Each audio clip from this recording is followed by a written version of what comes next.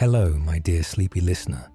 Welcome to Sleepy Crown, where history's quiet tales gently carry you into dreamland.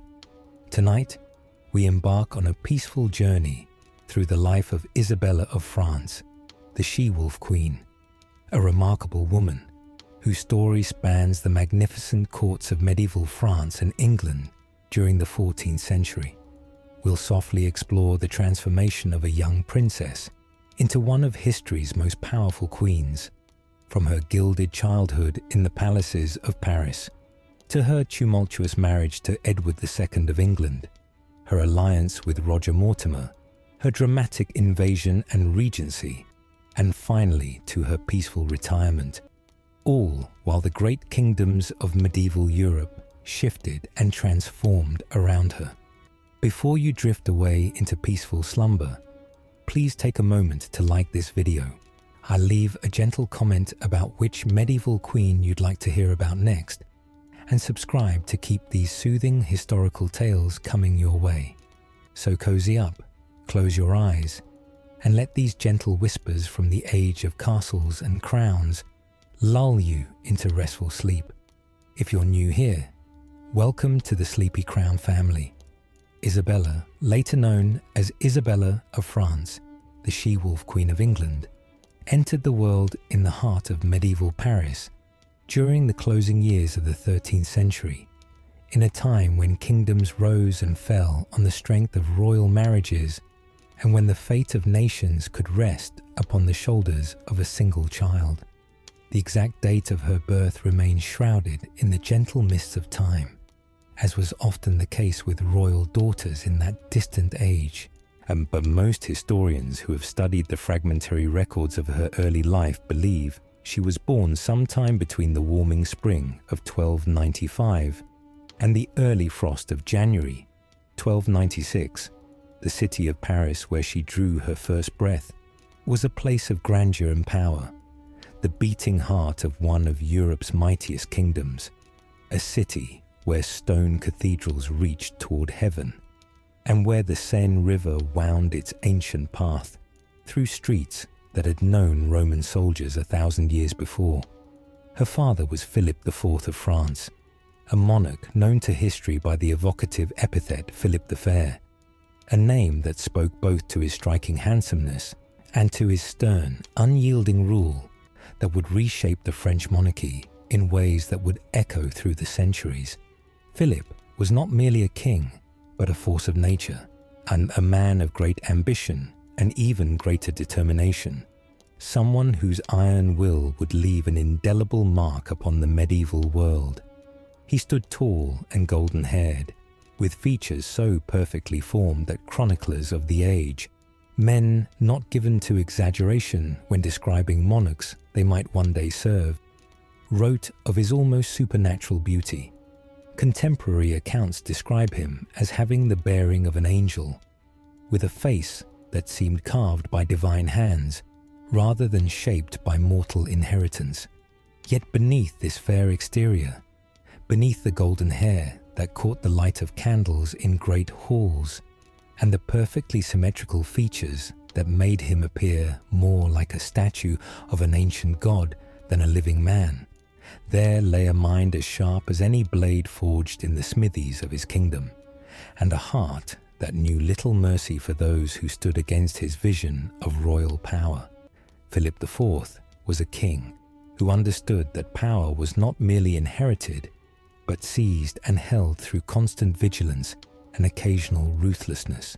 He would destroy the Knights Templar, that powerful military order that had grown wealthy beyond measure during the Crusades, bringing down their Grand Master, Jacques de Molay, in flames and confiscating their vast treasures for the French crown.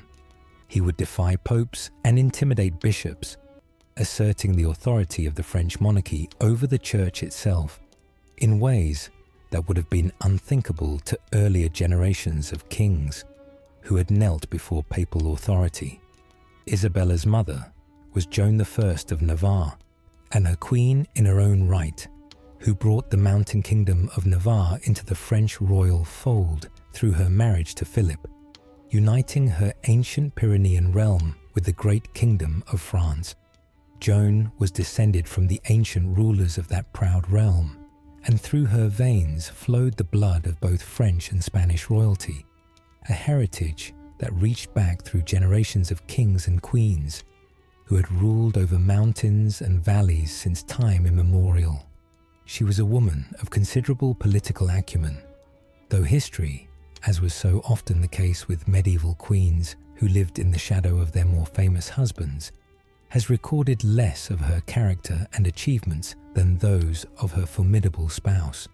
What we do know from the scattered references in chronicles and official documents suggests she was a devoted mother to her children, taking an active interest in their upbringing and education, and a capable queen consort who managed her responsibilities with grace and dignity, presiding over her household with efficiency and maintaining the complex web of relationships that defined life at the French court. The palace where young Isabella spent her earliest years was a world unto itself, a magnificent complex of buildings that spoke of power accumulated over generations, of wealth drawn from the richest kingdom in Christendom, and of ancient lineage stretching back to Charlemagne and beyond.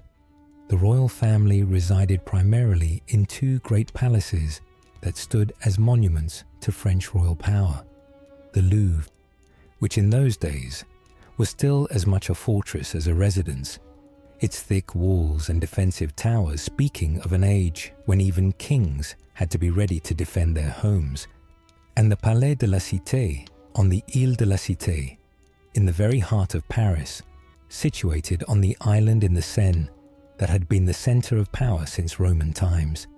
These were not the grand Renaissance palaces of later centuries, not the airy, light-filled structures that would grace Europe in ages to come, but medieval strongholds that combined defensive strength with regal splendor, places where beauty and brutality existed side by side. The Palais de la Cité, where Isabella likely spent much of her childhood when the court was in Paris, was a sprawling complex of halls, chambers, chapels, and courtyards that had grown organically over the centuries as successive kings had added to and modified the structures their predecessors had built. Its walls were thick stone, built to withstand siege engines and flaming arrows, constructed with the knowledge that enemies might one day stand before those walls seeking to breach them. Yet within those protective barriers lay rooms of considerable beauty, where the business of ruling a kingdom was conducted. Great tapestries hung from the walls, their woven images depicting scenes from the Bible, the fall of man, the flood of Noah, the exodus from Egypt, and from the legendary history of France, Charlemagne crowned by the Pope, Roland defending the pass at Roncevaux, the baptism of Clovis that had brought Christianity to the Frankish kingdom. For these tapestries served multiple purposes. They beautified the rooms. They provided insulation against the cold that penetrated stone walls even in summer. And they told stories that reinforced the legitimacy and glory of the French monarchy. Candles and torches illuminated the evening darkness, their flickering light casting dancing shadows across the painted ceilings where skilled artists had created scenes of heaven and earth, and carved stonework where masons had left their marks for eternity. In the winter, when frost covered the windows and snow piled in the courtyards, enormous fireplaces roared with flames, consuming whole trees as the household servants fed log after log into their hungry mouths, as though even these great fires could do little to completely banish the chill from those vast stone halls where cold seemed to seep from the very walls. The wealthy might have furs and warm clothing, but even kings and queens felt the bite of winter in those days before central heating, before modern insulation, when the only barrier between you and the cold was stone, wood, and wool. Isabella was the youngest of 4 siblings who survived to adulthood, and significantly, importantly, remarkably, she was the only daughter of King Philip to live beyond childhood in an age when infant and child mortality claimed the lives of rich and poor alike with terrifying frequency. Her 3 older brothers would each, in their turn, wear the crown of France: Louis, who would reign as Louis X, Philip, who would become Philip V, and Charles, who would rule as Charles IV. This made Isabella something quite remarkable, something extraordinary in the tangled web of royal families that covered Europe, like an intricate tapestry. A princess whose brothers would all become kings, giving her connections to power that few could rival, relationships that would prove crucial in her later life when she needed support from her homeland. Yet as a daughter, even a king's daughter, especially a king's daughter, her destiny was already written in the customs of the age, inscribed in traditions that stretched back through the mists of time.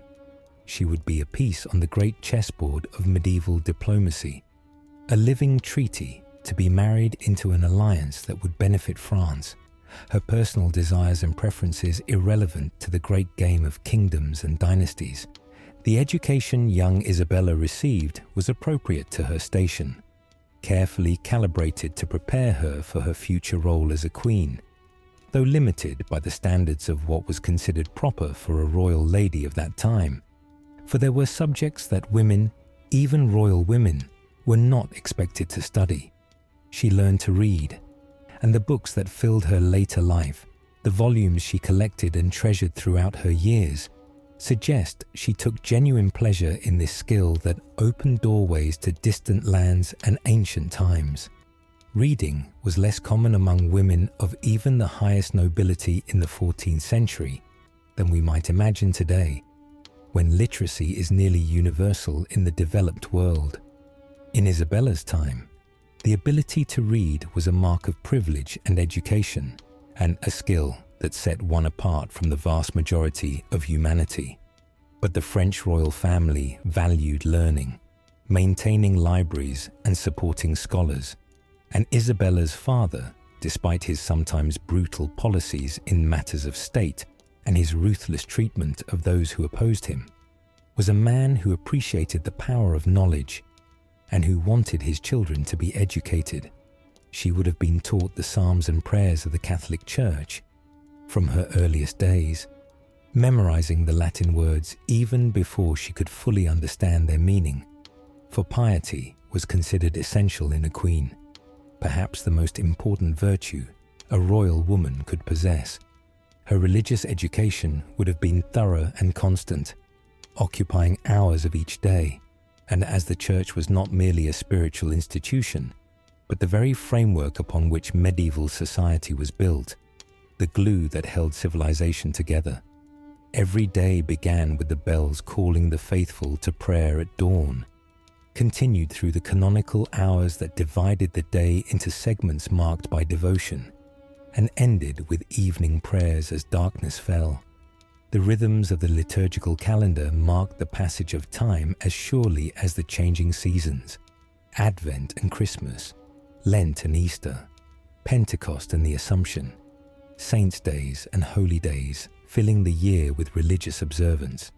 Isabella also learned the skills that would be expected of a great lady, the practical knowledge that would allow her to manage a royal household, how to supervise servants and ensure they performed their duties properly, and how to oversee the production of clothing from the shearing of sheep to the final stitching of elaborate gowns, how to manage food supplies to feed a household of hundreds, and how to handle all the 1,000 necessities of life in a great palace where dozens or even hundreds of people depended on efficient organization for their daily bread. She learned embroidery and needlework, sitting for hours with her ladies in chambers set aside for this purpose, her needle pulling colored threads through fine cloth to create images of flowers, birds, and religious scenes. These were not mere pastimes to fill idle hours, but important skills, for the production of fine cloth and elaborate embroidered garments was both an economic necessity and a display of wealth and status. And a queen was expected to oversee the production of clothing for her household, to ensure that linens were properly cared for, that vestments for the chapel were maintained in good condition, that the symbols of royal status were properly preserved and displayed. Music filled the halls of her childhood, for the French court was renowned throughout Europe for its cultivation of the musical arts, attracting composers and performers from distant lands who sought patronage and prestige. Isabella would have heard the songs of troubadours and minstrels, those wandering poets who sang of love and chivalry, of brave knights and beautiful ladies, of quests and adventures in distant lands. She would have heard the sacred music of the church, the Gregorian chants that monks had perfected over centuries, and their voices rising in unison to create sounds that seemed to embody the divine. She would have heard the popular melodies of the day, tunes that servants hummed as they worked, and that nobles danced to at feasts. Whether she herself learned to play an instrument, perhaps a lute or a small harp, or to sing, we cannot say with certainty, for the records that might tell us such intimate details have not survived. But she grew up surrounded by the arts that made the medieval court a center of culture as well as power, absorbing influences that shaped her aesthetic sensibilities. The young princess would also have learned the intricate, complex, sometimes baffling rules of courtly etiquette and behavior, lessons as important as any other in preparing her for her future role. How to walk with the gliding grace expected of a lady of rank, and keeping your movements measured and dignified. How to sit properly, maintaining perfect posture even when seated for hours during long ceremonies. How to speak in the melodious tones considered appropriate for women, modulating your voice to never rise in anger or shrillness. When to speak and when to remain silent, understanding that there were times when a woman's voice was welcome and times when speaking would be seen as inappropriate or presumptuous. What to say in various social situations, having ready the appropriate polite phrases for greeting nobles of different ranks, for accepting compliments, for expressing gratitude, for conveying sympathy. All these were lessons as crucial as reading or prayer. For at court, every gesture carried meaning. Every word could be weighed for hidden significance. Every action was observed and judged by those who sought advantage or feared disadvantage. Isabella learned to navigate this world with grace, to understand the complex social hierarchies that surrounded her like invisible walls, defining who was important and who could be safely ignored.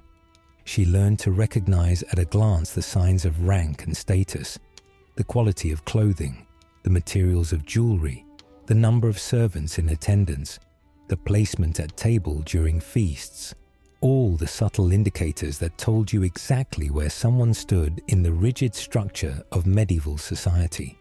She learned to know who must be greeted first when entering a room crowded with nobles, understanding that to greet a lesser noble before a greater one was a grave insult that could create lasting enmity. She learned when a smile or a frown from her father, the king might signal danger or opportunity for those around them, reading the political winds that blew through the court as a sailor reads the weather. She learned languages as well, for a queen must be able to speak with ambassadors and foreign nobles who came to her father's court, bearing messages from distant lands. Her native tongue was French, of course, the beautiful, flowing French of the Île-de-France that was becoming the standard language of culture throughout Western Europe, replacing Latin as the language of literature and courtly conversation. Poets wrote in French, romances were composed in French, and the prestige of the French court meant that nobles from England to Italy sought to master the language. But Isabella would have been exposed to Latin as well, the language of the church and of learning, the tongue in which prayers were said and contracts written and scholarly works composed. Young nobles did not typically achieve the fluency in Latin that monks and scholars possessed, but they learned enough to follow religious services and to understand official documents. Isabella may also have learned some of the other languages spoken in her father's vast realm, perhaps some Occitan from southern France, perhaps even a smattering of the other Romance languages that filled the air of medieval Europe. As Isabella grew from infancy to childhood, from a babe in arms to a girl who could walk and talk and understand the world around her, the world she inhabited was one of both magnificence and harshness, of stunning beauty and casual brutality existing side by side. Then in medieval Paris was a city of contrasts, where the grandeur of royal palaces and soaring cathedrals existed alongside streets that were often muddy, crowded, and unsanitary by modern standards, where open sewers ran alongside buildings, and where disease could sweep through neighborhoods with terrifying speed. Yet it was also a city of growing importance, a center of learning where the University of Paris attracted scholars from across Europe who came to study theology, philosophy, and law in an institution that was becoming one of the most important in Christendom. It was a hub of trade where merchants brought goods from distant lands, spices from the East, wool from England, wine from Bordeaux, fine cloth from Flanders, creating a marketplace that buzzed with activity and multiple languages, the fashion of the day, at which Isabella would have observed from her earliest years and eventually participated in as she grew older, was elaborate and beautiful, a visual display of status and wealth. Noble ladies wore long gowns of rich fabrics, velvet that caught the light with a deep sheen, silk imported at great expense from distant lands, fine wool that had been fulled and finished until it was soft and supple. The colors were often vibrant, created with expensive dyes, deep reds from cochineal insects, brilliant blues from woad, rich purples that could cost a fortune, golden yellows from saffron. The gowns had long sleeves that sometimes reached to the floor, trains that trailed behind, creating an impression of magnificence, and were often lined with fur for warmth and status, miniver and ermine for the highest ranks, more common furs for lesser nobles. Their headdresses were works of art in themselves, constantly evolving as fashion dictated, becoming more and more elaborate as the century progressed. In Isabella's childhood, women wore various types of veils and wimples, carefully arranged to frame the face while covering the hair, which married women were expected to keep hidden as a sign of modesty and respectability. Later, headdresses would evolve into more sculptural forms, towering constructions that required skill to create and maintain.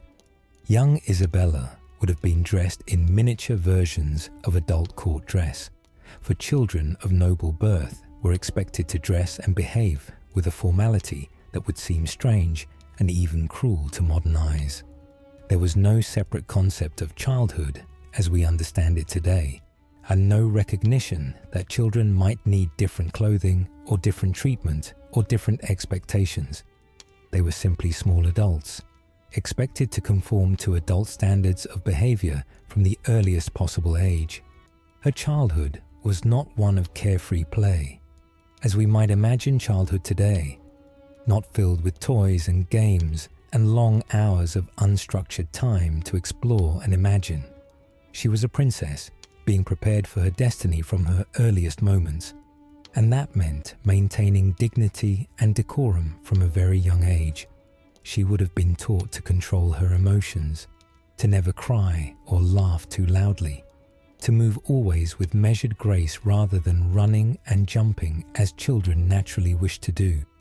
She would have been corrected, sometimes gently, and sometimes perhaps not so gently, whenever her behavior fell short of what was expected.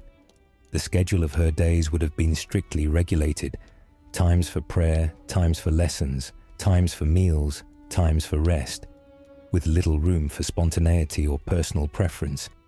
Yet there must have been moments of joy and laughter amid all the formality and structure, glimpses of childhood innocence breaking through the rigid expectations, perhaps in the palace gardens when weather permitted, When spring brought warm sunshine and flowers bloomed in carefully tended beds, Isabella might have been allowed to walk among the roses and lilies under the watchful eyes of her ladies, perhaps in the private family chambers, away from the public gaze of the court. Formality might briefly give way to affection, a moments when Philip and Joan could simply be parents enjoying their children, rather than monarchs performing their endless duties. Perhaps there were gifts on feast days, new gowns, or perhaps a small dog or cat to keep as a pet, treats of honey cakes or sweet wine specially prepared by the royal kitchens. The relationship between Isabella and her father would prove significant in shaping her character, teaching her lessons about power and determination that she would carry with her throughout her life. Philip IV was a complex man, capable of great ruthlessness in pursuing his political aims. He would destroy anyone who stood in his way, using whatever means necessary to achieve his goals. Yet he was also a devoted family man who took an active interest in his children's lives, involving himself in their education and upbringing in ways that were not universal among medieval kings, some of whom left such matters entirely to wives and nurses. He was involved in arranging suitable marriages for all his children, seeing these alliances as crucial tools in advancing French power and security, treating his sons and daughter not merely as beloved children, but as assets in the great game of dynastic politics. For Isabella, this meant that from her earliest years, her future marriage was a matter of state policy rather than personal choice, something to be negotiated between kingdoms rather than decided by affection or compatibility. Her mother, Queen Joan, died when Isabella was still quite young, passing away in 1305 when Isabella was perhaps 9 or 10 years old, is still very much a child despite the adult expectations placed upon her. This loss must have affected the young princess deeply, though the historical record, frustratingly sparse on such personal matters, tells us little of her emotional response to losing her mother at such a tender age. In the medieval world, death was a constant companion, an ever-present reality that touched every life regardless of rank or wealth. Kings and peasants alike faced the grim reality of high mortality rates, of diseases that medical knowledge could not cure, of infections that could turn deadly within days, of childbirths that too often claimed mother or child, or both. Life expectancy was far lower than in our modern age, and few families escaped without losing children, spouses, parents, siblings, to the many dangers that lurked in that harsher world. Growing up in her father's court after her mother's death, Isabella would have witnessed the great affairs of state that occupied King Philip's attention. During these crucial years of French history, she would have seen ambassadors arrive from distant lands, their exotic clothing and strange accents marking them as visitors from places she had only heard about in stories. She would have observed the ceremonial splendor of court life, the elaborate rituals that surrounded every appearance of the king, the complex choreography of bows and gestures and carefully chosen words that made even simple audiences into theatrical performances. She would have been present at some of the great religious festivals that marked the medieval calendar, the celebration of Easter with its solemn processions, Christmas with its feasting and gift-giving, and Pentecost and the Assumption, and a dozen other holy days when the court would process to Notre Dame Cathedral or the Royal Chapel for elaborate services that lasted for hours. She would have seen her father exercise power, make decisions that affected thousands of lives with a word or a gesture, deal with the complex web of feudal obligations and royal prerogatives that defined kingship in that age.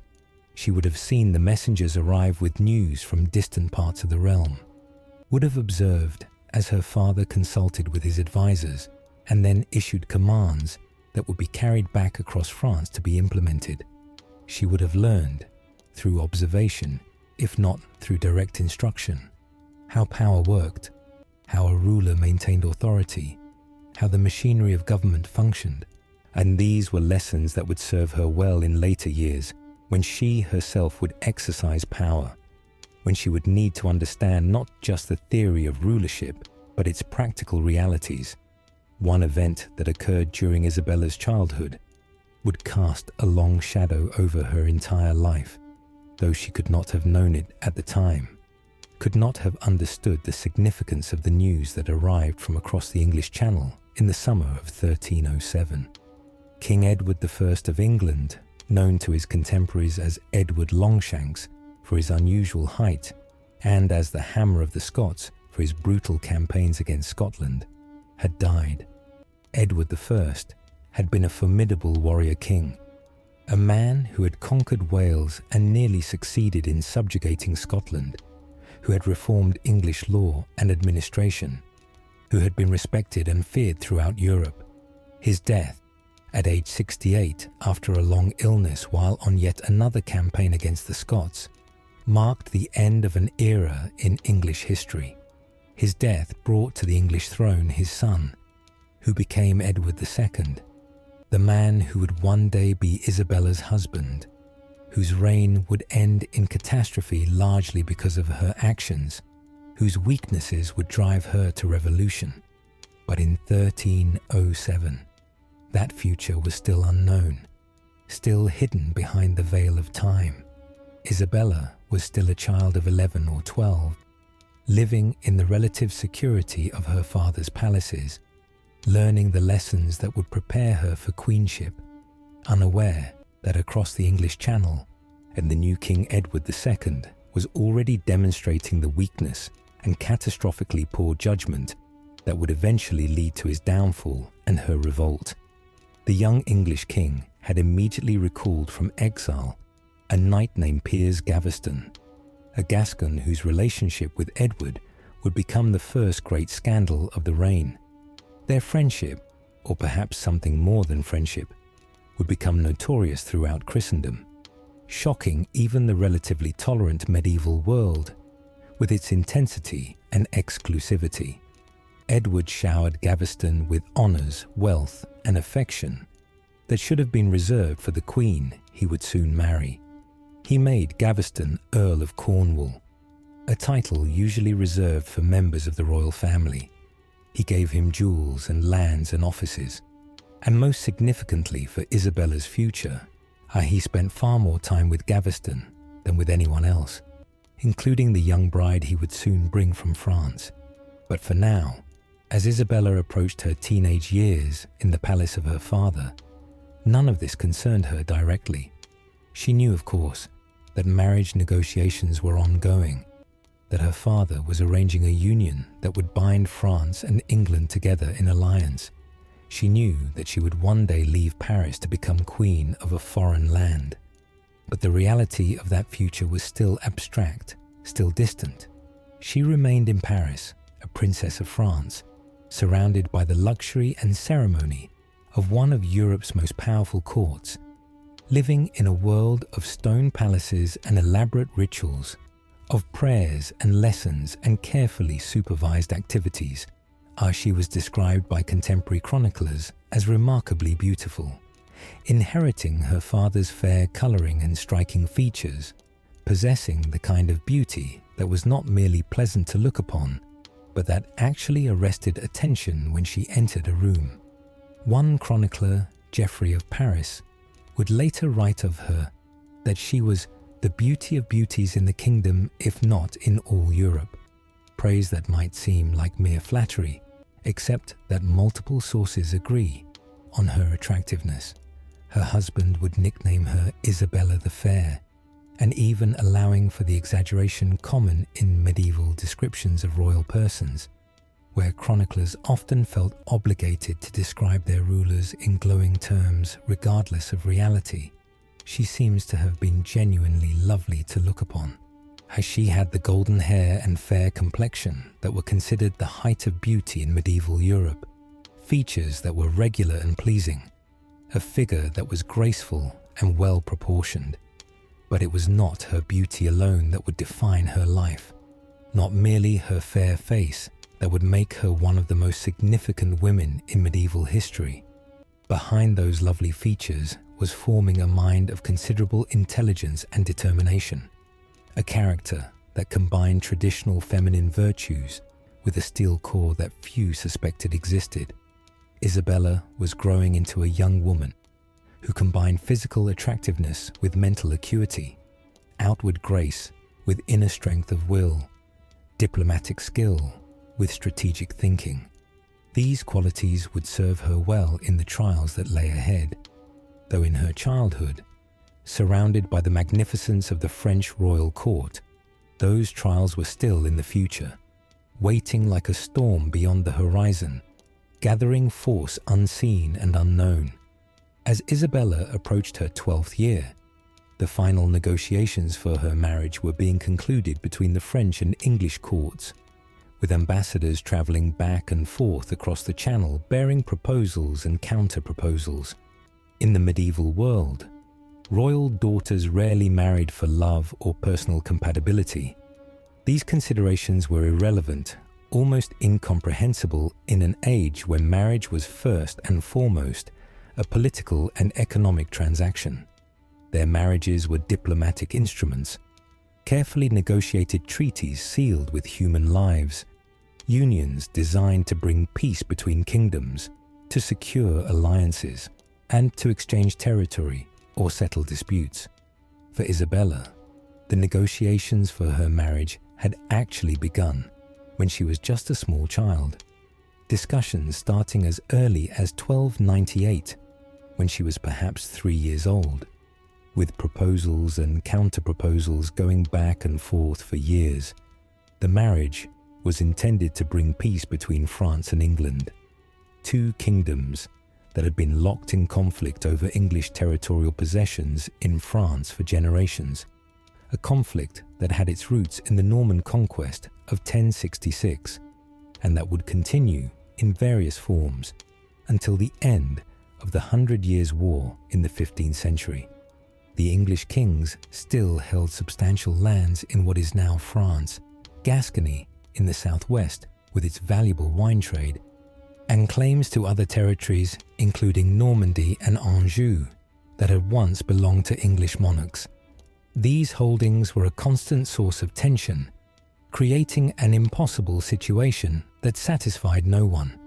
The English kings were technically vassals of the French king for these lands, required to pay homage and acknowledge French overlordship, yet they were sovereign kings in their own realm of England, equal in rank to the French monarch. It was a situation that led to frequent disputes, occasional warfare, and endless diplomatic complications. A marriage between Isabella, daughter of the French king, and Edward II, King of England, was seen as a way to ease these tensions, to bind the two kingdoms together in kinship, if not in perfect harmony. Such arrangements were common in medieval Europe, where dynastic marriages were the primary tool of diplomacy, more important than treaties or agreements that could be broken. Kings and queens were not merely individuals with personal desires and dreams, but representatives of their realms, and their marriages affected the destinies of thousands, sometimes millions of people, who would never meet them, but whose lives would be shaped by the alliances formed through royal weddings. For young Isabella, this meant that her childhood was spent in preparation for a role she had not chosen, but could not refuse, a destiny that had been decided for her before she could speak or walk. She was being prepared to leave behind everything she knew, her homeland with its familiar sounds and sights, her family with all its complicated relationships, and her language and the culture she had absorbed from birth, to become queen in a foreign land whose customs were different, whose language she would have to learn, where she would be surrounded by strangers and expected to fulfill duties she was only beginning to understand. It was what was expected of her, what she had been raised to do since birth, the entire purpose of her existence as far as medieval society was concerned. But it must have been daunting nonetheless for a girl who was still just a child when the final arrangements were being made. The years of her early adolescence passed in the rhythms of court life that had structured her entire existence, the succession of holy days and festivals that marked the passage of time more surely than any calendar, and the arrival and departure of nobles and ambassadors who came and went on endless diplomatic missions, the changing of the seasons marked by the court's movement between its various palaces and hunting lodges. Isabella was growing from a girl into a young woman, her body changing in ways that were both exciting and frightening. Learning more with each passing month about what would be expected of her as a queen and as a wife, she watched her father rule with efficiency and occasional ruthlessness, saw how power was exercised and maintained, absorbed lessons in statecraft that would serve her well in later years when she herself would hold power. She learned to read the complex currents of court politics, to understand who was rising in favor and who was falling, and to navigate the dangerous waters of royal service where a wrong word or gesture could mean ruin. And as she grew and matured across the Channel in England, the man who would be her husband was revealing himself to be very different from his formidable father, demonstrating weaknesses that would eventually destroy him. Edward II was passionate in his friendships and affections, particularly regarding Piers Gaveston, the handsome Gascon knight who had captured his heart so completely that he seemed to have room for nothing and no one else. The exact nature of their relationship, whether it was a romantic and sexual attachment or an intense but platonic friendship, and whether they were lovers in the physical sense or simply bound by bonds of affection that transcended normal friendship, has been debated by historians for centuries and will probably never be definitively resolved. What is certain is that Edward's devotion to Gaveston was so intense and so public that it scandalized the English nobility, who saw Gaveston as an upstart foreigner who had bewitched their king and set the stage for the troubles that would dominate his entire reign. But these were concerns for the future, problems that would explode into crisis in years to come, but that were only beginning to emerge in 1307 and 1308. For now, as Isabella approached her 12th year, the final negotiations for her marriage were being concluded between the French and English courts. The date was set, January 25th, 1308, and the location chosen, Boulogne-sur-Mer, a French port city on the Channel coast. The arrangements were made with meticulous attention to detail, for this was not merely a wedding, but a diplomatic event of the highest importance, a union that would be witnessed by the greatest nobles of both kingdoms. Isabella would travel to Boulogne to meet her husband for the first time, would be married in the great cathedral there, and would then travel to England to begin her life as Queen of England. It was early 1308, winter slowly giving way to spring, and Isabella's childhood was coming to an end. She was about to embark on the next chapter of her life, about to cross the sea to a new land and a new destiny. The next chapter would begin across the water, in a kingdom where customs were different and where the language sounded harsh to French ears, where she would quickly discover that the man she was marrying had already given his heart to another. The girl who had grown up in the palaces of Paris, surrounded by love and luxury, was about to discover that real life as a medieval queen was far more difficult than the romantic stories of courtly love had led her to imagine. The winter journey from Paris to Boulogne-sur-Mer must have been both exhilarating and terrifying for the young princess who was about to become a queen, leaving behind everything she had known for 12 years to enter a new life in a foreign land. Isabella was 12 years old, an age that seems impossibly, almost unthinkably young to modern sensibilities. An age when we consider children barely emerging from childhood and decades away from making life-defining decisions, but which was considered not just appropriate, but actually somewhat late for royal marriages in the medieval world, where political alliances often required child brides. she travelled with a considerable entourage, as befitted her station and the importance of this diplomatic marriage, accompanied by French nobles who would serve as witnesses and advisors, by ladies who would form her initial household until she could establish herself in England and gather English attendants, by servants who would manage the practical details of travel, and by clergy who would provide spiritual guidance and perform religious services along the way. Her trousseau was magnificent, a display of wealth and status that spoke eloquently of the importance of this marriage alliance and of the power and prosperity of France. The wedding clothes and the Queen's wardrobe that Isabella brought with her to England revealed the splendour of the French royal court, demonstrating to the English that France was not some provincial backwater, but a kingdom of culture, refinement, and enormous wealth. She had dresses of the finest materials available in medieval Europe. Baudekyn, a rich fabric woven with gold threads that caught the light and shimmered with every movement. Velvet in deep, luxurious colours that seemed to drink in light rather than reflect it. Taffeta that rustled with every movement like autumn leaves, and the finest wool cloth that had been treated and finished with such skill that it was soft as silk against the skin. The descriptions that survive in the financial accounts of the French royal household tell us that Isabella arrived in England with over 72 different headdresses and coifs, a number that seems excessive to modern eyes, but that showcased the elaborate fashion of the French court, where women's headwear had become increasingly ornate and complex, evolving into ever more sculptural and impressive forms.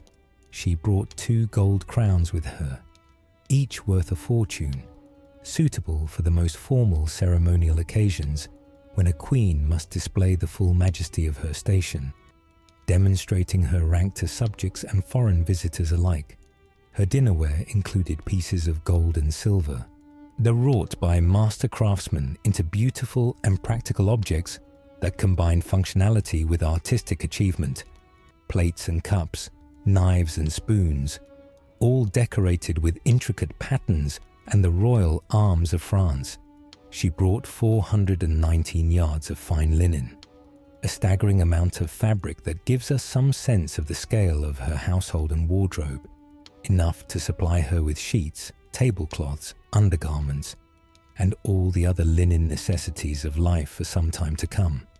These material possessions were not mere vanity, not simply the whims of a pampered princess who wanted beautiful things, but demonstrations of power and wealth, carefully calculated displays designed to show the English court that France was a kingdom of importance and prosperity, and that Isabella came from a court every bit as magnificent as any in Europe, that she was not some provincial bride to be looked down upon, but a princess worthy of respect and honour. In the medieval world, display mattered enormously.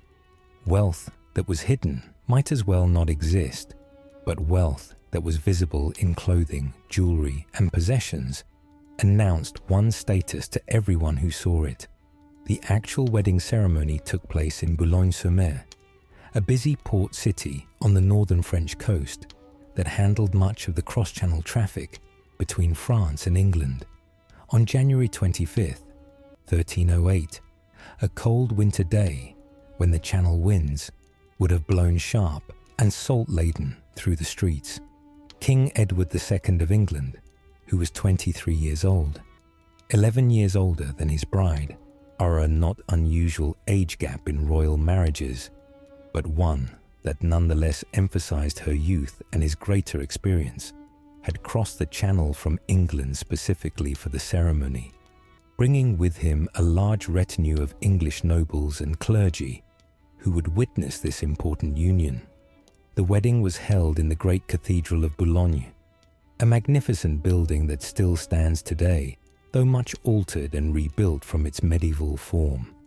Its Gothic arches reaching toward heaven and its stained glass windows filtering the weak winter sunlight into pools of coloured light on the stone floors. The ceremony would have been long and elaborate, conducted entirely in Latin by high-ranking clergy, including bishops, and possibly even a cardinal representing the Pope, and with all the solemn majesty that the Catholic Church could bring to such an important event. The liturgy for a royal wedding was complex and rich with symbolism, drawing on centuries of tradition and theological meaning. Isabella stood before the altar in her wedding finery, a child bride marrying a man she barely knew, having perhaps met him only hours before the ceremony, or possibly not at all, until she walked down the aisle, taking vows that would bind her for life in an age when divorce was essentially impossible for anyone, even kings and queens. Edward stood beside her, tall and handsome, for he had inherited his father's good looks and imposing physical presence. Outwardly, the very image of a king, dressed in robes of state that proclaimed his rank and authority. The cathedral would have been filled with nobles from both England and France, all dressed in their finest garments, creating a sea of colour and splendour that represented two of the most powerful kingdoms in Christendom. French nobles in the latest fashions from Paris mingled with English nobles in their own distinctive styles, eyeing each other with a mixture of curiosity, suspicion, and calculation, as they assessed who was important and who might be useful for future alliances. All were witnesses to this union of two great kingdoms, this attempt to bind England and France together through the marriage of their rulers. Candles blazed on the altar and in sconces along the walls, their flames reflecting off gold and silver vessels and the jeweled vestments of the clergy, filling the cathedral with wavering light. Incense filled the air, arising in fragrant clouds from censers swung by altar boys, the sweet smoke carrying prayers to heaven. The voices of the choir echoed from the stone vaults high above, singing Latin hymns in harmonies that the church had perfected over centuries of musical development.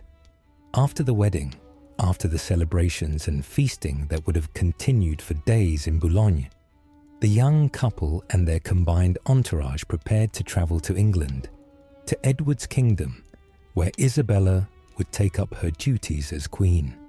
Isabella crossed the English Channel for the first time, leaving behind the land of her birth for a country that would be her home for the rest of her life, saying goodbye to the French nobles and ladies who had accompanied her from Paris, but who would now return to France while she continued on to her new home. The crossing itself, even in the calmest weather, was not a comfortable journey in the early 14th century, when nautical technology was still relatively primitive. The ships of that era were small by later standards, wooden vessels powered primarily by sails though capable of using oars when necessary, offering little protection from the elements. The channel could be rough and unpredictable even in January, with winter storms that could blow up with little warning, waves that could toss even large ships like children's toys, and winds that could drive vessels off course or delay crossings for days. But Isabella endured the crossing, perhaps huddling below decks wrapped in furs against the cold and spray, perhaps suffering from seasickness as many medieval travellers did, but making it safely across to English shores. And soon the white cliffs of Dover, or perhaps another channel port, came into view, those famous chalk cliffs that had welcomed and warned travellers for millennia.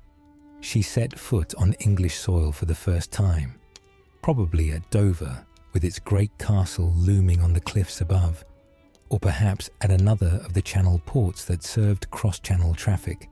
From there, she would have travelled overland to London, a journey of several days through the English countryside in the dead of winter, along roads that were often muddy and difficult, staying at castles and abbeys along the way, seeing for the first time the land she would rule as queen. The coronation of Queen Isabella took place on February 25th, 1308, exactly 1 month after her wedding, at Westminster Abbey in London, and the great church where English monarchs had been crowned since William the Conqueror, and where the remains of Edward the Confessor, the last Anglo-Saxon king to rule peacefully, lay in a magnificent shrine that was a site of pilgrimage. Westminster Abbey was and remains one of the most magnificent buildings in England, its soaring Gothic architecture a testament to medieval faith and craftsmanship, its stained glass windows telling stories from the Bible in coloured light, its tombs holding the remains of kings and queens stretching back centuries. The coronation ceremony was even more elaborate than the wedding had been, lasting for hours and involving rituals that dated back centuries. For this was the sacred ritual by which Isabella would be anointed as queen, blessed by the church, and invested with her royal authority in the eyes of God and man. Isabella would have worn a crown and robes of state, heavy garments embroidered with gold thread and studded with precious stones, so weighty that they must have been almost overwhelming for a 12-year-old girl, requiring considerable strength just to stand upright under their weight. The ceremony included her anointing with holy oil, a sacramental act that marked her as specially chosen and blessed by God for her queenly role, setting her apart from ordinary humanity and making her marriage to the king a sacred bond that could not be dissolved. The oil was applied to her forehead, breast, and hands by the Archbishop of Canterbury or another high-ranking prelate, using formulas of blessing that had been used for generations of queens. Or she received the symbols of her office, a scepter representing her authority, a ring representing her marriage to the kingdom as well as to the king, and swore her coronation oath, promising to uphold the laws and customs of England and to rule justly and well. It must have been overwhelming for a 12-year-old girl, this elaborate ceremony that went on for hours, standing before the assembled nobility of England in a church filled with strangers whose language she was still learning, whose faces were unfamiliar, whose customs were different from those she had known in France. She was taking on responsibilities that would have daunted a woman twice her age, becoming not just a wife but a queen, responsible for representing the dignity and majesty of the English crown, expected to be a model of piety and virtue for the entire kingdom. The weight of it all, the physical weight of crown and robes, the emotional weight of leaving her family and homeland, the spiritual weight of sacred vows, must have been almost crushing. But it was at this coronation, during what should have been Isabella's moment of triumph and celebration, during the feast that followed the ceremony, when the newly crowned queen should have been the center of attention and honor, that she received her first bitter, shocking taste of what her marriage would truly be like. The man who should have been focused on his new bride, who should have been presenting her to his kingdom with pride and honor and affection, who should have been by her side throughout the festivities, was instead bestowing most of his attention on someone else entirely. Piers Gaveston, the Earl of Cornwall, the handsome Gascon knight who had captured Edward's heart so completely, the man who dominated the king's affections to the exclusion of nearly everyone else, including his young bride. Piers Gaveston was a Gascon knight, born in what is now southwestern France, in lands that were then under English control, in the Duchy of Gascony, that the English king held as vassal to the French crown. He was approximately the same age as King Edward, both men having been born around 1284, handsome in the way that medieval chroniclers found compelling, athletic and skilled in the knightly arts of combat and horsemanship, charismatic and possessed of considerable charm when he chose to exercise it, able to win people over with his wit and personality. He had entered Edward's household when the future king was still Prince of Wales, brought into the royal circle probably around 1300 when both were teenagers, and a deep bond had formed between them, a bond so intense and so exclusive that it alarmed Edward's father and troubled the English nobility.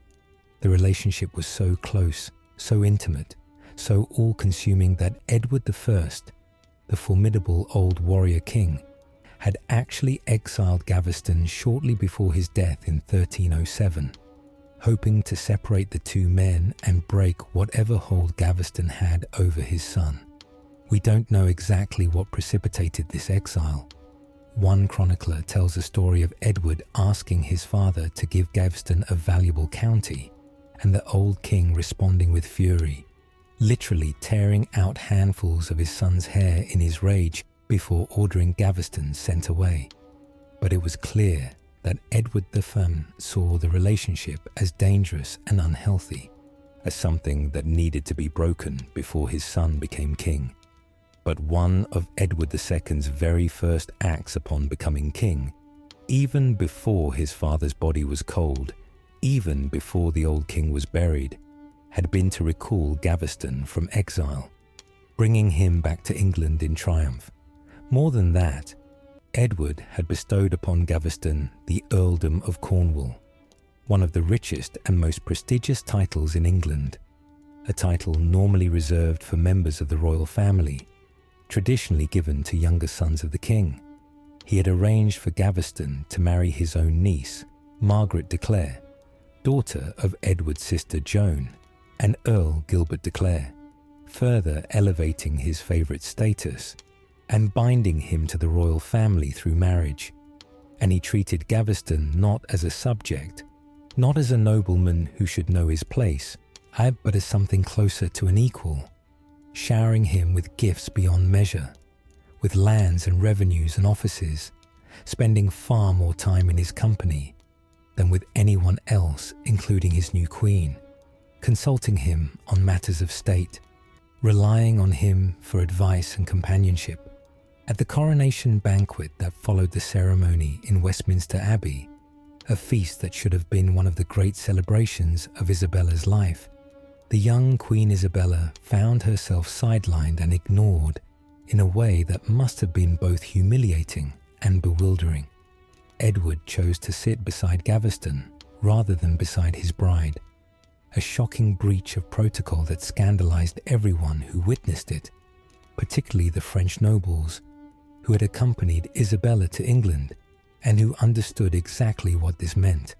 In medieval court ceremonies, unseating arrangements were enormously important, communicating status and favor in ways that everyone understood. The Queen should have sat at the King's right hand, the position of highest honor.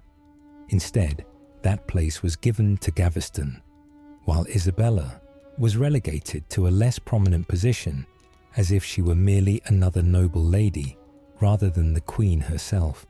It was a public humiliation, a clear and unmistakable signal that in Edward's eyes, Gaveston held the place of honor that should have been the Queen's by right. Every noble at that feast understood what they were seeing. The King cared more for Gaveston than for his wife, valued the favourite's company more than the Queen's, was making no effort to hide his preference even at an event that was supposed to celebrate and honour Isabella, and the insult was deliberate in its visibility, if not its intention. Edward probably was not trying to hurt Isabella, so much as he was simply doing what he wanted, without thinking about how it would appear, or how it would affect her. Even worse, perhaps even more painful than being ignored at her own coronation feast, was what happened to the jewels and magnificent gifts that Isabella had brought with her from France. Rather than keeping them for his bride as any husband should, rather than treating these precious objects as Isabella's personal property, Edward gave many of them to Gaveston, who wore them publicly with obvious pleasure. Isabella's own jewellery, pieces that her father had given her, items that were meant for her personal use and that carried emotional as well as financial value, appeared on the body of her husband's favourite and glittering on Gaveston's clothes and hands for all to see. The insult was deliberate and unmistakable, a very public statement that Edward valued Gaveston more than Isabella, that what belonged to her could be taken and given to his favourite without consequence. The French nobles who had witnessed these outrages, who had accompanied Isabella to England to see her safely established in her new home, were so offended on Isabella's behalf and on behalf of France itself that several of them departed immediately, returning to France to report to King Philip IV how his daughter had been treated, how she had been publicly humiliated at what should have been her moment of triumph. They carried back to Paris stories of the king ignoring his beautiful young bride to fawn over a male favourite, of Isabella's jewels appearing on Gaveston's person, or of the queen being treated as an afterthought at her own coronation. Philip IV, who was not a man to tolerate insults to his family or his honour, who had destroyed the Knights Templar for far less, was absolutely furious when he heard these reports. We can only imagine what the 12-year-old Isabella felt during those early days and weeks in England, during what should have been an exciting, if somewhat frightening, new beginning. She had been raised to be a queen, taught from earliest childhood to maintain dignity and composure in all circumstances, trained to control her emotions and never show weakness or distress in public, no matter what she might be feeling inside. But she was still just a child, still just 12 years old, far from home and homesick for France, surrounded by strangers who spoke a language she was still learning. And married to a man who showed no interest in her at all, who ignored her in favour of another man, who seemed to view her as an obligation rather than as a partner or companion. The historical sources tell us that she remained outwardly calm and stoic, betraying little emotion publicly, maintaining the dignity expected of a queen even in these painful circumstances. But privately, she did write letters to her father in France, letters that unfortunately have not survived, but that are mentioned in other documents, complaining of her treatment and expressing her distress at the situation.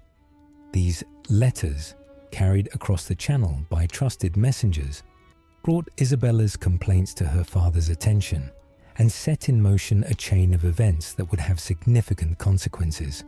King Philip IV of France, who was not a man to tolerate insults to his family or his honour, who had a reputation for ruthlessness when crossed, was furious when he learned how his daughter was being treated. The marriage between France and England was supposed to create better relations between the kingdoms, to smooth over the territorial disputes and feudal complications that had caused friction for generations. But instead, it was becoming a source of new tensions. Philip let it be known through diplomatic channels that he was displeased with how his daughter was being treated, and there is evidence that he used his considerable influence and perhaps even direct financial support to pressure the English barons to do something about Gaveston's hold over the king. The French king had agents in England, had connections to various English nobles, and he began to work behind the scenes to build opposition to Gaveston, to encourage the English nobility to take action against a favourite who was not only dominating their king, but insulting the French princess who was now their queen. The English nobility themselves were growing increasingly unhappy with Gaveston's prominence, their resentment building month by month as the favourite's power and arrogance grew. It was not merely jealousy of a royal favourite, though that certainly played its part. Any courtier who had the king's special favour would attract envy from others who wanted access and influence. But with Gaveston, it went beyond normal court rivalry. He had accumulated more power and wealth than any subject save perhaps the greatest earls of the realm, and he had done so not through birth or great deeds on the battlefield or years of loyal service, but simply through the king's favour, through Edward's inexplicable devotion to him. He held offices and lands that should have been distributed among various nobles, concentrating power in his hands in a way that threatened the traditional balance. Moreover, Gaveston was arrogant in a way that went beyond normal noble pride, displaying a contempt for the English nobility that he made no effort to hide. He had a cruel wit that he used to mock the English nobles, giving them insulting nicknames that quickly became known throughout the court, and that humiliated proud men who were not accustomed to being mocked. He called the Earl of Lancaster, one of the most powerful men in England, the fiddler or the actor. He called the Earl of Warwick the Black Dog of Arden. He invented similar insulting sobriquets for other nobles, mocking their physical characteristics or perceived weaknesses, enjoying his ability to humiliate them while secure in the knowledge that the king would protect him from any consequences. He seemed to take actual pleasure in humiliating the great lords of England, in demonstrating that he could treat them with contempt, and they could do nothing about it because of his relationship with the king. This went beyond the normal rivalries and competitions of court life. It was a deliberate provocation, a thumbing of his nose at the traditional hierarchy. The nobles were not merely jealous of Gaveston's power. They genuinely hated him for his arrogance and his contempt for them, and they were increasingly determined to remove him from power one way or another. In 1308, the same year as Isabella's marriage and coronation, the pressure from the barons combined with the displeasure of the French king forced Edward to send Gaveston into exile again, though the king clearly did so under duress and with great reluctance. It must have been heartbreaking for Edward, who was clearly deeply attached to his favourite in ways that went beyond normal friendship. But the opposition had become too strong to ignore any longer. The nobles made it clear that they would not tolerate Gaveston's continued presence in England, and even Edward had to bow to that pressure. Gaveston was sent to Ireland, which was technically exile from England, but at least kept him within Edward's realm and control, rather than sending him to a foreign land. Edward even made him Lord Lieutenant of Ireland, the king's representative in that turbulent kingdom, ensuring that his favourite would be comfortable and powerful and well paid even in banishment. For Isabella, Gaveston's absence must have provided an opportunity, a chance to build a real relationship with her husband, now that the favourite was removed from the scene. With Gaveston gone across the Irish Sea, Edward had no choice but to turn his attention to other matters, including his young queen, who was, after all, an important diplomatic asset and the mother of his future heirs.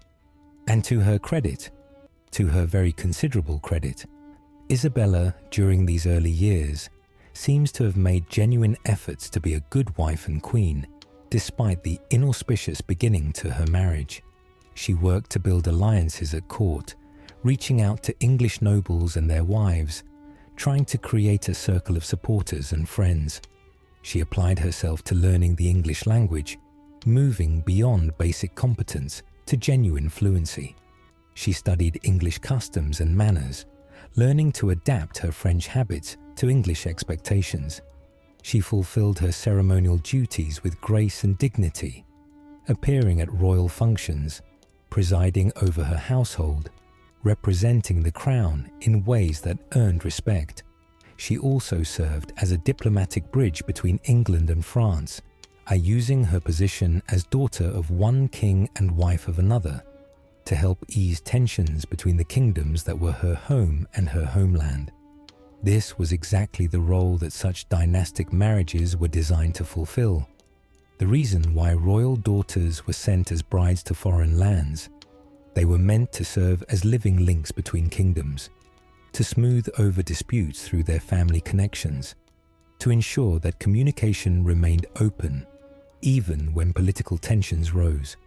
Isabella showed early signs of the political intelligence and diplomatic skill that would later define her career, understanding instinctively how to navigate the complicated relationships between the two courts, how to use her dual identity as both French princess and English queen to advantage.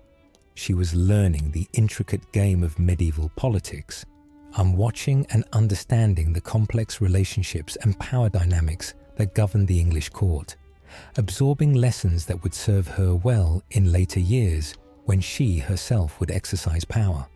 She learned who the important nobles were, who had influence and who was merely decorative, who could be trusted and who was dangerous. She learned how decisions were made, how favours were granted and punishments meted out, how the machinery of government actually functioned beneath the ceremonial surface. She watched her husband struggle with the demands of kingship, seeing how his weaknesses and poor judgment created problems that he then seemed unable or unwilling to fix. But Edward could not bear to be separated from Gaveston for long. The exile had solved nothing except to temporarily appease the barons. In 1309, less than a year after Gaveston's exile to Ireland, Edward managed through diplomatic manoeuvring and political pressure to secure his return. The king used every tool at his disposal: negotiation with individual nobles, promises of favours and offices, political manoeuvring that pitted different factions of the nobility against each other, threats, and probably bribes, to bring his favourite back to England. Some nobles were won over by promises, others by the argument that Gaveston had been punished enough with his exile, and that continued banishment would only embitter him and his supporters. The Pope was even brought in to support Gaveston's return, lifting the ecclesiastical censures that had been placed on him. And when Gaveston did return in the summer of 1309, it was as if he had never left, as if nothing had changed, and as if the entire painful episode of his exile had taught no one any lessons. He resumed his place at the king's side immediately, sitting with Edward in council, accompanying him everywhere, exercising the same dominant influence as before. He resumed his accumulation of power and wealth, using the king's favour to enrich himself further, and perhaps most foolishly, most dangerously, he resumed his mockery of the English nobles who had forced his exile, seeming to go out of his way to provoke and humiliate them, as if daring them to try to exile him again. During this period, from 1309 through 1312, Isabella was learning to navigate a very difficult, increasingly painful situation. She was queen in name and title, but in practice, she had little influence over her husband, and who seemed to care only for Gaveston and to have no interest in his wife beyond the minimal attention required by duty. She had to maintain her dignity while being publicly ignored and slighted, maintaining her composure when she must have wanted to rage or weep. She had to fulfill her duties as queen, appearing at ceremonies, managing her household, hosting feasts and receptions, representing the crown, while lacking the support and partnership that a queen should reasonably expect from her husband. And she had to do all this while still being essentially a child herself, growing from 12 to 14 to 15 years old, growing into adolescence and then young womanhood in a foreign country, far from her family, dealing with a situation that would have challenged a much older and more experienced woman. Yet there were some moments and some glimmers of what her marriage might have been, of happiness and normalcy during these difficult early years. Isabella and Edward did eventually consummate their marriage, did establish something resembling a marital relationship, at least occasionally. We know this because Isabella became pregnant, which must have been both frightening and exciting for such a young woman. Medieval childbirth was dangerous, one of the leading causes of death for women, with mortality rates that would seem horrific by modern standards. Many women died in labour from bleeding or infection, or one of the many complications that medieval medicine could not effectively treat. Many more died in the weeks after childbirth from childbed fever and other infections. Every pregnancy was literally a matter of life and death, and Isabella, at still just 15 years old, was about to face this trial for the first time. But Isabella successfully delivered a healthy son on November 13th, 1312, at Windsor Castle, one of the great royal fortresses of England. The baby was named Edward, after his father and grandfather, continuing a tradition that had given England 3 King Edwards already. He would eventually reign as Edward III, becoming one of England's greatest medieval kings, a warrior and strategist who would win great victories in France and rule for 50 years. But in November 1312, he was simply a newborn baby, small and helpless, but enormously important nonetheless. The birth of an heir was a moment of celebration for the entire realm, bells ringing in churches throughout England to announce the happy news. It secured the succession, ensuring that there would be a smooth transition of power when Edward II eventually died, eliminating the possibility of a succession crisis that could tear the kingdom apart. It demonstrated that the royal marriage was fulfilling its primary purpose, producing the next generation of rulers, and it gave Isabella a new and unassailable source of status. She was now not just a queen consort, but a queen mother, the mother of the future king. No matter what happened between her and her husband, no matter how Edward treated her or how he chose to spend his time, she had done her dynastic duty by providing an heir, and that gave her a security and importance that could not be taken away. She had fulfilled the most important function of a medieval queen, and in doing so, she had secured her own position. But even the joy of young Prince Edward's birth, even the relief of having survived childbirth and the pride of producing an heir, was overshadowed by the ongoing drama of Piers Gaveston, which was building toward a violent climax. The barons had not given up their opposition to the favourite. If anything, their anger and frustration had only intensified as Gaveston continued to flaunt his power and mock them openly. By 1311, baronial pressure had forced the king to agree to a series of reforms collectively called the Ordinances, a detailed set of rules designed to restrict royal power and ensure that the king could not act arbitrarily without noble consent. These ordinances placed significant restrictions on Edward's authority, requiring him to govern with the advice and consent of the nobility, rather than acting as an absolute monarch who could do as he pleased. The ordinances required the king to consult Parliament regularly, to obtain noble approval for major expenditures, to appoint officials approved by the barons, rather than simply choosing his own favourites. And crucially, most importantly from the barons' perspective, the ordinances demanded the permanent exile of Piers Gaveston, declaring him an enemy of the realm who must be removed from England forever. This was the core demand around which all the others were built. The nobles would accept restrictions on their own power and authority if it meant getting rid of Gaveston once and for all. Edward agreed to the ordinances, including Gaveston's exile, because he had no choice, and the alternative was civil war, and possibly losing his throne entirely. But he clearly agreed under duress, signing the documents with reluctance and making no secret of his unhappiness, and he had no intention of honouring them any longer than absolutely necessary. Once again, Gaveston left England in late 1311, sailing across the Channel to exile on the continent. Once again, Edward worked immediately to bring him back, using every means at his disposal to undermine the ordinances and restore his favourite. The king's devotion to Gaveston seemed to override every other consideration in his life: political wisdom, the unity of his realm, even his own safety and security. He simply could not or would not live without Gaveston, could not imagine ruling without his favourite's advice and companionship, could not accept permanent separation.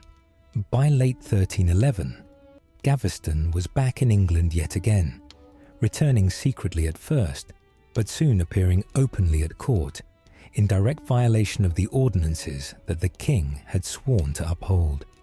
The barons were furious, feeling betrayed and mocked by a king who seemed to hold them and their concerns in contempt, who had promised to respect their authority and then immediately broken that promise. The situation was rapidly spiraling toward violence and civil war, with neither side willing to back down. Among the nobles most opposed to Gaveston and most determined to rid England of him forever was Thomas, Earl of Lancaster, one of the most powerful men in the kingdom, so wealthy and influential that he was sometimes called King of the North. Lancaster was the king's own first cousin, enormously wealthy from inheritances that made him richer than any other noble, save perhaps the king himself, and commanding the loyalty of many other nobles who looked to him for leadership. He had lost all patience with Edward's refusal to govern responsibly and was prepared to take drastic action to force the issue. In the spring of 1312, several barons decided that they had had enough of waiting for the king to honour his promises, had had enough of Gaveston's continued presence and continued insults. Led by men like Guy de Beauchamp, Earl of Warwick, the man Gaveston had mockingly called the Black Dog of Arden, and joined by the Earl of Lancaster and others, they raised an army and moved against the king and Gaveston with military force. Their goal was simple: capture Gaveston and execute him, removing him from power permanently this time. Edward and Gaveston, learning that armed nobles were moving against them, fled together, trying desperately to reach a place of safety where they could withstand a siege or gather their own forces, but they were being pursued by men who were both determined and well organized, who had been planning this move carefully. On May 4th, 1312, while staying at Newcastle in the north of England, Edward faced a crisis. The pursuing barons were closing in, and there was no time for an orderly withdrawal. In his panic to save Gaveston and himself, in his desperate rush to stay ahead of the rebel forces, Edward made a decision that must have shocked and hurt Isabella profoundly when she learned of it. He left behind most of his baggage train at Newcastle, abandoning valuable jewels and possessions, in horses and equipment, anything that would slow them down. And even more shockingly, even more unforgivably from Isabella's perspective, he abandoned Queen Isabella herself, who was 5 months pregnant with their son, leaving her behind in the path of the pursuing barons as he fled with Gaveston. Isabella found herself left behind by a husband who, in his panic to save Gaveston, simply rode away without her, leaving her alone, pregnant, frightened, and unsure what would happen when the rebel nobles caught up with her. It must have been a terrifying experience for a young woman. She was only 16 or 17 years old at this point, pregnant with her first child, abandoned by her husband in a country that was descending into civil war. She didn't know if the barons would harm her. I didn't know if they would hold her hostage to use against Edward. Didn't know what her fate would be. She had no guards, no protection, no means of escape, simply left behind like excess baggage, because Edward's priority was saving Gaveston, not protecting his pregnant wife. Fortunately for Isabella, the barons bore her no ill will and had no intention of harming her. Their quarrel was with Gaveston and with Edward's stubborn refusal to govern wisely, not with the young queen who was, in their eyes, as much a victim of Edward's poor judgment as they were themselves. They treated her with respect and courtesy, ensuring she was safe and comfortable, probably even offering her protection and escort back to more secure lodgings once the immediate crisis had passed. But the fact remained that Edward had abandoned his pregnant wife to save his favourite, had shown where his priorities truly lay in the most stark and unmistakable way possible. Isabella would not forget this abandonment, this demonstration that in her husband's eyes, Gaveston mattered more than anything or anyone else, more than his own wife and unborn child.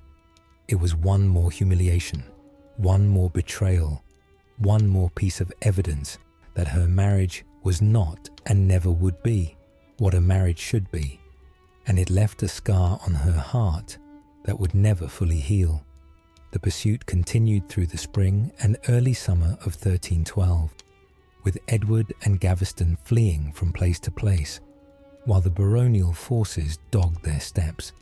Eventually, Gaveston was captured by the barons, are probably through betrayal or siege rather than in open battle. The sources differ on the exact circumstances. He was taken to Warwick Castle, a formidable stronghold held by Guy de Beauchamp, Earl of Warwick, one of the men who hated him most intensely, one of the nobles he had mocked most cruelly with his insulting nicknames.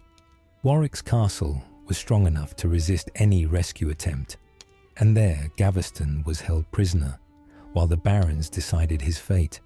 On June 19th, 1312, Piers Gaveston was taken from Warwick Castle to nearby Blacklow Hill, which lay on the Earl of Lancaster's land, a significant detail because it meant Lancaster was taking responsibility for what was about to happen.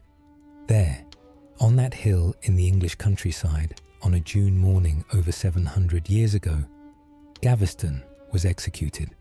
The sources differ on the exact method of his death. Some say he was simply beheaded with a sword, a relatively quick death considered appropriate for a nobleman.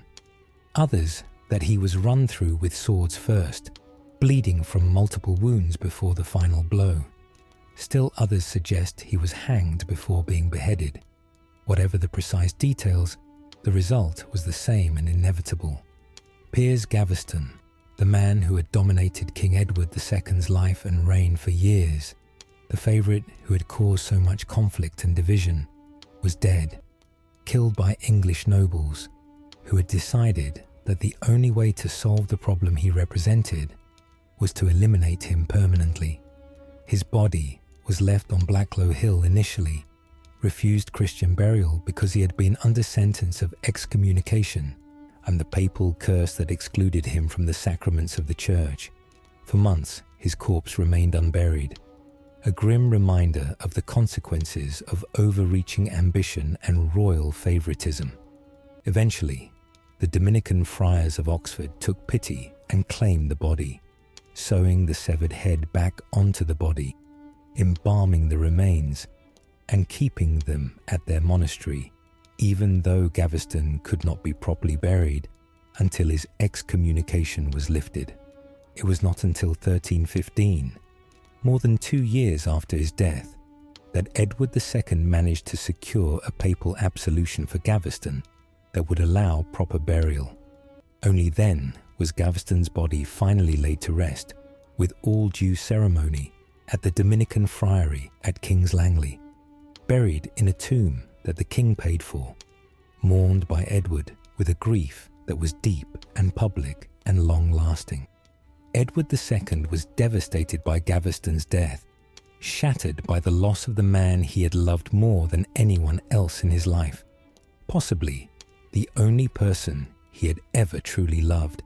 His grief was intense, profound, and very public, making no secret of how much the death affected him. He wept openly, something kings were not supposed to do, displaying an emotion that medieval people found both touching and somewhat unseemly in a monarch. He commissioned masses for Gaveston's soul, expensive religious services that would help speed the dead man's passage through purgatory.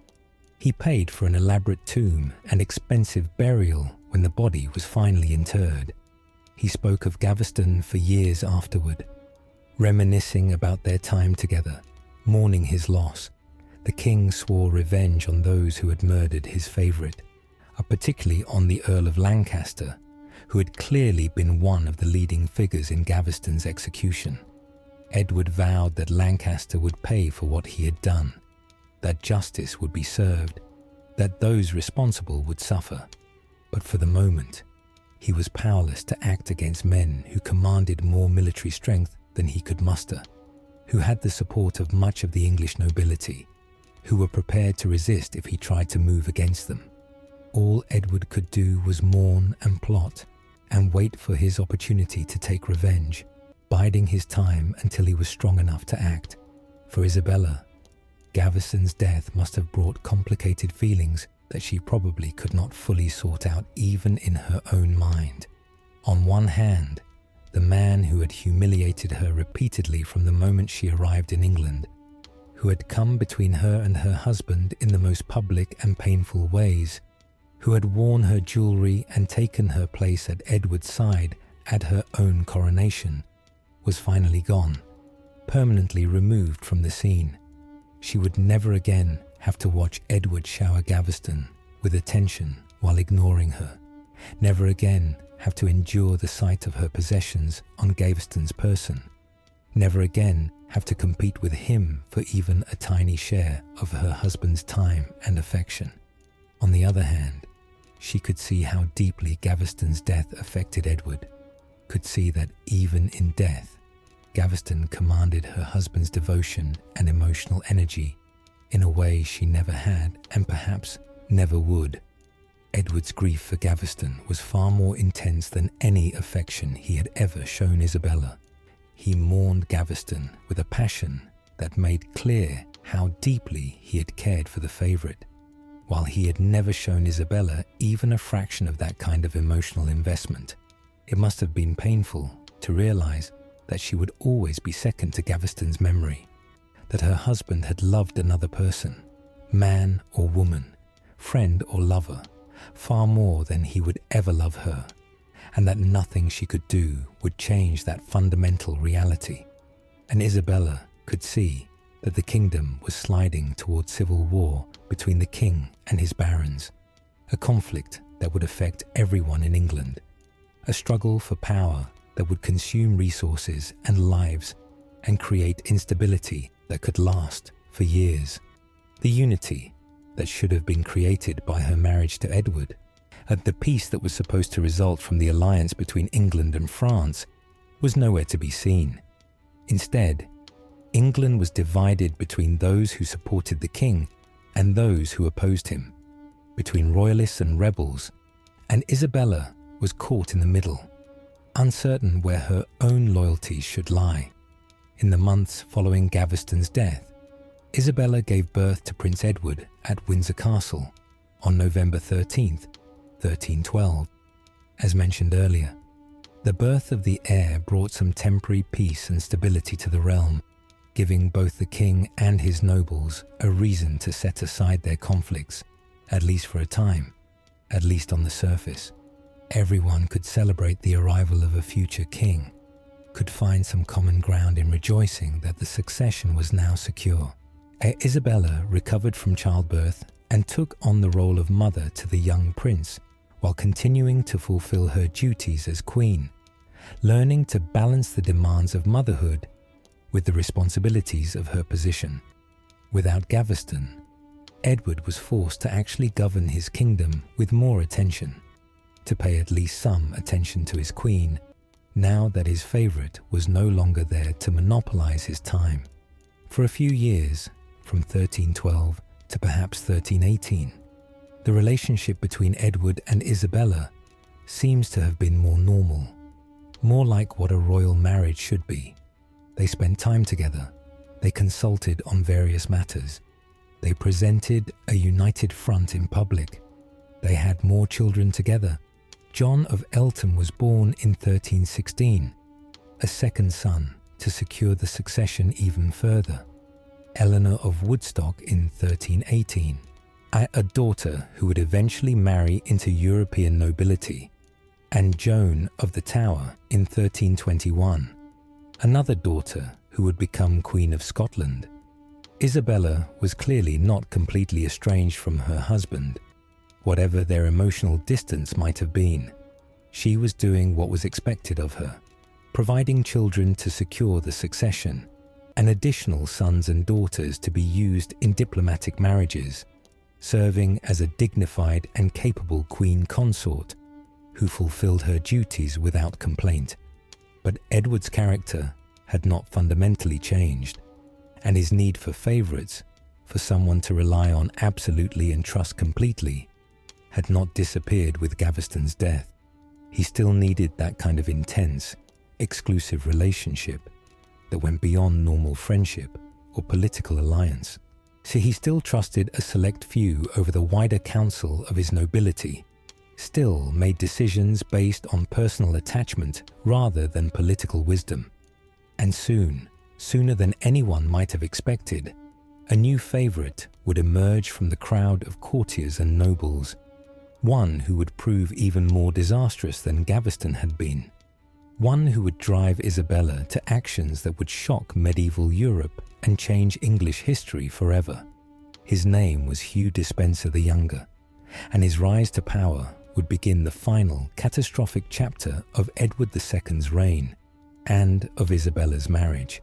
The years between 1312 and 1318 passed with relative peace in Isabella's life, at least compared to the turmoil and heartbreak that had preceded them during the Gaveston years and the catastrophe that would follow when a new favourite emerged, as she was maturing from an uncertain teenager into a capable woman in her 20s, learning through experience to navigate the complexities of English politics with increasing skill, raising her children with care and attention, fulfilling her ceremonial duties as queen with the grace and dignity that were now becoming second nature to her. Edward II, without Piers Gaveston to dominate his thoughts and time, seemed to function somewhat better as a king, though he never showed the strength, the decisiveness, the natural authority that his father Edward I had possessed and that subjects expected from their monarchs. The kingdom needed strong leadership, needed a king who could unite the fractious nobility, who could defend England's interests abroad, who could maintain law and order at home. Edward II struggled with all of these tasks, but at least during these years without Gaveston, he made some effort to fulfill his royal responsibilities, rather than simply indulging his personal attachments to the exclusion of everything else. In 1314, Edward led an army north to Scotland, where Robert the Bruce, the brilliant Scottish military commander and king, had been steadily, methodically, patiently undoing the English conquests that Edward I had made in that mountainous kingdom during his long campaigns. The elder Edward had come close to fully conquering Scotland, had defeated Scottish armies, had captured castles and towns, had seemed on the verge of incorporating Scotland into his realm, as he had successfully incorporated Wales. But Robert the Bruce had reversed nearly all of those gains through a combination of guerrilla warfare, strategic retreats, undiplomatic manoeuvring, and the occasional set-piece battle when circumstances favoured him. By 1314, the English position in Scotland had deteriorated to the point where only a few castles remained in English hands, isolated strongholds that Bruce was systematically besieging and capturing. The campaign ended in complete disaster at the Battle of Bannockburn, fought on June 23rd and 24th, 1314, near Stirling Castle. The English army, despite being larger and better equipped than the Scottish forces, despite having more cavalry and more resources, was decisively defeated by a much smaller Scottish force that Bruce had positioned brilliantly and led with tactical genius. The battle was a catastrophe for English arms, with thousands of soldiers killed or captured, with the cream of English nobility either dead on the field or fleeing in panic, with the king himself barely escaping capture. Edward II himself had to flee the battlefield in humiliating circumstances, abandoning his army, riding hard for the English border with just a small group of companions, lucky to escape with his life as Scottish forces pursued the routed English army. It was a humiliating defeat that weakened Edward's already fragile authority and emboldened his enemies both in Scotland, where Bruce's position as king was now unassailable, and at home in England, where nobles questioned whether Edward was capable of military leadership. The defeat at Bannockburn would have long-lasting consequences, essentially ending English hopes of conquering Scotland and beginning the process by which Scotland would secure international recognition of its independence. For generations, our English kings had claimed overlordship over Scotland, had insisted that the Scottish kings were their vassals. After Bannockburn, those claims rang increasingly hollow. Isabella had accompanied the army part way into Scotland, as queens sometimes did during royal campaigns, but she had not been present at the battle itself, thank God. She had been forced to flee south when the English position collapsed, when news arrived of the terrible defeat, riding in haste back towards safer territory, experiencing yet another dangerous situation because of her husband's military incompetence, yet another humiliating retreat. The pregnant queen, she was carrying her second child at the time, had to flee from Scottish territory in circumstances that must have been frightening and exhausting, and never quite certain whether pursuing Scottish forces might catch up with her party, travelling as quickly as her condition would allow over rough roads. But these were the fortunes of war, and defeats in battle, however humiliating and however costly in lives and resources, were not unprecedented. Kings sometimes lost battles. It happened even to great warriors, even to Edward's father, who had suffered defeats before his eventual victories. Military failure was embarrassing and politically damaging, but it was something that could potentially be overcome with time, with better planning, with lessons learned from mistakes.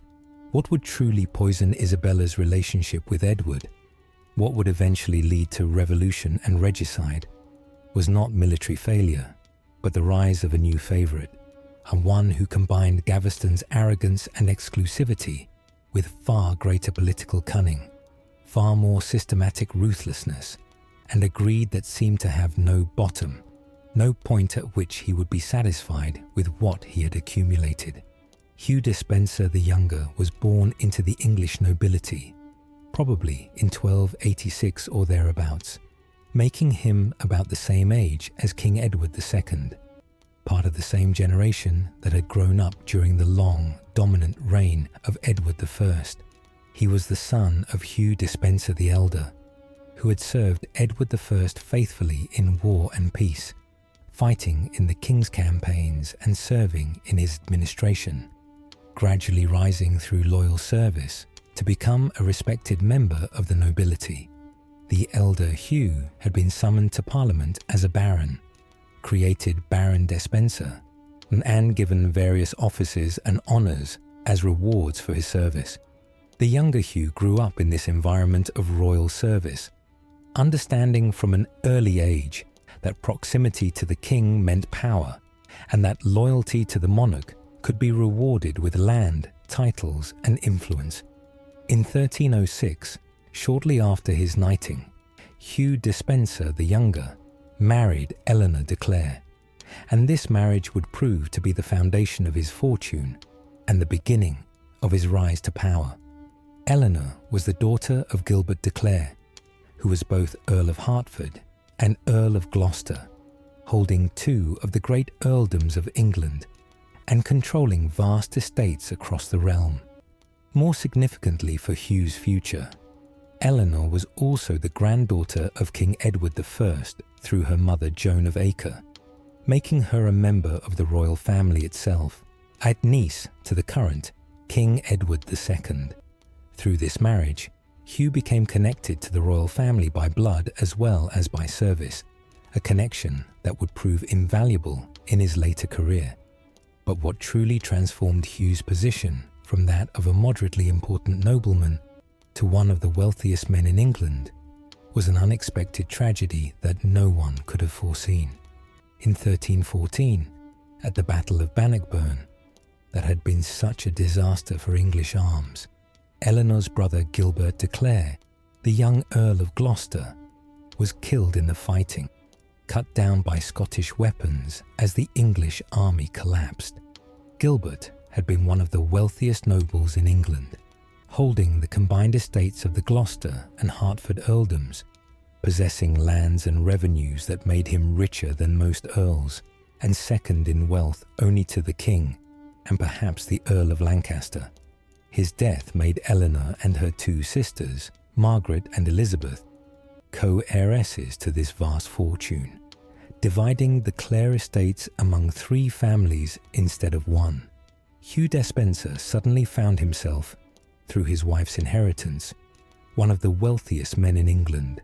He received Glamorgan, one of the richest lordships in Wales, along with other substantial lands in Wales and the Welsh Marches that brought him enormous revenues.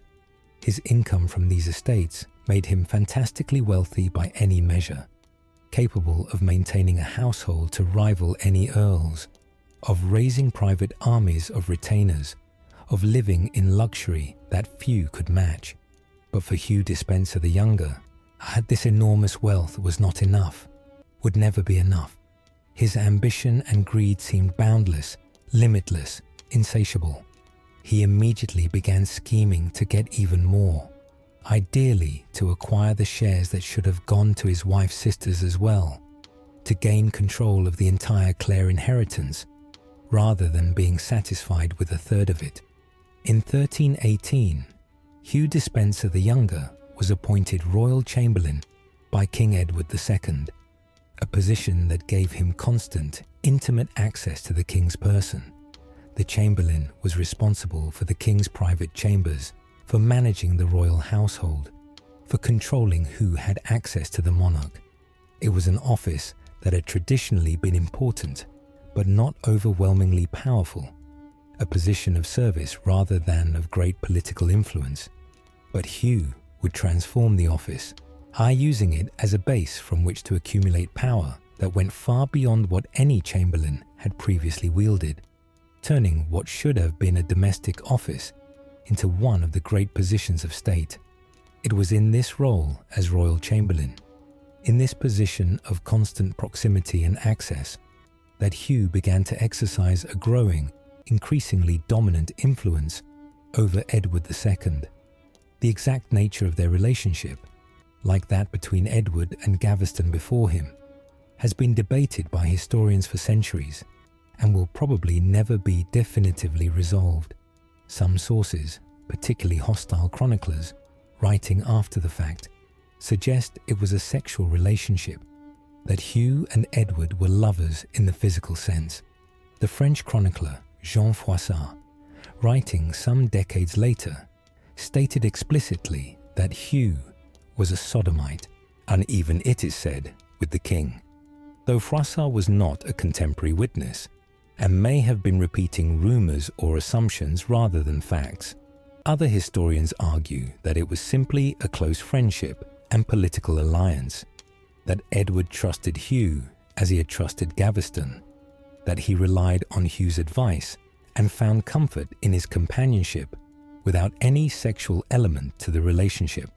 What is certain, what all the sources agree on, is that Edward came to trust and depend on Hugh Despenser in ways that echoed his earlier dependence on Gaveston, giving Hugh the same kind of exclusive access and overwhelming influence that he had given to his previous favourite. Edward consulted Hugh on every matter of importance, made decisions based on Hugh's advice, defended Hugh against all criticism, and allowed Hugh to accumulate power and wealth on a scale that alarmed even those who had tolerated Gaveston's earlier prominence. But Hugh was more politically astute, more cunning, more strategic than Gaveston had been. Gaveston had been arrogant and mocking, but also somewhat careless, trusting in the king's protection without thinking through the long-term consequences of his actions. Hugh understood power more deeply, how to accumulate it, how to maintain it, how to use it effectively to achieve his goals. He understood that controlling access to the king meant controlling the kingdom itself, that if every decision had to pass through him, if every petition had to have his approval, if every office and honour had to be granted with his consent, then he effectively ruled England in all but name. Though Hugh used his position as Chamberlain with systematic efficiency and ruthless determination. He controlled access to the king, ensuring that anyone who wanted to speak with Edward, anyone who wanted to present a petition or request a favour or conduct any business with the crown, had to go through Hugh first. This gave him enormous power because he could grant or deny access as he pleased, could ensure that the king only heard perspectives that Hugh approved of, could filter information to present situations in whatever light served Hugh's interests. He diverted revenues from the Exchequer, the traditional treasury of England, to a separate fund controlled by the Chamberlain's office, essentially creating a private treasury for the king, that was under Hugh's management, rather than subject to normal governmental oversight. He developed the Chamberlain's office into a parallel government, equipped with its own seal for authenticating documents, its own staff of clerks and administrators, its own sources of revenue, functioning independently of the traditional organs of royal government. This meant that Hugh could make decisions and issue orders in the king's name, without those decisions going through the normal channels where other nobles and officials might review them or raise objections. It gave him the ability to act quickly and secretly, to enrich himself and his allies without the usual checks and balances that were supposed to prevent abuse of power. And Hugh used this power systematically and ruthlessly to make himself and his father, who was also heavily involved in these schemes, richer and more powerful than any subjects had been in living memory.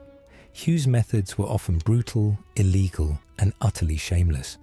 He forced people to sell him lands at unfair prices, offering them a fraction of what the properties were worth, and making it clear that refusal would bring royal displeasure and possible ruin.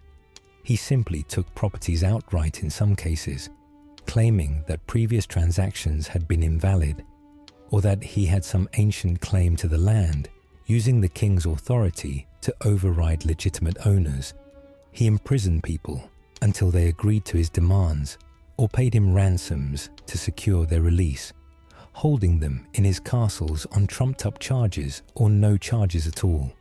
He arranged marriages for his own children and relatives that would bring more wealth and land into the Despenser family, treating noble daughters as pieces on a chessboard to be moved where they would do his family the most good.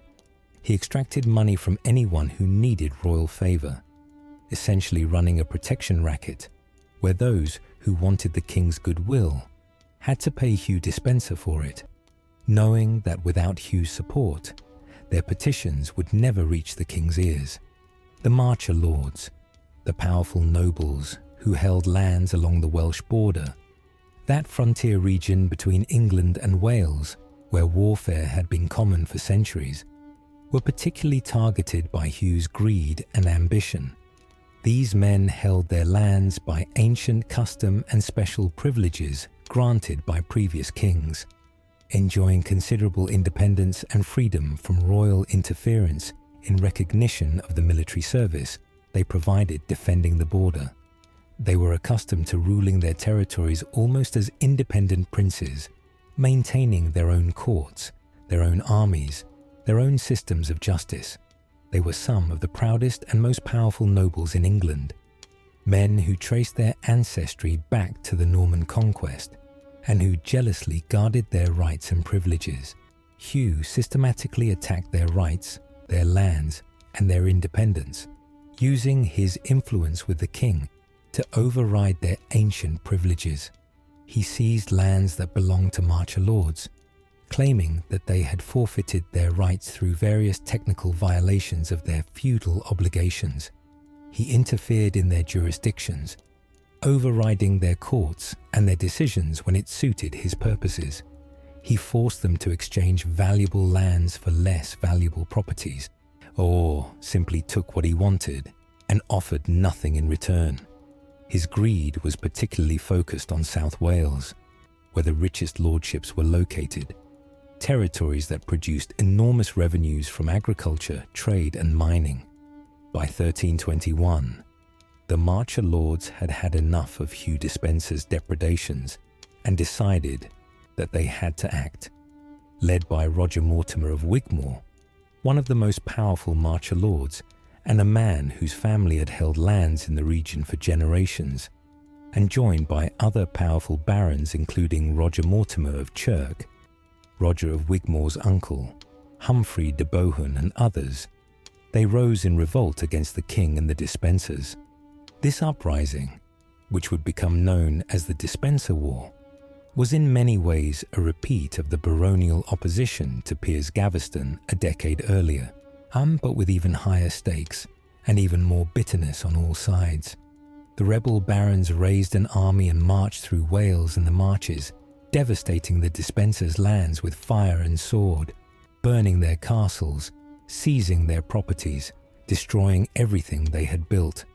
They issued manifestos declaring that Hugh Despenser the Younger was an evil counsellor who had corrupted the king and oppressed the realm, demanding that Edward dismiss the Despensers and send them into exile just as he had been forced to exile Gaveston years before.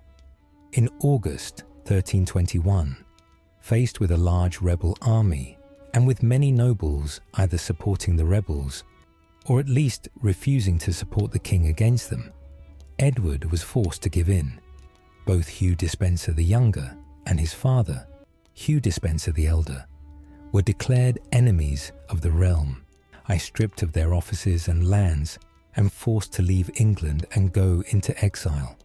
For Isabella, this must have seemed like history repeating itself, like a replay of the Gaveston situation with different actors playing the same roles. Once again, a hated favourite had been exiled by baronial pressure. Once again, her husband had been forced to send away someone he clearly relied on and trusted. Once again, there was a brief moment when it seemed like perhaps things might improve, when perhaps Edward would finally govern responsibly, without a favourite dominating his counsels and his time. Perhaps Isabella hoped, as she must have hoped during Gaveston's earlier exiles, that this separation would bring some improvement in her relationship with her husband, that with the Despensers gone, Edward might turn his attention to his family and his kingdom, rather than to his favourites. But if Isabella had such hopes, they were soon disappointed, dashed even more quickly than her hopes regarding Gaveston had been. The Despensers' exile lasted only a few months, barely half a year before they were back in power and more dominant than ever. Edward, with the Despensers' strategic advice sent through secret messengers even during their exile, and with their guidance on how to proceed, managed to rally support among the nobility by skillfully exploiting divisions in the baronial opposition. He presented himself as a king who had been forced into unjust concessions by rebel barons, argued that he had given in to their demands to avoid bloodshed, but that the exiles had been illegal and unjust, and called on loyal subjects to support him in resisting baronial tyranny.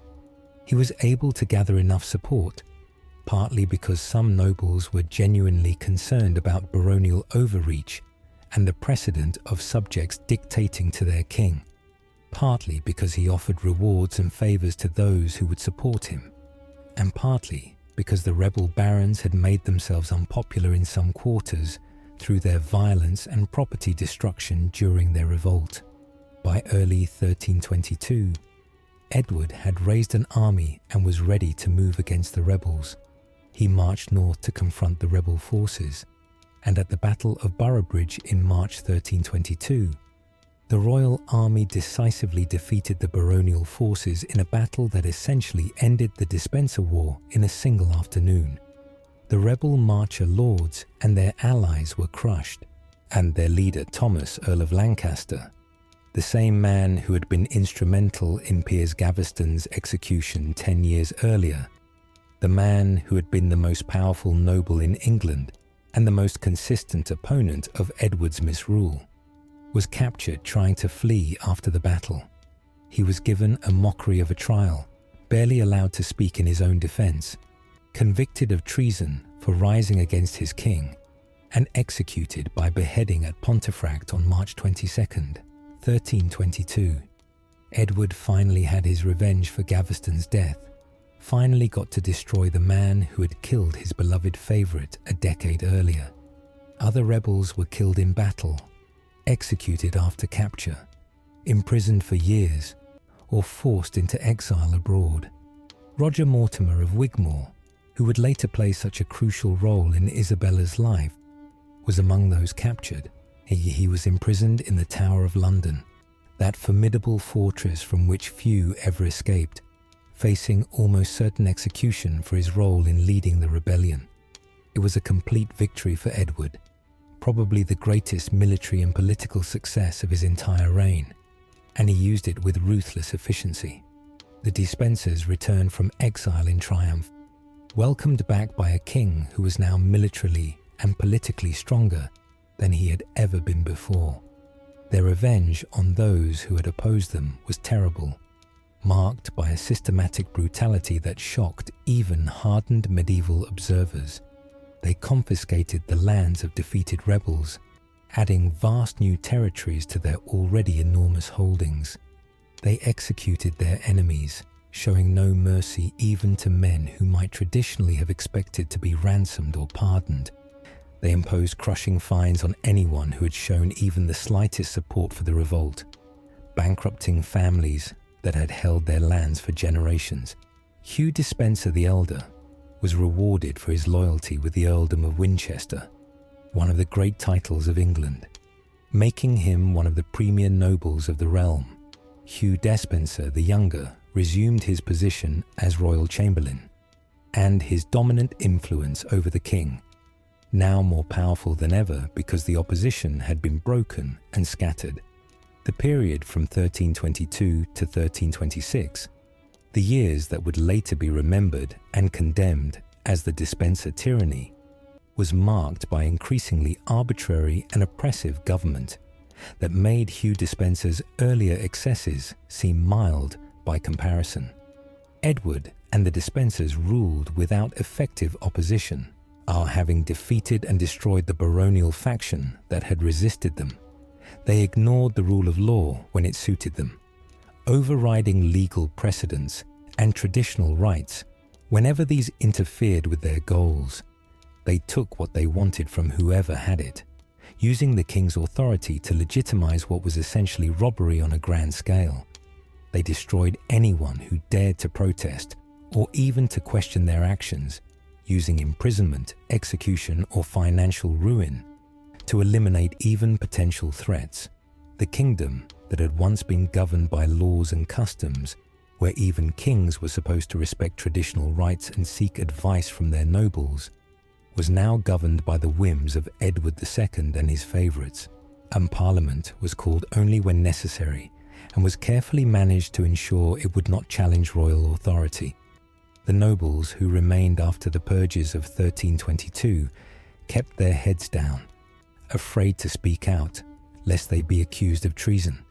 The common people suffered under increased taxation and legal oppression, finding that traditional avenues for seeking justice were closed when cases involved the Despensers or their allies. England had become, in effect, a state where the Despensers ruled through their control of the king, where opposition was impossible and where might made right. It was during this period, from 1322 onwards, that Isabella's own position began to deteriorate dramatically, descending from mere neglect and humiliation into something far more threatening and dangerous. A Hugh Despenser had reasons to fear and actively dislike the Queen, seeing her not as an ally, but as a potential threat to his power.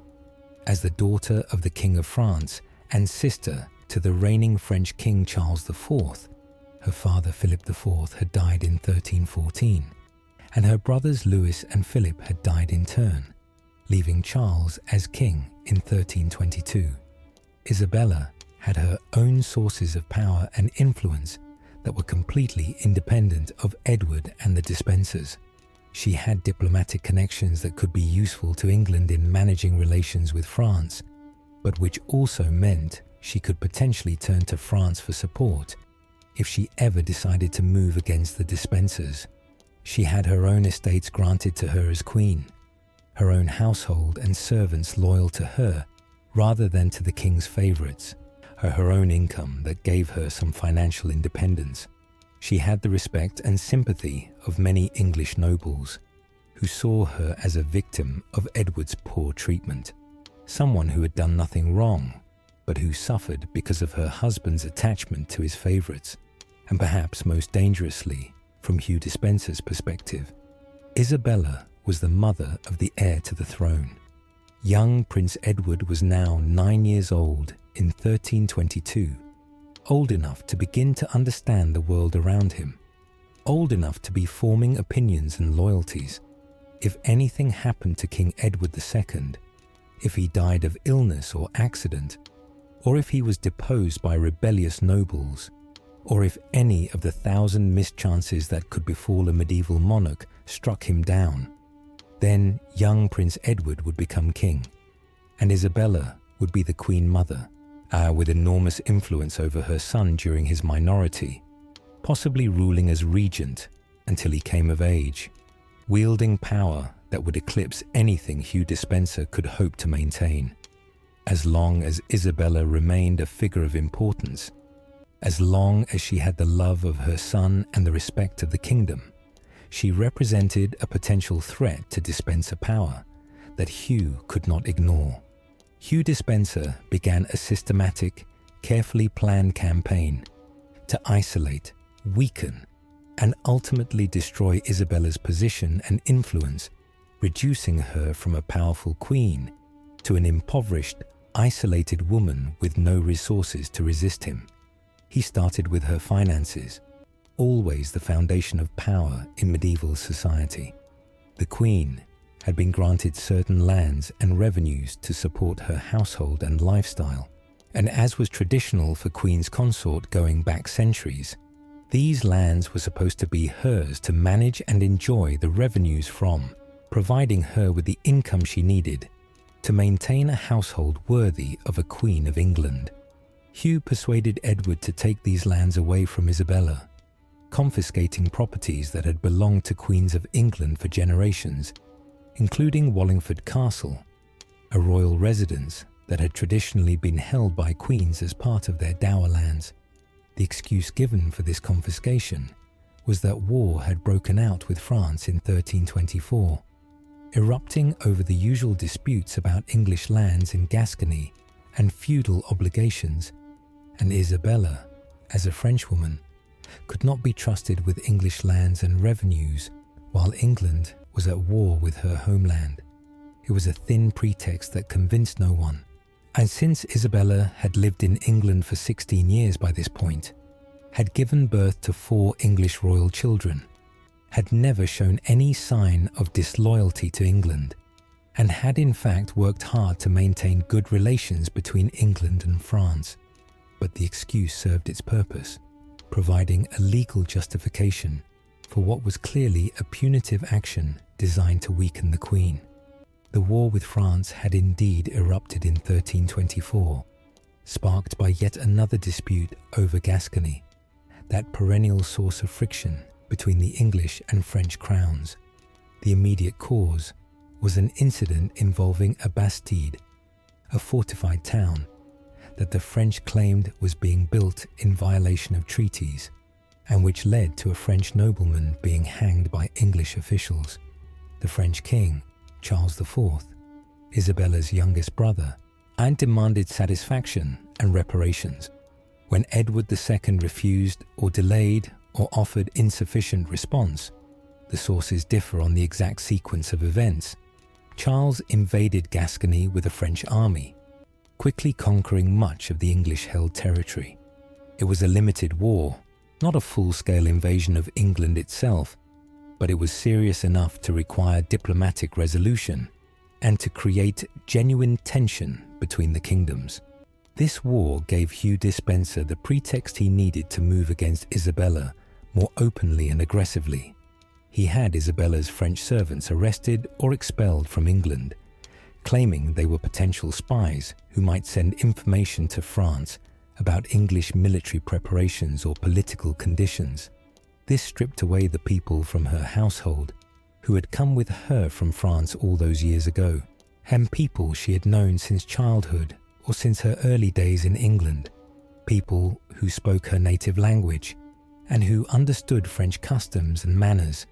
They were replaced with people chosen by the Despensers, servants who were there not to serve Isabella, but to watch and report on her activities, to ensure she did nothing that might threaten Despenser power, to spy on the Queen in her own household.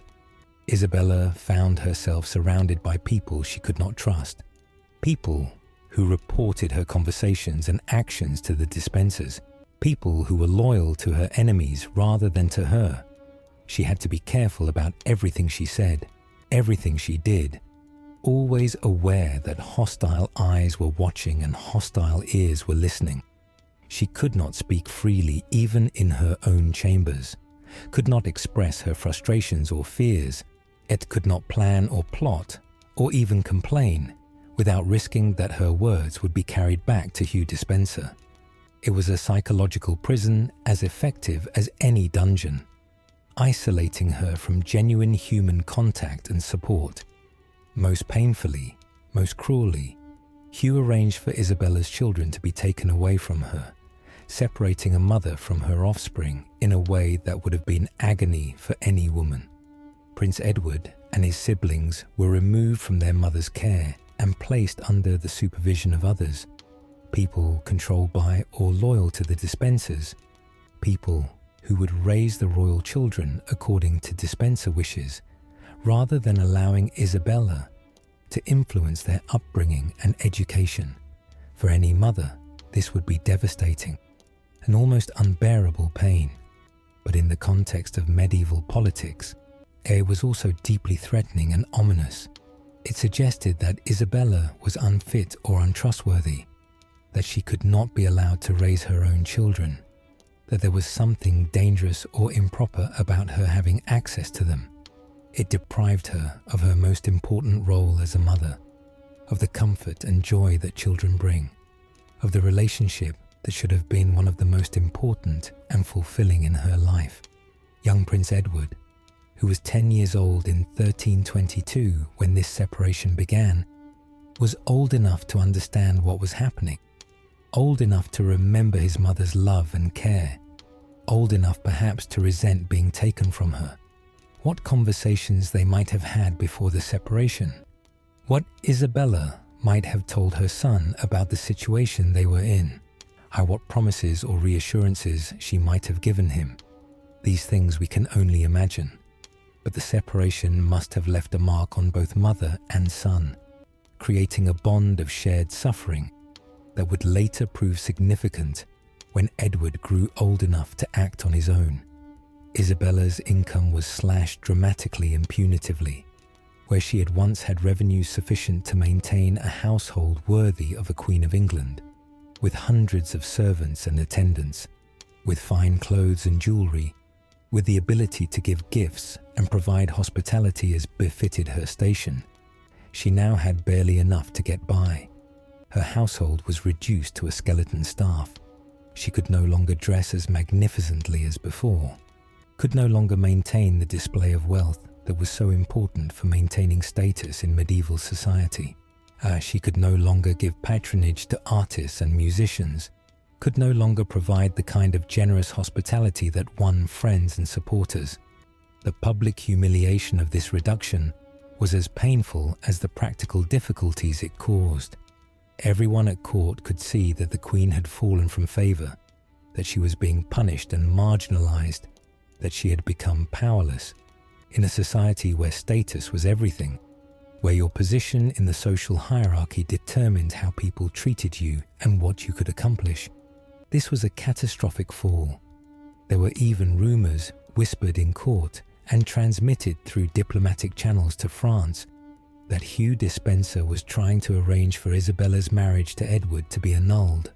Some sources suggest he had opened negotiations with the Pope to this effect, seeking to have the marriage dissolved on some trumped-up grounds, perhaps claiming it had never been properly consummated, or that there had been some impediment to the marriage that invalidated it from the start.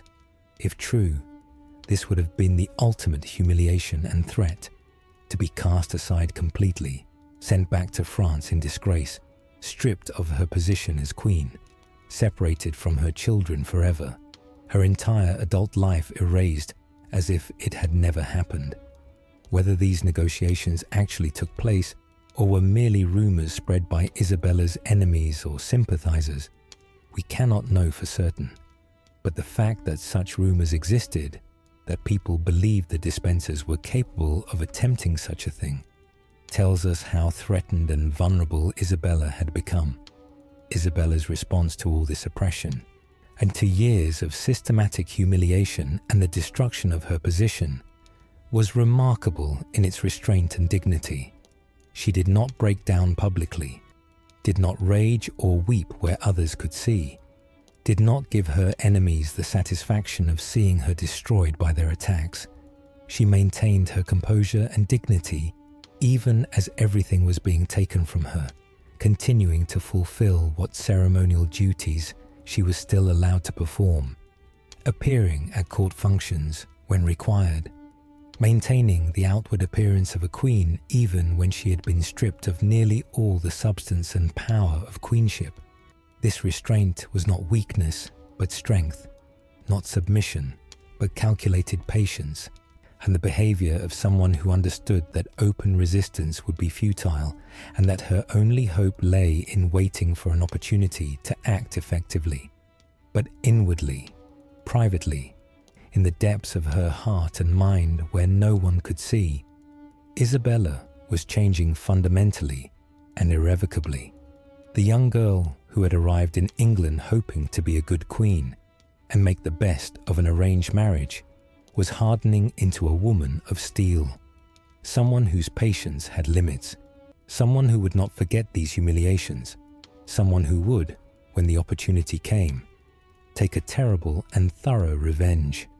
The years of suffering under the Despensers, of watching her children grow up without her, of being impoverished and marginalized, of living in fear of what Hugh might do next. All of this was forging her into someone very different from the dutiful queen she had tried to be.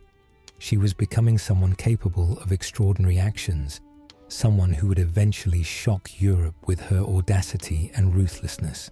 She tried at first to work within the system, to use what limited channels remained available to her. She appealed to Edward repeatedly, writing letters and making personal pleas, begging him to treat her fairly, to restore her children to her care, to give her the respect and support that a queen deserved from her husband. These appeals were not private matters but semi-public acts, probably intended as much to create a record of her attempts to work through proper channels as to actually persuade Edward, who was completely under Hugh Despenser's influence and unlikely to grant her requests. Edward refused her appeals, either because Hugh had convinced him that Isabella was dangerous or disloyal, or because he simply didn't care enough about his wife to stand up to his favourite on her behalf, or because he genuinely believed that the Despensers' actions were justified by the war with France and the need for security. Isabella was powerless to resist through normal means. She had no army, no military force she could call upon to defend her rights. She had no political faction of her own in England strong enough to challenge the Despensers, no group of nobles who would risk everything to support her against the king's favourites. The nobles who might have sympathised with her were either dead, executed after the Despenser War, are imprisoned, like Roger Mortimer in the Tower, exiled abroad, or too frightened of Despenser vengeance to act openly on her behalf. She had no way to fight back through the English political system that the Despensers now controlled completely. Every avenue of resistance seemed closed, every option for defending herself blocked by Despenser power. But Isabella had one advantage, one asset that Hugh Despenser had not fully considered, or had perhaps dismissed as insufficient to pose a real threat. She was French royalty, daughter of Philip IV, and sister to the current King of France, Charles IV.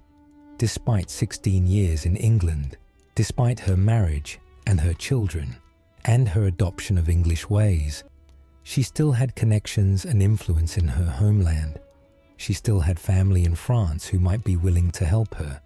She still had the option, if she could only get to France, of seeking support from her brother and from French nobles, who would naturally sympathize with a French princess suffering at the hands of her English husband and his favorites. If she could find a way to escape the Despensers' control and supervision, if she could get to France where Hugh's power did not reach, she might be able to find help and support that would allow her to fight back effectively. But for that, she needed an opportunity a legitimate reason to leave England that even Hugh Despenser could not plausibly block without making his persecution of her too obvious, without revealing to all of Europe that he was essentially holding the Queen of England prisoner, as she needed circumstances that would make it not merely possible, but actually necessary for her to travel to France, circumstances where refusing to let her go would be politically impossible or diplomatically catastrophic. For months and then years, no such opportunity presented itself. Isabella remained in England, watched and controlled, her situation growing gradually worse, her resources and influence continuing to erode, her hopes of escape fading as time passed. Then, in 1325, that opportunity finally came, arising from the very war with France that Hugh had used as an excuse to persecute Isabella. The conflict over Gascony and English obligations to the French crown had dragged on since 1324, damaging both kingdoms without achieving much for either side, draining resources in military expenditure and lost trade. Undiplomatic efforts to end the war had stalled repeatedly, partly because of mutual distrust between the English and French courts, partly because of the complexity of the feudal and territorial issues involved, and partly because neither side wanted to appear to be backing down or making excessive concessions. The French king, Charles IV, Isabella's youngest brother, had demanded that Edward II come to France personally to pay homage for his French lands, performing the feudal ceremony that was technically required, but that Edward had been avoiding for years, like his father before him. Edward faced an impossible dilemma that he seemed unable to resolve. If he left England to go to France to perform this homage, he would have to leave Hugh Despenser behind. Hugh could not safely accompany Edward to France where French nobles might arrest him or harm him, where he would be in enemy territory and vulnerable. Hugh Despenser, for his part, feared being separated from the king with every fibre of his being. His power depended entirely and exclusively on his physical proximity to Edward and his personal influence over the king. If Edward went to France without him, anything might happen in his absence. The king's enemies in England might use Edward's absence to launch another revolt, might try to seize control of the government, might even try to depose Edward and put Prince Edward on the throne. The French might hold Edward in France indefinitely, either as an actual prisoner or simply by making the diplomatic negotiations drag on for months and keeping the king separated from his favourite. Any number of disasters might occur if Edward and Hugh were separated. Various solutions were proposed and discussed and rejected over the months that followed. Edward might send ambassadors with full powers to negotiate on his behalf, but the French insisted that the homage must be performed in person by the king himself, not by representatives.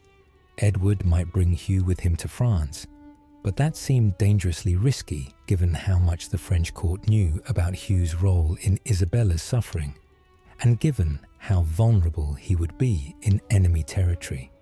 Edward might refuse to perform homage at all and let the war continue, but that would mean ongoing military expenses, lost revenues from French territories, and diplomatic isolation as other European powers questioned Edward's willingness to fulfill his feudal obligations. The situation seemed deadlocked, with no solution that would satisfy all parties and protect all interests. Then someone, possibly Isabella herself, though the sources are unclear, made a suggestion that must have seemed like an elegant solution to all parties. What if the Queen went to France instead of the King? Isabella could negotiate with her brother Charles IV on Edward's behalf. She spoke French fluently, obviously, having grown up speaking it. She was Charles's sister, bone of his bone and blood of his blood.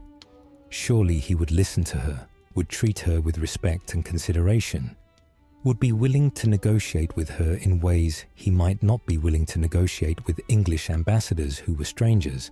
As a woman, she posed no military threat to France. She commanded no armies, led no soldiers, could not invade or conquer. And as Edward's wife and queen, she had the authority to negotiate on his behalf, to make agreements in his name that would bind England to their terms. From Hugh Despenser's perspective, this suggestion must have seemed like an ideal solution to multiple problems at once. It would get Isabella out of England, removing her as a potential focus for opposition to Despenser rule, taking away someone whose very presence reminded people of the alternative to the current regime. It would solve the diplomatic impasse, ending a war that was becoming expensive and pointless, while allowing Edward to avoid the personal humiliation and political risk of going to France himself.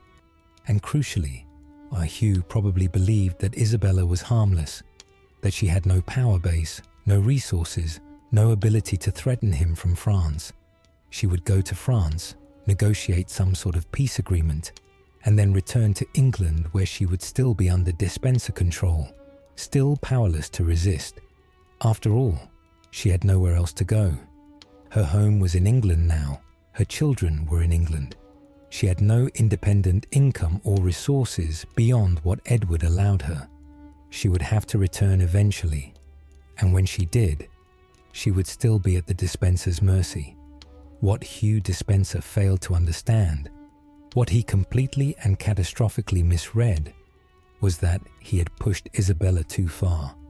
Years of humiliation, of watching her children grow up without her, of being impoverished and marginalized, of living in constant fear of what Hugh might do next, of being essentially a prisoner in her own household. All of this had forged Isabella into someone very different from the dutiful young queen she had once tried to be. She was now a woman with nothing left to lose and everything to gain. Someone who had been driven to desperation. Someone who would risk everything for a chance at freedom and revenge. And Hugh Despenser, in his arrogance and his confidence in his own power, in his belief that he had successfully crushed Isabella's spirit and will, was about to give her exactly the opportunity she needed to destroy him and everything he had built. The decision was made. Isabella would go to France as an ambassador for her husband, would negotiate peace with her brother, would resolve the crisis that threatened to drag on indefinitely. Her preparations were made for her journey, arrangements for her travel, instructions for what she was authorized to negotiate. And in March 1325, Queen Isabella of France departed from England for her homeland, ostensibly on a diplomatic mission, but in reality, beginning the journey that would lead to revolution, to the overthrow of a king, and to her own brief moment as one of the most powerful women in Europe. Isabella departed from England in March 1325, crossing the English Channel for the first time in 17 years, leaving behind the land that had been her home since she was 12 years old, the place where she had grown from a child into a woman, where she had married and borne 4 children, where she had suffered so many humiliations and heartbreaks. The crossing itself, and that stretch of grey water separating England from France, must have felt like crossing from imprisonment to freedom, from powerlessness to possibility, from despair to hope. With every mile that the ship carried her away from English shores, she moved further from Hugh Despenser's reach, further from Edward's neglect, further from the gilded cage that her life had become. The salt wind in her face, the sound of waves against the hull, the cry of seagulls following the ship, all of it must have felt like liberation after years of suffocating control and surveillance. She arrived in France to a welcome that must have seemed miraculous after the treatment she had endured in England for so many years.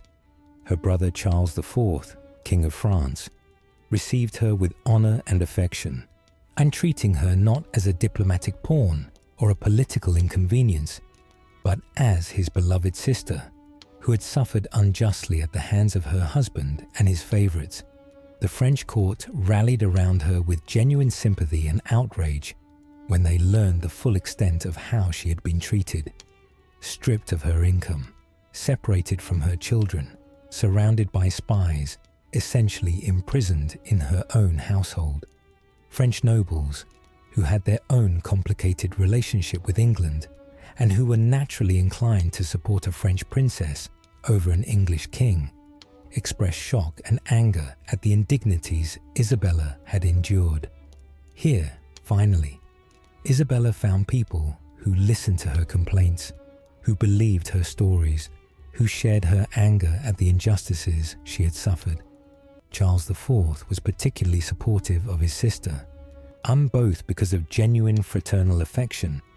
They had grown up together in their father's court, had shared a childhood even if they had been separated for 17 years, and because it served French interests to have leverage over England through the English Queen. The King of France provided Isabella with money, gave her lodgings worthy of her rank as both Queen of England and Princess of France, allowed her to gather around herself a household of French attendants who were loyal to her rather than to her enemies, gave her the freedom and resources to begin planning her next moves. For the first time in years, Isabella could speak freely without worrying that her words would be reported to Hugh Despenser, could meet with people without surveillance, could begin to think and plan without constant fear of discovery and punishment. The diplomatic mission that was supposedly her reason for being in France made good progress initially, at least on the surface. Isabella negotiated with her brother about the terms under which England would make peace with France, discussing the complex feudal and territorial arrangements that had caused the war. The key sticking point remained the homage that Edward II owed to Charles IV for Gascony and other French lands. Edward, as Duke of Aquitaine and holder of other French territories, was technically Charles's vassal for those lands, even though Edward was a sovereign king in his own right for England. This created an awkward situation where the two monarchs were theoretically equals as kings, but where Edward also owed feudal obligations to Charles for his French holdings. After weeks of negotiation, a compromise solution was proposed that seemed elegant and face-saving for all parties. Rather than Edward II coming to France himself to perform homage, which he was clearly unwilling to do because it would mean being separated from Hugh Despenser, young Prince Edward, the king's eldest son and heir, who was now 13 years old, could come to France instead. Edward II could formally transfer his French lands to his son, making the Prince Duke of Aquitaine, and then Prince Edward could perform homage to Charles IV in that capacity. This would fulfill the feudal requirement without requiring Edward II to leave England or separate from Hugh Despenser, while also giving Charles the satisfaction of having an English prince formally acknowledge French overlordship. The proposal was accepted by all parties, and arrangements were made for young Prince Edward to travel to France. In September 1325, the teenage prince crossed the Channel and was reunited with his mother for the first time since they had been separated years earlier.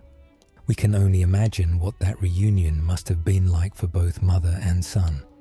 Isabella, seeing the child she had been forced to abandon now growing into a young man. Prince Edward seeing his mother in circumstances very different from the controlled, supervised, monitored visits that had been all that was permitted in England. They had perhaps 6 months to a year together before the separation, years when Isabella was still allowed to be a mother to her children, before Hugh Despenser had taken them away from her. Now Edward was 13, old enough to understand what had been done to his mother, old enough to remember how things had been and to recognize the injustice of what had happened. What Isabella told her son during their private conversations in France, we do not know with certainty. The sources do not record these intimate discussions, naturally enough, since they were private and since no one was taking notes for posterity. But we can make informed guesses based on what happened next and based on the obvious logic of the situation. Isabella must have explained to Edward what had happened over the past several years, must have told him about how Hugh Despenser had stripped her of her income and her lands, had separated her from her children, had tried to destroy her influence and power. She must have told him about Hugh's greed and cruelty, about the systematic oppression of anyone who stood in the Despensers' way, about how his father Edward II had allowed all of this to happen because of his attachment to his favourites. She must have told him that as long as the Despensers controlled his father, England would be misgoverned and the royal family itself would be in danger. And critically, significantly, most importantly for what would come next, Isabella must have made clear to her son that she was not going back to England under the current circumstances, was not going to return to being powerless and impoverished and separated from her children. She was staying in France, where she was safe from Despenser vengeance, and where she could gather support for action against the regime that had oppressed her. And she asked her son, or perhaps she didn't ask at all but simply told him, that he would stay with her in France rather than returning to England, that mother and son would remain together in exile rather than going back to a land where they would be separated and controlled and used as pawns in the Despensers' games. Prince Edward, who was 13 years old, and who had been raised to respect his parents and obey royal authority, who had been taught from earliest childhood that loyalty and duty were paramount virtues, faced a terrible choice that no child should have to make: stay with his mother in France, defying his father's authority and essentially joining a rebellion against the king's government, or return to England without his mother, and submitting to the Despensers' control and possibly never seeing Isabella again in circumstances where they could speak freely. He chose to stay with his mother, whether because Isabella convinced him it was the right thing to do, or because he genuinely agreed that the Despensers had to be removed from power, or because he was a 13-year-old boy who loved his mother and couldn't bear to be separated from her again, or because he was young enough to be manipulated by a determined adult. We cannot know for certain, but the choice was made, and with it, the situation transformed from a diplomatic mission gone awry into open defiance of Edward II's authority. In the autumn of 1325, Isabella made her position clear through letters sent to Edward II in England, and messages that were both personal communication between husband and wife and public political statements intended to be read by the English nobility and transmitted across Europe. She announced that she would not return to England as long as Hugh Despenser the Younger remained in power and maintained his influence over the king. She declared that Hugh was an evil counsellor who had corrupted Edward's judgment and oppressed the realm, that he had treated her with unjust cruelty, and that she feared for her safety if she returned while he still controlled access to the king. She stated that she and her son would remain in France until Hugh was removed from power and sent into permanent exile, preferably to some distant land where he could never again threaten the kingdom or the royal family. And this was an extraordinary declaration from a medieval queen, an almost unprecedented act of defiance against royal authority.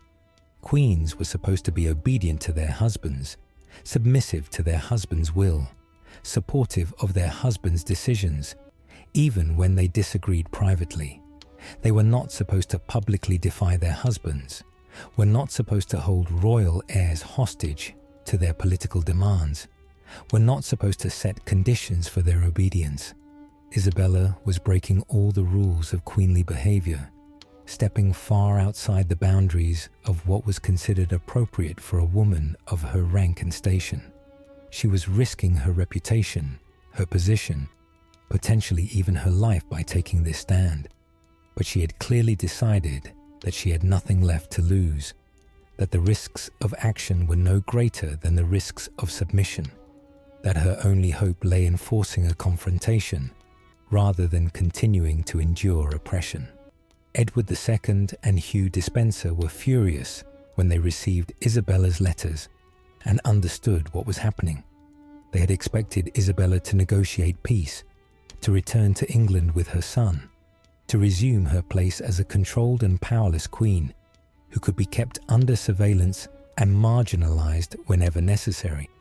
Instead, she was openly defying them from the safety of France, holding Prince Edward as essentially a hostage to her demands, using her position as the King of France's sister to gain support and protection that made her untouchable.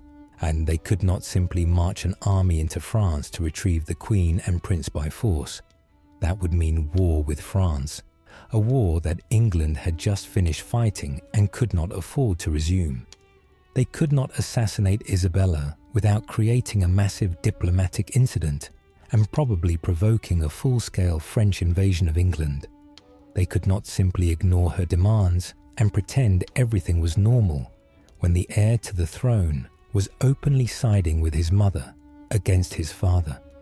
Edward II sent increasingly desperate and angry letters to Isabella, commanding her as her husband and king to return to England immediately, threatening her with consequences if she continued to defy his authority, pleading with her to be reasonable and come home.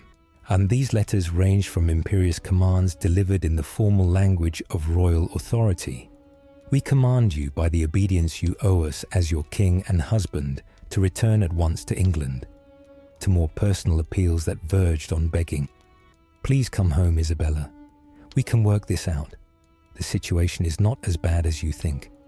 The letters also demanded the return of Prince Edward, insisting that the heir to the throne must come back to England where he belonged, where he could be properly educated and prepared for his future role as king, where he would be under his father's authority, as was right and proper.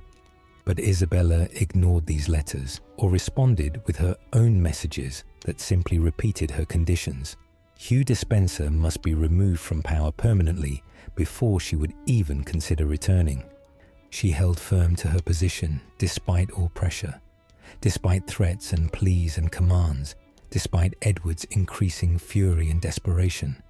The longer the standoff continued, the more clear it became that Isabella was not going to back down, was not going to fold under pressure, was prepared to remain in France indefinitely, rather than return to England under conditions she found unacceptable. Hugh Despenser, realizing that Isabella was becoming a serious threat to his power, and that her defiance might inspire opposition within England itself, began a propaganda campaign designed to discredit her and justify his own position. He had letters and declarations written in the king's name denouncing Isabella's behavior as unnatural and unqueenly, emphasizing that she was defying her husband's legitimate authority, suggesting that she was motivated by female hysteria and irrationality, rather than by genuine grievances. He attempted to portray her as a bad mother, who was using her own son as a political pawn, ignoring the irony that he had been the one who separated Isabella from her children in the first place. He tried to turn English public opinion against her, to make people see her as a rebellious wife rather than as a wronged woman seeking justice. But while Hugh was writing propaganda in England, Isabella was taking much more concrete and dangerous actions in France. By late 1325 or early 1326, she had formed an alliance with a man who would become her partner in revolution, her lover in fact if not in law, and the father of at least one of her younger children, according to some sources. Roger Mortimer of Wigmore, armed the Marcher Lord, who had led the rebellion against Edward and the Despensers in 1321, and who had been imprisoned in the Tower of London after his capture at Boroughbridge. Roger Mortimer's story was itself remarkable, a tale of daring and determination that would have seemed impossible if it hadn't actually happened. After his imprisonment in the Tower of London in 1322, Roger had been held in that formidable fortress for over a year, locked in one of the most secure prisons in England, from which escape was considered virtually impossible. The tower had stood for over 200 years by Mortimer's time, built by William the Conqueror to overawe the citizens of London and to serve as both royal palace and impregnable fortress. Its walls were thick stone, its guards numerous and vigilant, its gates locked and barred. Few prisoners ever escaped from the tower, and those who tried usually died in the attempt or were quickly recaptured. But on August 1st, 1323, Roger Mortimer accomplished what should have been impossible. He escaped from the Tower of London in a daring nighttime breakout that would become legendary, that would be remembered and recounted in chronicles and songs for generations. The exact details vary depending on which chronicle you read, with different sources providing different versions of the story, but the general outline is clear. Roger had corrupted or convinced some of his guards over months of patient work, winning them over with promises of rewards when he regained power, or perhaps simply with his considerable personal charisma. He had obtained drugs, possibly from supporters outside the tower who smuggled them in, possibly from guards he had bribed, to put other guards to sleep during the escape attempt. On the night of August 1st, he drugged the wine that was being served to his guards during their evening meal, waiting until they fell into a deep sleep, induced by whatever soporific substance he had obtained. Once the guards were unconscious or incapacitated, Roger somehow made his way to the castle walls, perhaps through underground passages, perhaps simply by walking through areas where the drugged guards should have been watching, but were instead sleeping. He had arranged for help from outside the tower, supporters who were waiting with ropes and tools to help him escape, using ropes to descend from the walls, or perhaps through a passage that had been secretly prepared. He got outside the tower's fortifications.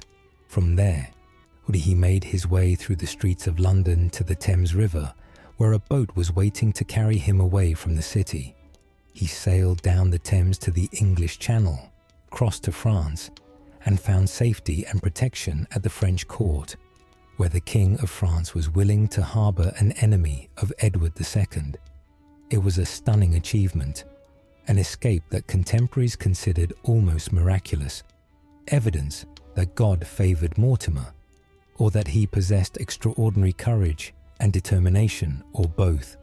It made Roger something of a romantic hero, a daring adventurer who had defied his enemies and won freedom through audacity and careful planning. It also made him a valuable ally for anyone who opposed Edward II and the Despensers, a man who had already shown he was willing to take enormous risks, who had military experience from his time as a marcher lord defending the Welsh borders, who had a legitimate grudge against the regime that had imprisoned him and confiscated his lands. By the time Isabella arrived in France in 1325, Roger Mortimer had been living there for 2 years, moving in the circles of the French court, maintaining connections with other English exiles who had fled to France to escape Despenser vengeance, keeping himself informed about developments in England, and waiting for an opportunity to return and reclaim what had been taken from him. When Isabella appeared at the French court, it was natural that they would meet. Both were English exiles at the French court. Both had grievances against Edward II and Hugh Despenser. Both had reasons to want the current regime overthrown. The meeting of minds, and more than minds, was perhaps inevitable given their shared circumstances and complementary needs.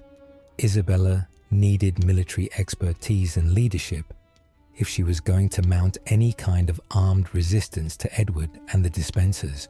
She was a woman in a society that did not allow women to lead armies or command soldiers, who had no military training or experience in warfare, who would need a man to serve as the military commander of any expedition she might organize. Roger needed financial backing and political legitimacy if he was going to return to England and reclaim his lands, needed the support of someone who could rally opposition to Edward beyond just disaffected marcher lords and executed rebels.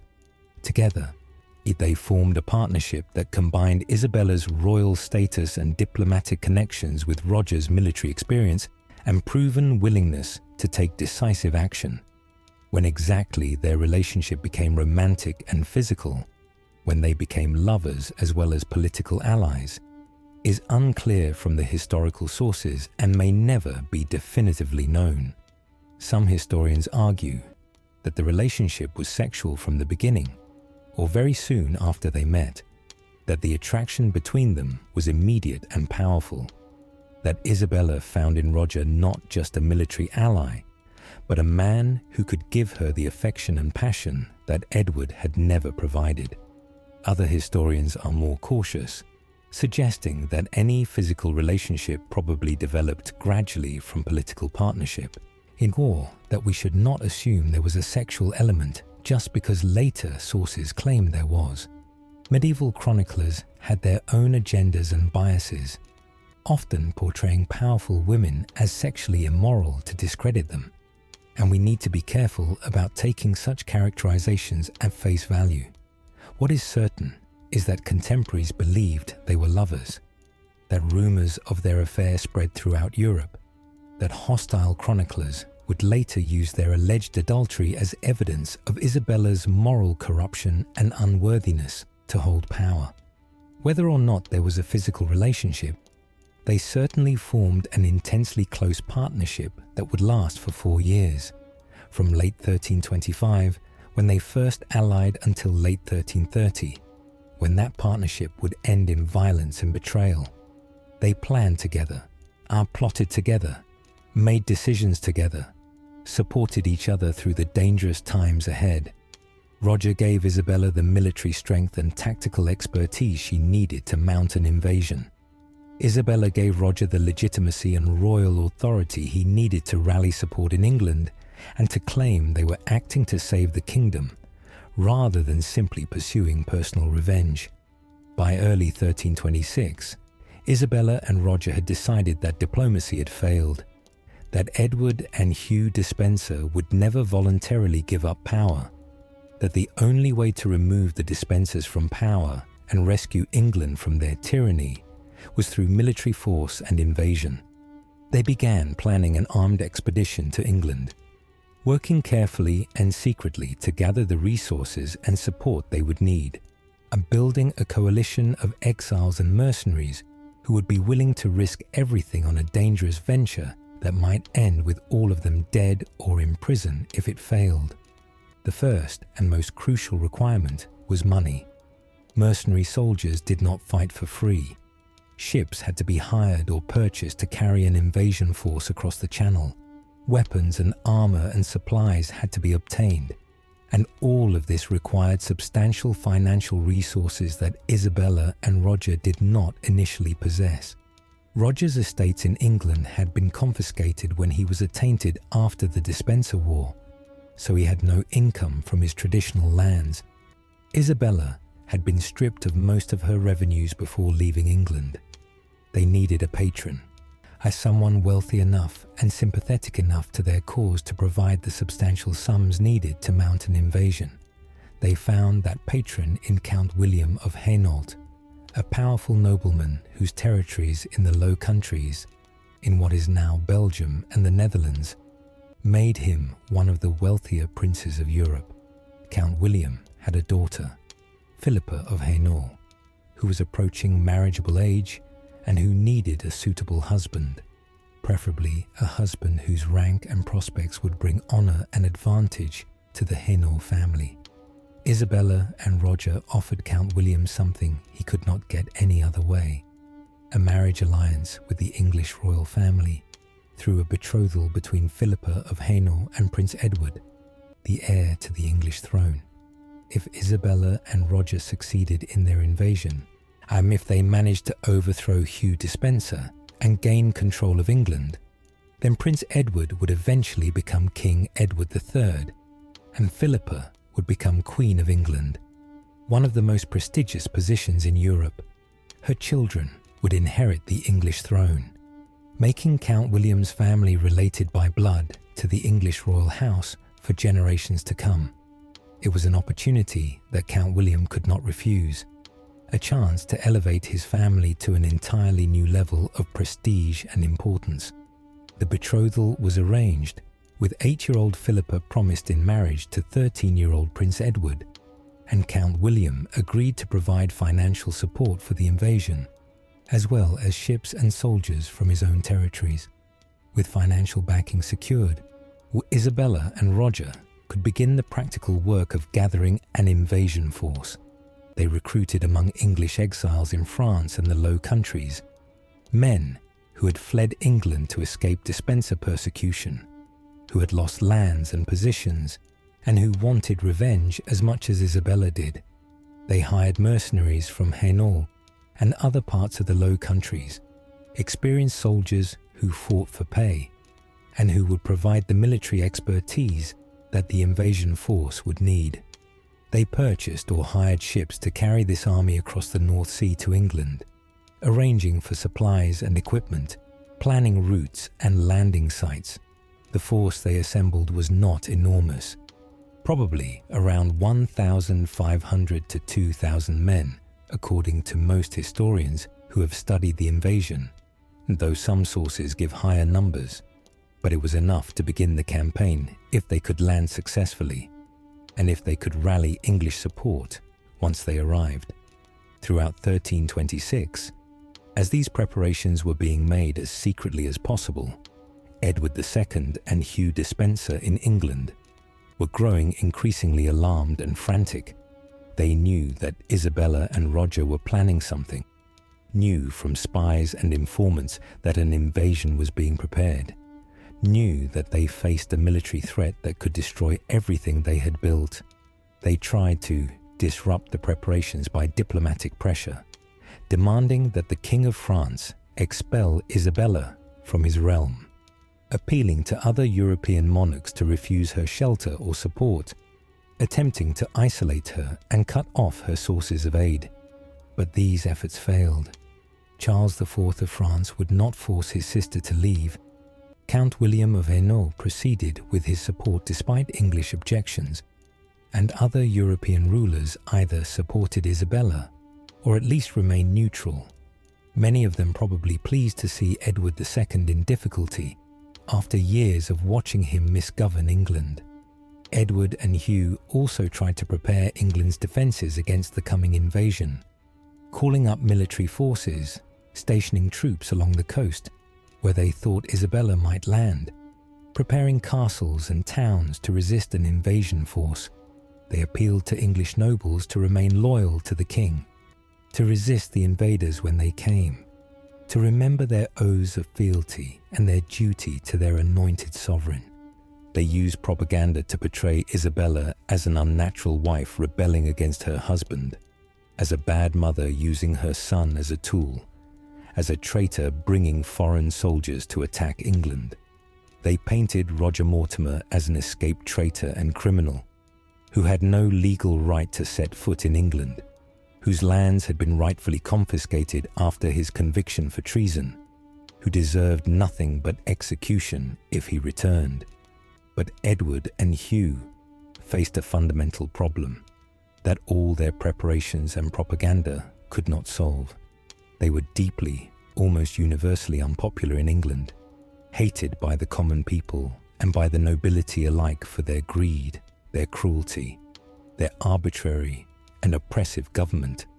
Years of Despenser tyranny had created a reservoir of anger and resentment among all classes of English society. Nobles who had been robbed of their lands and rights wanted revenge.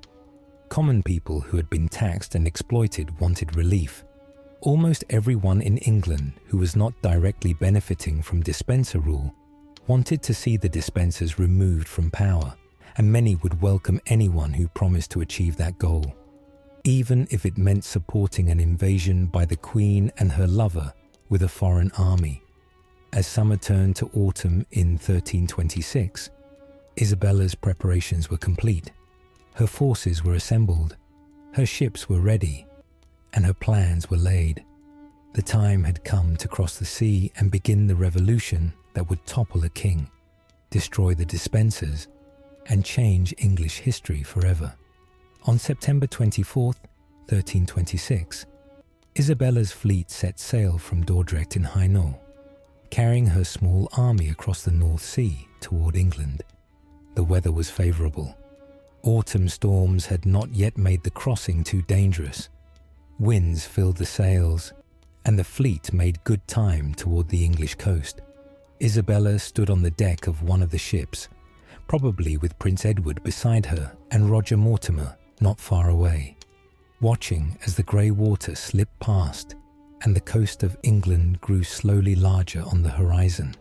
She was coming home after more than a year away, but she was coming as an invader with an army at her back, rather than as a submissive queen returning to her place. She was coming to overthrow her husband and destroy his favourite, to rescue England from tyranny as she claimed, or to seize power for herself and her lover as her enemies charged. On September 24, 1326, Isabella's ships reached the coast of Suffolk and landed at the port of Orwell, near Harwich, and where the River Orwell meets the North Sea. It was a location chosen for strategic reasons, far enough from London and from the main concentrations of royal forces that they would have time to establish themselves before facing serious opposition, but close enough to important towns and noble estates that they could quickly rally support and gather supplies. As Isabella's soldiers disembarked from their ships, as they began to set up their encampment on English soil, the fate of England hung in the balance. Would the English nobility and people rally to Isabella's cause, seeing her as a liberator who would free them from Despenser tyranny? Or would they remain loyal to their anointed king, viewing Isabella as a rebellious wife and Roger as an escaped traitor, refusing to support foreign soldiers invading English territory? The answer came with stunning speed and clarity in the days and weeks that followed. England rose for Isabella and Prince Edward, and against Edward II and the Despensers, with enthusiasm and unity that must have exceeded even Isabella's most optimistic hopes. The invasion that had seemed like such a desperate gamble, that could easily have ended in disaster if the English had united to resist the foreign invaders, instead became a triumphal procession through England as nobles and commoners alike flocked to join Isabella's cause. The first days and weeks after Isabella's landing at Orwell were crucial, would determine whether this was the beginning of a successful revolution or simply a reckless adventure that would end with all the invaders dead or imprisoned. Isabella and Roger needed to quickly rally support, had to demonstrate that they represented a genuine popular movement rather than just a small group of exiles and mercenaries, to create momentum that would discourage resistance and encourage nobles sitting on the fence to declare for the Queen, rather than remaining loyal to the King. If Edward II and Hugh Despenser could contain the invasion force in East Anglia, if they could prevent Isabella from gaining support, if they could portray this as simply a French invasion rather than an English uprising, then they might yet survive this challenge and crush the rebellion. But from the very first days after the landing, it became clear that Isabella and Roger had badly underestimated, or perhaps perfectly understood, the depth of English anger at Despenser rule and the breadth of support for removing the Despensers from power. On almost immediately after the landing, English nobles began arriving at Isabella's camp to declare their support for the Queen and the young prince, bringing with them their retainers and men-at-arms, swelling Isabella's small invasion force into a substantial army. These were not mere opportunists or minor nobles looking to take advantage of chaos. They were some of the most powerful men in England, people whose support gave Isabella's cause real legitimacy and military strength. Henry, Earl of Leicester and Lancaster, brother of the executed Thomas of Lancaster, who had been killed for his opposition to the Despensers, was among the first major nobles to declare for Isabella, bringing with him both his personal forces and his claim to be acting to avenge his brother's unjust death. The bishops of Lincoln, Hereford, and other dioceses declared their support for the Queen, giving the movement religious legitimacy and framing it as a righteous cause to save England from evil counsellors, rather than a simple rebellion against royal authority. More and more nobles arrived daily, until Isabella commanded an army of thousands, rather than the 1,500 or so she had brought from Hainaut. An army that grew larger and more formidable with every passing day as more English joined her cause. The speed and breadth of support for Isabella stunned contemporaries and has impressed historians ever since. This was not a close-run thing, not a civil war where the kingdom divided roughly evenly between two sides, and the outcome was in doubt. This was a near-universal uprising against Edward II and the Despensers. Are a rejection of the current regime so complete and so unanimous that it must have felt like a verdict from God himself. Chroniclers writing about these events often interpreted the universal support for Isabella as divine judgment against Edward and Hugh, evidence that God had withdrawn his blessing from the king because of his sins and his tolerance of the Despensers' tyranny. In the medieval worldview, where kings ruled by divine right, and where God intervened directly in human affairs through signs and miracles, the fact that virtually every English noble supported Isabella seemed like proof that her cause was just, and that Edward had forfeited his right to rule. As Isabella's army swelled and marched west from Suffolk toward London, the English royal government simply collapsed like a house of cards, with no resistance and no real opposition, no organized military response. Edward II and Hugh Despenser, who had spent months preparing England's defences and rallying support, found that all their preparations were useless because no one would fight for them. The troops they had gathered simply melted away or declared for Isabella when the moment came. The nobles they had counted on for support either joined Isabella openly or made excuses to avoid committing to either side. The common people cheered Isabella's forces and attacked anyone suspected of supporting the Despensers. It was a complete and catastrophic political collapse that left Edward and Hugh isolated and essentially defenseless, rulers of nothing but the rapidly shrinking ground beneath their feet. Edward and Hugh fled from London ahead of Isabella's advancing army, realizing that the city was lost and that they would be trapped if they remained there. They headed west toward Wales, perhaps hoping to find support in the Welsh marches, where the Despensers had extensive lands and where they might be able to rally forces for a counterattack, or perhaps simply seeking any sanctuary they could find. But even in their own heartlands, in territories that should have been loyal to them, they found no support. The people of Wales and the marches had suffered under Despenser rule just like everyone else, had been exploited and oppressed and robbed by Hugh's greed and ruthlessness, and they were no more willing to fight for the Despensers than anyone else in England.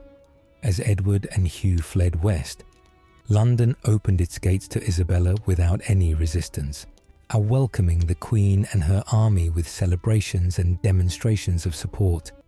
The Londoners had their own grievances against Edward's regime, their own experiences of arbitrary taxation and interference with the city's traditional liberties, and they were happy to see the possibility of change.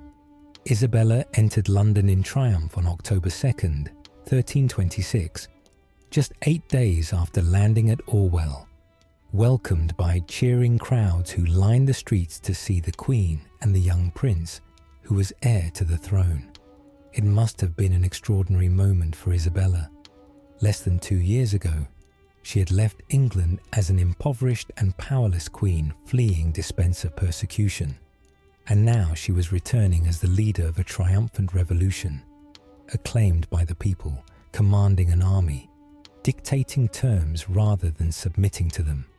The first major casualty of the revolution came quickly and brutally.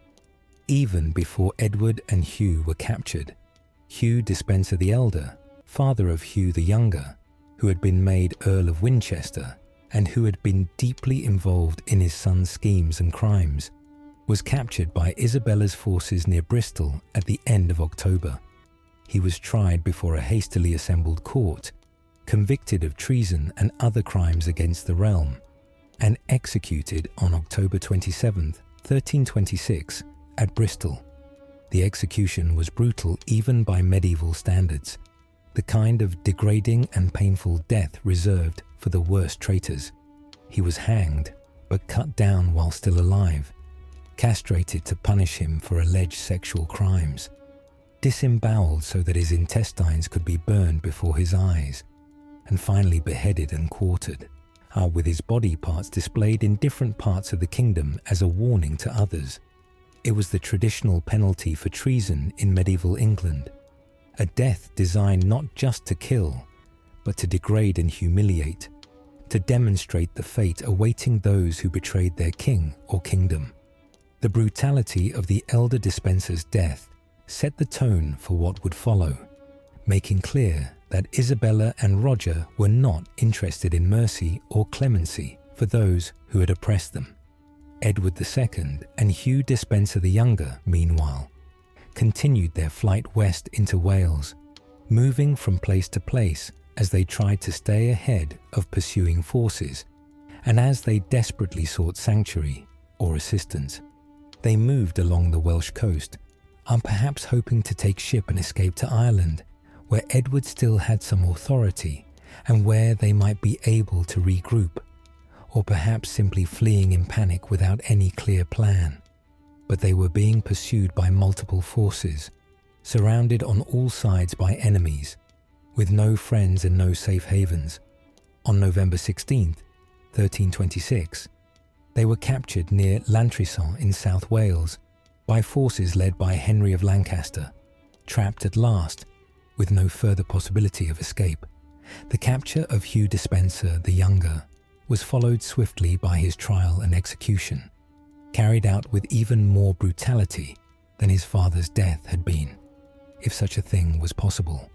He was taken to Hereford, where a court was assembled to try him, though trial is perhaps too generous a word for what was essentially a public condemnation and sentencing, and he was not allowed to speak in his own defense, was not given any opportunity to present evidence or call witnesses, was simply declared guilty of treason and various other crimes and sentenced to death immediately. The chroniclers report that Hugh had refused to eat during his captivity, either from despair or as an attempt at suicide by starvation, and that he had to be force-fed before his execution, so that he would be conscious and able to fully experience his death. On November the 24th, 1326, at Hereford, Hugh Despenser the Younger was subjected to one of the most brutal executions recorded in medieval English history, a death so terrible that chroniclers, writing decades later, still described it in tones of horror and satisfaction, depending on their perspective. The execution followed the traditional format for traitors, but was carried out with particular cruelty and attention to his specific crimes. He was dragged through the streets of Hereford tied to horses, pelted with filth and garbage by the crowds, while biblical passages condemning sodomy and unnatural acts were recited aloud, emphasizing the sexual nature of his alleged crimes with Edward. He was hanged but cut down while still conscious. He was castrated brutally, with his genitals cut off and thrown into a fire, symbolizing punishment for his alleged unnatural relationship with the king. He was disemboweled, his intestines pulled out and burned before his eyes while he still lived. And finally, after all this, he was beheaded and his body quartered, the pieces sent to be displayed in different parts of England as warnings and trophies. The brutality of Hugh's execution, the clear element of sadistic pleasure in making him suffer as much as possible before finally granting him the mercy of death, tells us much about the depth of hatred that he had inspired through his greed, his cruelty, his oppression of so many people during the years of his power.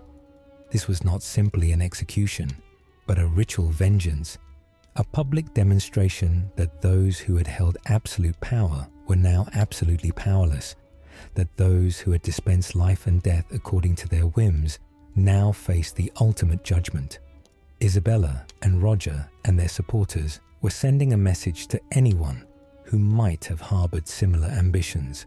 This is the fate that awaits tyrants and oppressors. This is the price you pay for abusing power.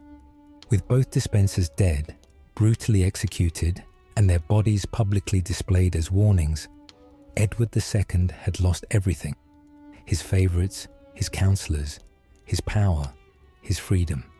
He was now a prisoner of his own queen and of the forces she commanded, held at Kenilworth Castle under the guard of Henry of Lancaster, stripped of all authority, facing an uncertain future. Isabella and Roger, along with the nobles who had supported the revolution, now controlled England. Young Prince Edward, who was still only 14 years old, was the nominal leader of the government that had replaced his father's, but obviously, at his age, he was not actually making decisions.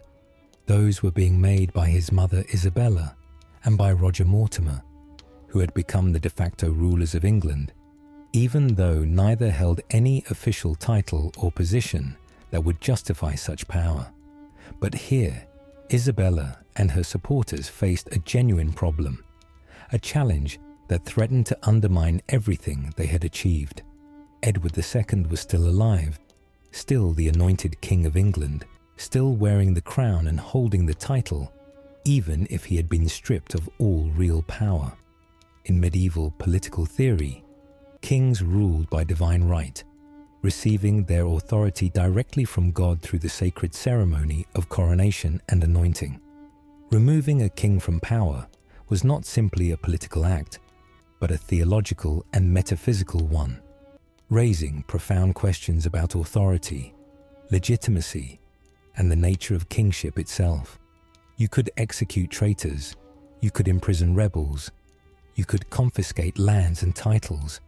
These were all normal parts of medieval political life, regrettable sometimes but necessary and entirely within a king's rights.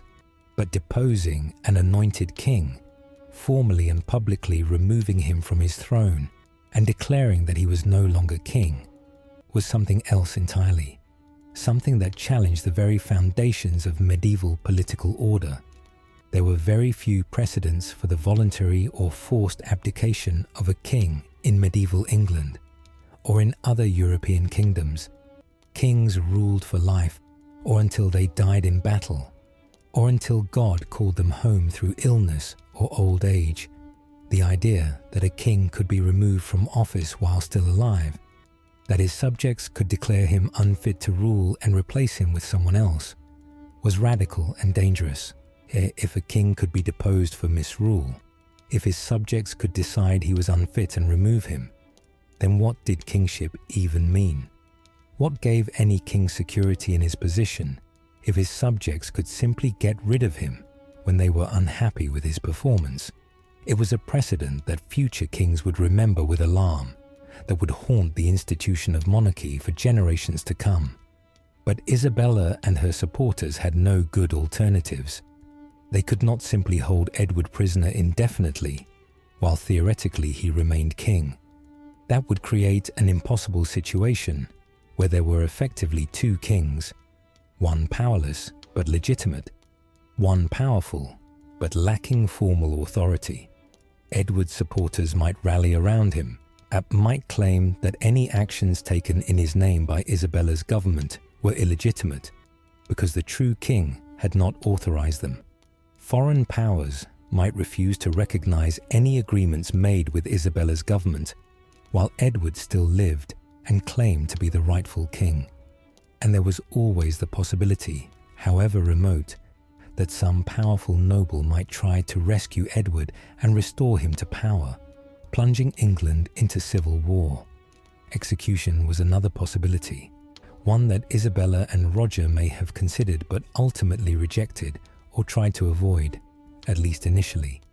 They could have charged Edward with treason or some other capital crime, put him on trial, convicted him, and executed him as they had executed the Despensers. This would have permanently removed the problem of a deposed king claiming legitimacy, and would have cleared the way for Prince Edward to become king without any competing claims. But executing an anointed king was even more radical than deposing him, even more contrary to centuries of tradition and belief about the sacred nature of kingship. No English king had ever been formally tried and executed by his subjects. When kings died violently, it was through assassination or through death in battle, not through public trial and execution. The precedent would be shocking, potentially disastrous for the institution of monarchy itself, possibly provoking intervention from the Pope or from other European monarchs who would see such an execution as threatening to the security of all kings everywhere. The solution that Isabella and her supporters decided on was to force Edward II to abdicate the throne voluntarily, to have him formally renounce his crown and his authority, to make him publicly declare that he was no longer fit to rule and that his son should take his place as king. If Edward abdicated voluntarily, then it was not really deposition. It was the king himself choosing to step down, recognizing his own inadequacy, making way for his son in an act that could be portrayed as paternal love and selfless concern for the kingdom, rather than as forced removal from power. The fiction would be transparent to everyone involved, of course. Everyone would know that Edward was being forced to abdicate under threat, and that his voluntary abdication was anything but voluntary. But the fiction would allow the transition of power to occur within at least nominally traditional frameworks. He would provide a legal and theoretical justification that might make the change more acceptable to those troubled by the implications of forcible deposition. In January 1327, Parliament was summoned to meet in Westminster, and this Parliament, one of the most historically significant ever assembled in England, took on the task of formally deposing King Edward II and elevating his son to the throne. The meeting was carefully stage-managed by Isabella and Roger to produce the result they wanted, while maintaining at least an appearance of following proper procedures and respecting traditional forms. Representatives of the nobility, the clergy, and the commons were present, giving the assembly the appearance of representing the entire kingdom and its judgment on the king's fitness to rule. Charges were read against Edward II, and a list of grievances and accusations documenting his failures as a king, his incompetence in war, particularly the catastrophic defeat at Bannockburn, his poor judgment in choosing councillors, specifically his devotion to Piers Gaveston and Hugh Despenser, despite the opposition and warnings of his nobles, his failure to uphold the laws and customs of England, allowing the Despensers to rule arbitrarily and oppress the kingdom, his loss of territories in Scotland and France through military defeat and diplomatic incompetence, and various other charges that painted a picture of a king who had failed in every major responsibility of kingship. After hearing these charges, after dramatic speeches by Isabella and others emphasizing the suffering that England had endured under Edward's misrule and the urgent necessity of change, a parliament agreed that Edward II was unfit to continue as king and should be replaced by his son. This was presented not as a punishment or a coup, but as a regrettable necessity, something that was being done for the good of the kingdom, despite the pain of removing an anointed king from his throne. Theoretically, Edward could have refused to abdicate, could have insisted on his divine right to rule regardless of Parliament's decision. But he was a prisoner, powerless, surrounded by enemies, and he was made to understand that if he did not abdicate voluntarily, he and possibly his children would face dire consequences. A delegation was sent to Kenilworth Castle, where Edward was being held, a carefully chosen group that included bishops to give religious authority, nobles to represent the political nation, and in others who might persuade or intimidate Edward into cooperation. The sources differ on what exactly happened at this meeting. Some chronicles paint a picture of Edward breaking down in tears, agreeing to abdicate for the sake of his son, yielding with dignity to the inevitable. Others suggest he resisted at first, but was worn down by threats and pressure. Still others hint at physical intimidation or worse. What is certain is that on January 21st, 1327, Edward II formally abdicated his throne, renouncing his crown and his authority, declaring that he was unfit to rule and that his son should take his place as King Edward III. 2 days later, on January 25th, 1327, exactly 19 years to the day after Edward II's marriage to Isabella at Boulogne, 14-year-old Prince Edward was proclaimed King Edward III of England at Westminster. It was an extraordinary moment in English history. For the first time, a king had been formally deposed while still alive, removed from power not by foreign conquest or by death, but by his own subjects declaring him unfit to rule. The young king, still just a boy really, took the throne under the protection and guidance of his mother, Queen Isabella, and Roger Mortimer, who would govern England as regents during the new king's minority, ruling in Edward III's name until he came of age and could take full control of his kingdom. The coronation of Edward III was carried out with all the traditional ceremony and splendour that attended the making of an English king, as if to emphasize that despite the unprecedented circumstances of his accession, he was just as legitimate a monarch as any who had come before. He was anointed with holy oil at Westminster Abbey, crowned with the crown of England, given the regalia that symbolized royal authority, acclaimed by the assembled nobles and bishops and commoners as their rightful king. Isabella stood beside her son during the ceremony, probably feeling a mixture of triumph and vindication. She had overthrown the husband who had humiliated her and the favourites who had oppressed her. She had raised her son to the throne. She had become one of the most powerful people in England, if not in all of Europe. Everything she had suffered, all the years of humiliation and degradation, had been leading to this moment of victory.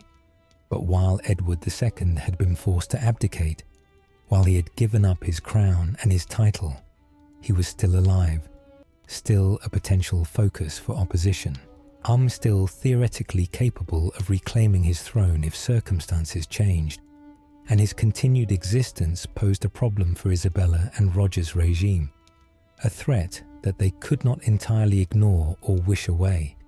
As long as Edward lived, there would be questions about legitimacy. There would be the possibility, however remote, of rescue or escape.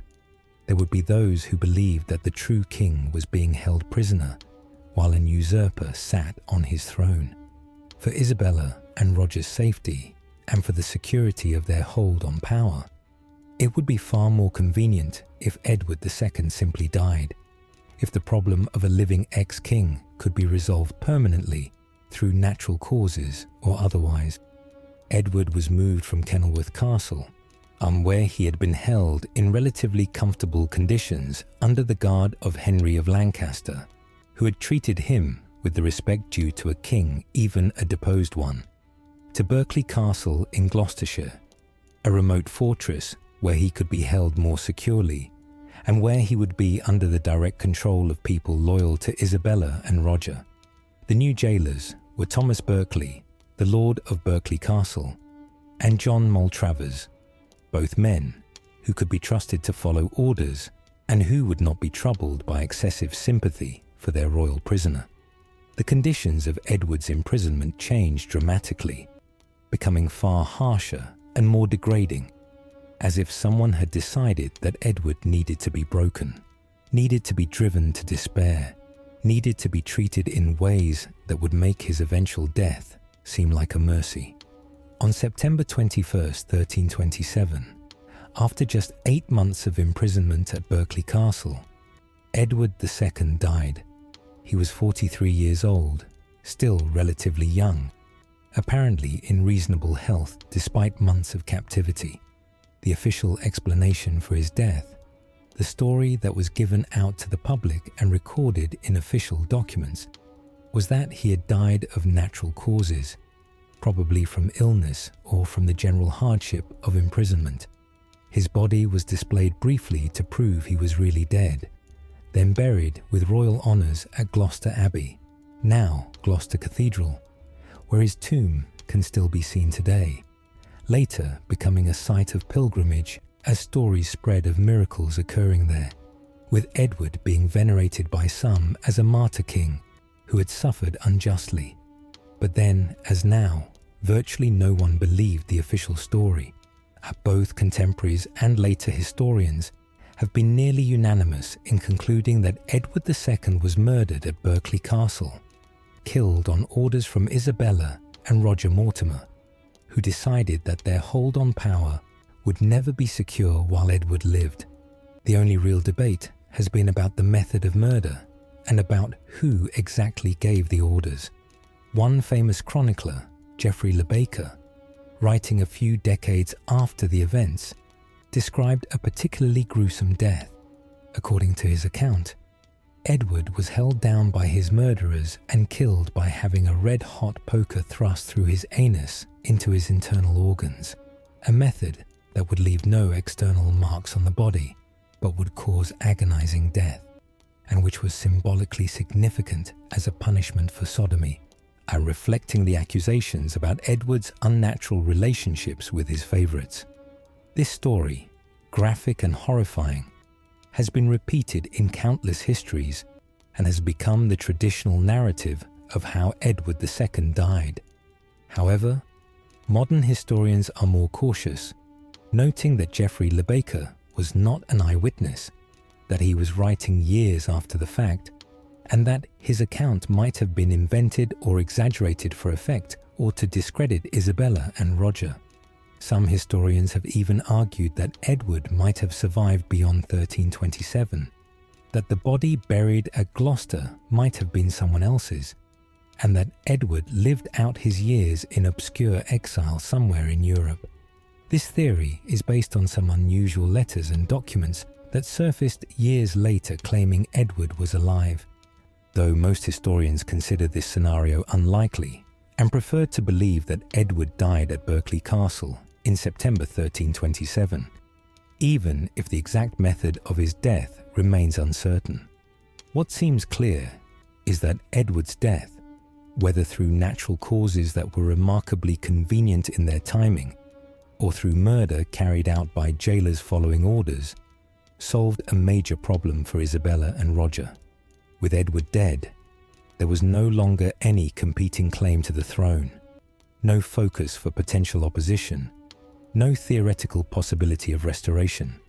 Young Edward III was now unquestionably the king, and Isabella and Roger were the regents who governed in his name, holding power as completely as they had dreamed of during their exile in France. And they had achieved a stunning and complete victory in less than a year from the date of their invasion. The Despensers were dead, Edward II was dead, their enemies were destroyed, and they controlled England entirely. It was a triumph that few could have predicted when Isabella sailed from France with her small army just 12 months earlier, a revolution that had succeeded beyond anyone's expectations. But as Isabella and Roger would soon discover, holding power was far more difficult than seizing it, and the same ruthlessness that had brought them to power would eventually contribute to their downfall. The years ahead would test them in different ways than the invasion had, would reveal the limits of their ability to govern, and would eventually lead to another violent change of power that would end their regency and cost Roger his life. Isabella and Roger Mortimer found themselves, in early 1327, in a position of power that would have seemed impossible just 2 years earlier, when Isabella had been an impoverished and persecuted queen fleeing England to escape Hugh Despenser's tyranny. Now, they effectively ruled England as regents for the young Edward III, who was still only 14 years old at the time of his accession, and who would not reach his legal majority and take control of his kingdom for several more years. During those years, from 1327 to 1330, Isabella and Roger would govern England in the young king's name, making decisions that affected the entire kingdom, dispensing justice and patronage, conducting diplomacy, raising and spending revenues, doing all the things that kings normally did, but doing them as regents rather than as monarchs in their own right. In theory, a regency should have been a period when experienced adults governed wisely on behalf of a young king until he was old enough to rule on his own, protecting the kingdom's interests and preparing the young monarch for his future responsibilities. In practice, regencies were often periods of weakness and instability, when the absence of a strong adult king allowed noble factions to fight over power and influence, when the kingdom's interests were sacrificed to the personal ambitions of those who controlled access to the young monarch, when those who governed in the king's name enriched themselves and their allies while claiming to serve the kingdom. And Isabella and Roger's regency would prove to be more like the latter than the former, marked by increasing corruption and self-interest, by decisions that benefited them personally at the expense of the kingdom, by a growing disconnect between their rhetoric about serving England and their actual behaviour as rulers. The early months of the Regency saw some genuine attempts to address England's problems and to govern more responsibly than Edward II and the Despensers had done. One of the first priorities was to make peace with France, ending the war that had been dragging on since 1324 and that had provided the pretext for so much of the Despensers' persecution of Isabella. In March 1327, just 2 months after Edward III's accession, and a treaty was concluded with France, the Treaty of Northampton, or the Shameful Peace, as it would later be called by English critics, that ended the war on terms that were generally favourable to France. Isabella had obvious reasons to want peace with her homeland and with her brother King Charles IV, and the terms reflected English weakness and French strength in the negotiations.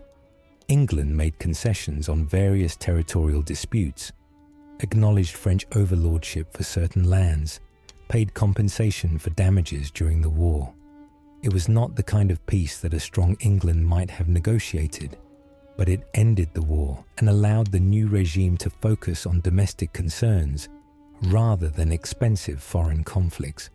Another early priority was dealing with Scotland, where Robert the Bruce had taken advantage of English weakness and civil strife to further consolidate his position and to raid into northern England almost at will. The defeat at Bannockburn in 1314 had essentially ended English hopes of conquering Scotland, but English kings had continued to claim overlordship and to refuse to recognise Scottish independence.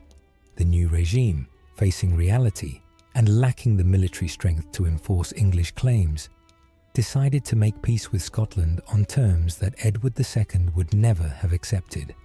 In May 1328, the Treaty of Edinburgh-Northampton formally ended the long war between England and Scotland, with England recognising Robert the Bruce as King of Scots and acknowledging Scottish independence, giving up centuries of claims to overlordship in exchange for peace and the return of prisoners. The treaty also arranged for the marriage of young Princess Joan, Edward III's sister and Isabella's daughter, to Robert the Bruce's infant son David, uniting the English and Scottish royal families in kinship, even as the kingdoms remained separate and independent.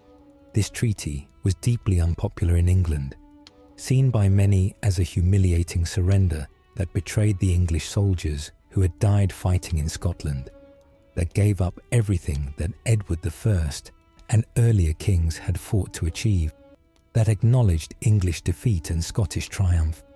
Critics called it the Shameful Peace and blamed Isabella and Roger for accepting terms that no self-respecting English king would have agreed to, are arguing that the only reason for such a weak treaty was that Isabella and Roger were more interested in securing their own power than in defending English interests.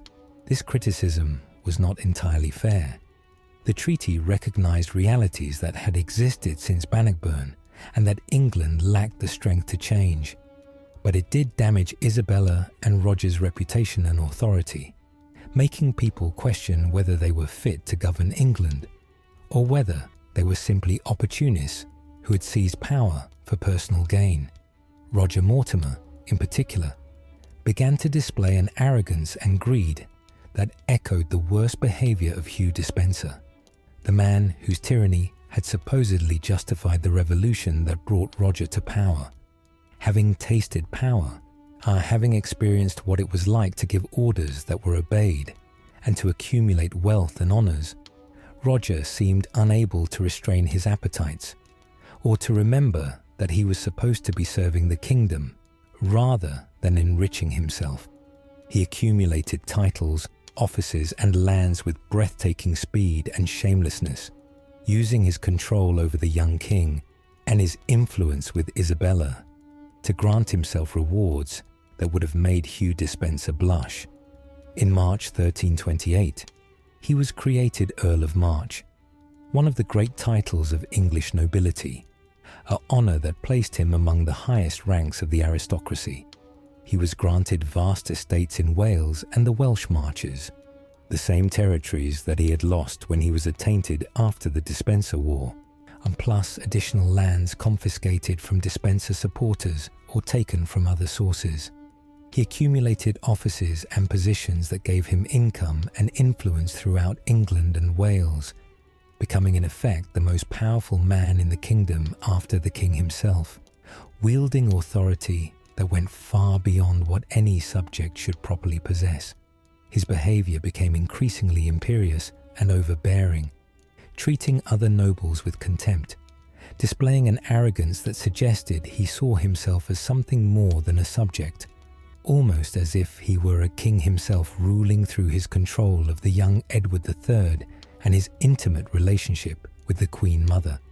He held court almost like a king, surrounded by retainers and supporters, dispensing patronage and justice, making decisions that affected the entire kingdom.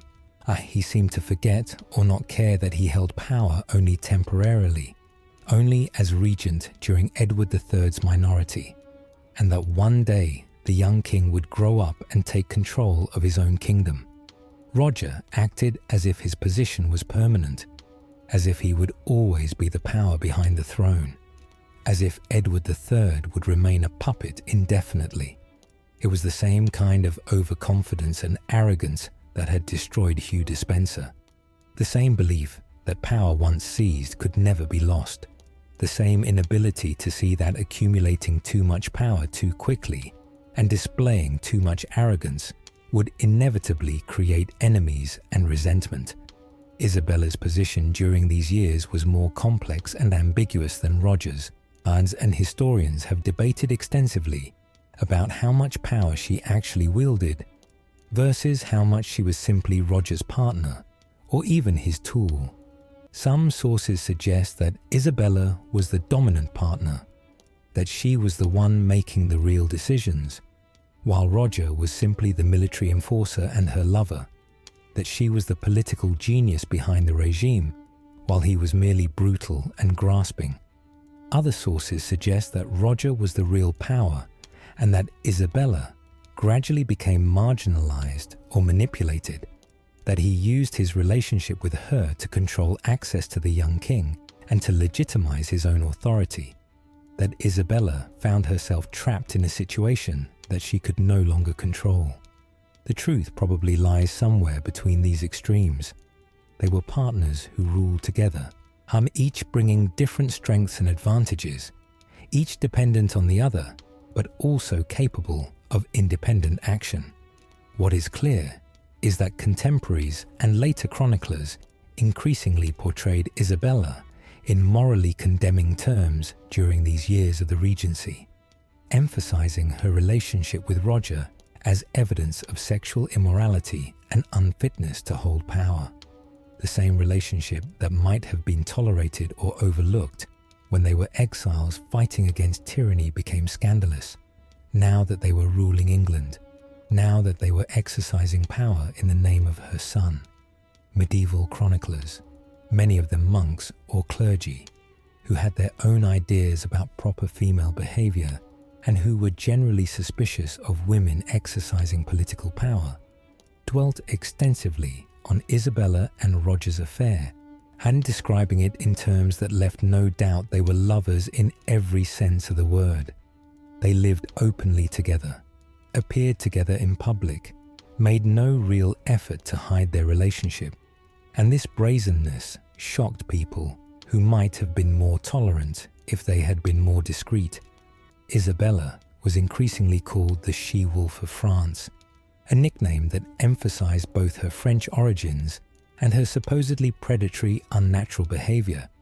As a woman who had turned against her husband and who now ruled England in defiance of normal gender expectations, the nickname may have originated even earlier, perhaps during the invasion itself, when hostile propaganda portrayed her as a dangerous foreign woman bringing soldiers to attack England. But it gained wide currency during the Regency years and would stick to her for the rest of her life and beyond. The she-wolf label was deeply gendered and deeply hostile, invoking images of female predators who devoured their own mates and young, suggesting that Isabella was an unnatural woman who had violated all the proper boundaries of female behavior, combining misogyny with xenophobia to create a powerful negative image. One event during the Regency years would particularly damage Isabella and Roger's reputation and provide their enemies with powerful ammunition for condemning them as ruthless tyrants, no better than the Despensers they had overthrown. In 1330, Edmund, Earl of Kent, who was Edward II's younger half-brother and thus uncle to the current King Edward III, became involved in what may have been a genuine conspiracy or may have been an elaborate trap to destroy him. Edmund somehow came to believe that Edward II was still alive, that the story of his death at Berkeley Castle in 1327 had been a lie, and that the former king was being held prisoner somewhere, possibly at Corfe Castle in Dorset.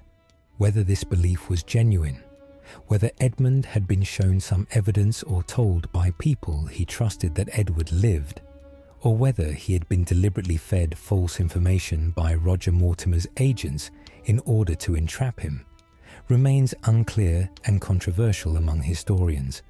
What is certain is that Edmund began trying to organize support for rescuing Edward II and potentially restoring him to power, an act that was clearly treasonous from the perspective of the current regime, since it aimed at overthrowing Edward III and replacing him with his father. Edmund approached various nobles and clergy, trying to recruit them to his cause. Speaking openly enough about his plans, that word inevitably reached Roger Mortimer's ears, whether by accident or by design. Edmund was arrested in March 1330, charged with treason for plotting to overthrow the king, tried before Parliament, which had been called specifically for this purpose, convicted with shocking speed, and sentenced to death. Despite his royal blood, despite being the king's uncle, despite being the son of Edward I, and thus from the direct royal line, Edmund was executed at Winchester on March 19, 1330, beheaded in a rushed and brutal execution that shocked contemporaries. The execution of Edmund of Kent was politically catastrophic for Isabella and Roger's regime, damaging their reputation and legitimacy in ways that would prove impossible to repair. Edmund was widely seen as having been either deliberately trapped through false information about Edward II being alive, or at worst as having been guilty of naive indiscretion rather than serious treason. Many believed that his real crime had been that he was too close to the throne, too prominent, too potentially dangerous to Isabella and Roger's hold on power, and that they had used or manufactured the conspiracy as an excuse to eliminate him. The speed and ruthlessness of the execution, the refusal to show mercy to a man of royal blood, and the apparent pleasure that Roger took in destroying yet another enemy. All of this reminded people uncomfortably of Hugh Despenser's behavior, of how Hugh had eliminated anyone who threatened his power, of the tyranny they had supposedly overthrown in 1326. The execution also demonstrated what had become increasingly clear during the Regency. Isabella and Roger were as capable of ruthless brutality in pursuit of power as the Despensers had been, were as willing to use violence and judicial murder to eliminate threats, were as interested in accumulating wealth and power for themselves as they were in governing well for the kingdom. The revolution had changed the personnel in power, but had not fundamentally changed how power was exercised, had not created a more just or more lawful government. Thatcher had simply replaced one set of oppressors with another. This realization was spreading through England, creating dissatisfaction and resentment among nobles who had supported Isabella's invasion, among common people who had hoped for better government, among everyone who was discovering that the new regime was not significantly better than the old one they had helped to overthrow. Young Edward III, meanwhile, was growing up, maturing from a boy into a young man, observing everything around him, learning lessons about power and politics that would shape his long and successful reign later. He had been 14 when he became king, old enough to understand what was happening, but too young to effectively resist the regency that his mother and Roger had established. He had watched as Roger accumulated power and wealth. I had seen how Roger treated other nobles with contempt, had observed the ruthless elimination of Edmund of Kent, had noticed how Roger and his mother lived openly as lovers while his father's memory was dishonoured.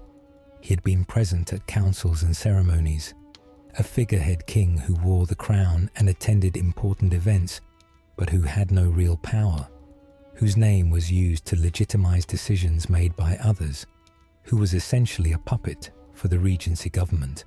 But Edward was learning, watching, planning, and waiting for his opportunity. In 1330, he turned 18 years old, the age at which English kings traditionally reached their majority and took full control of their kingdoms. By law and custom, Edward III should now have been ruling on his own, should have been able to dismiss the Regency and govern in his own name.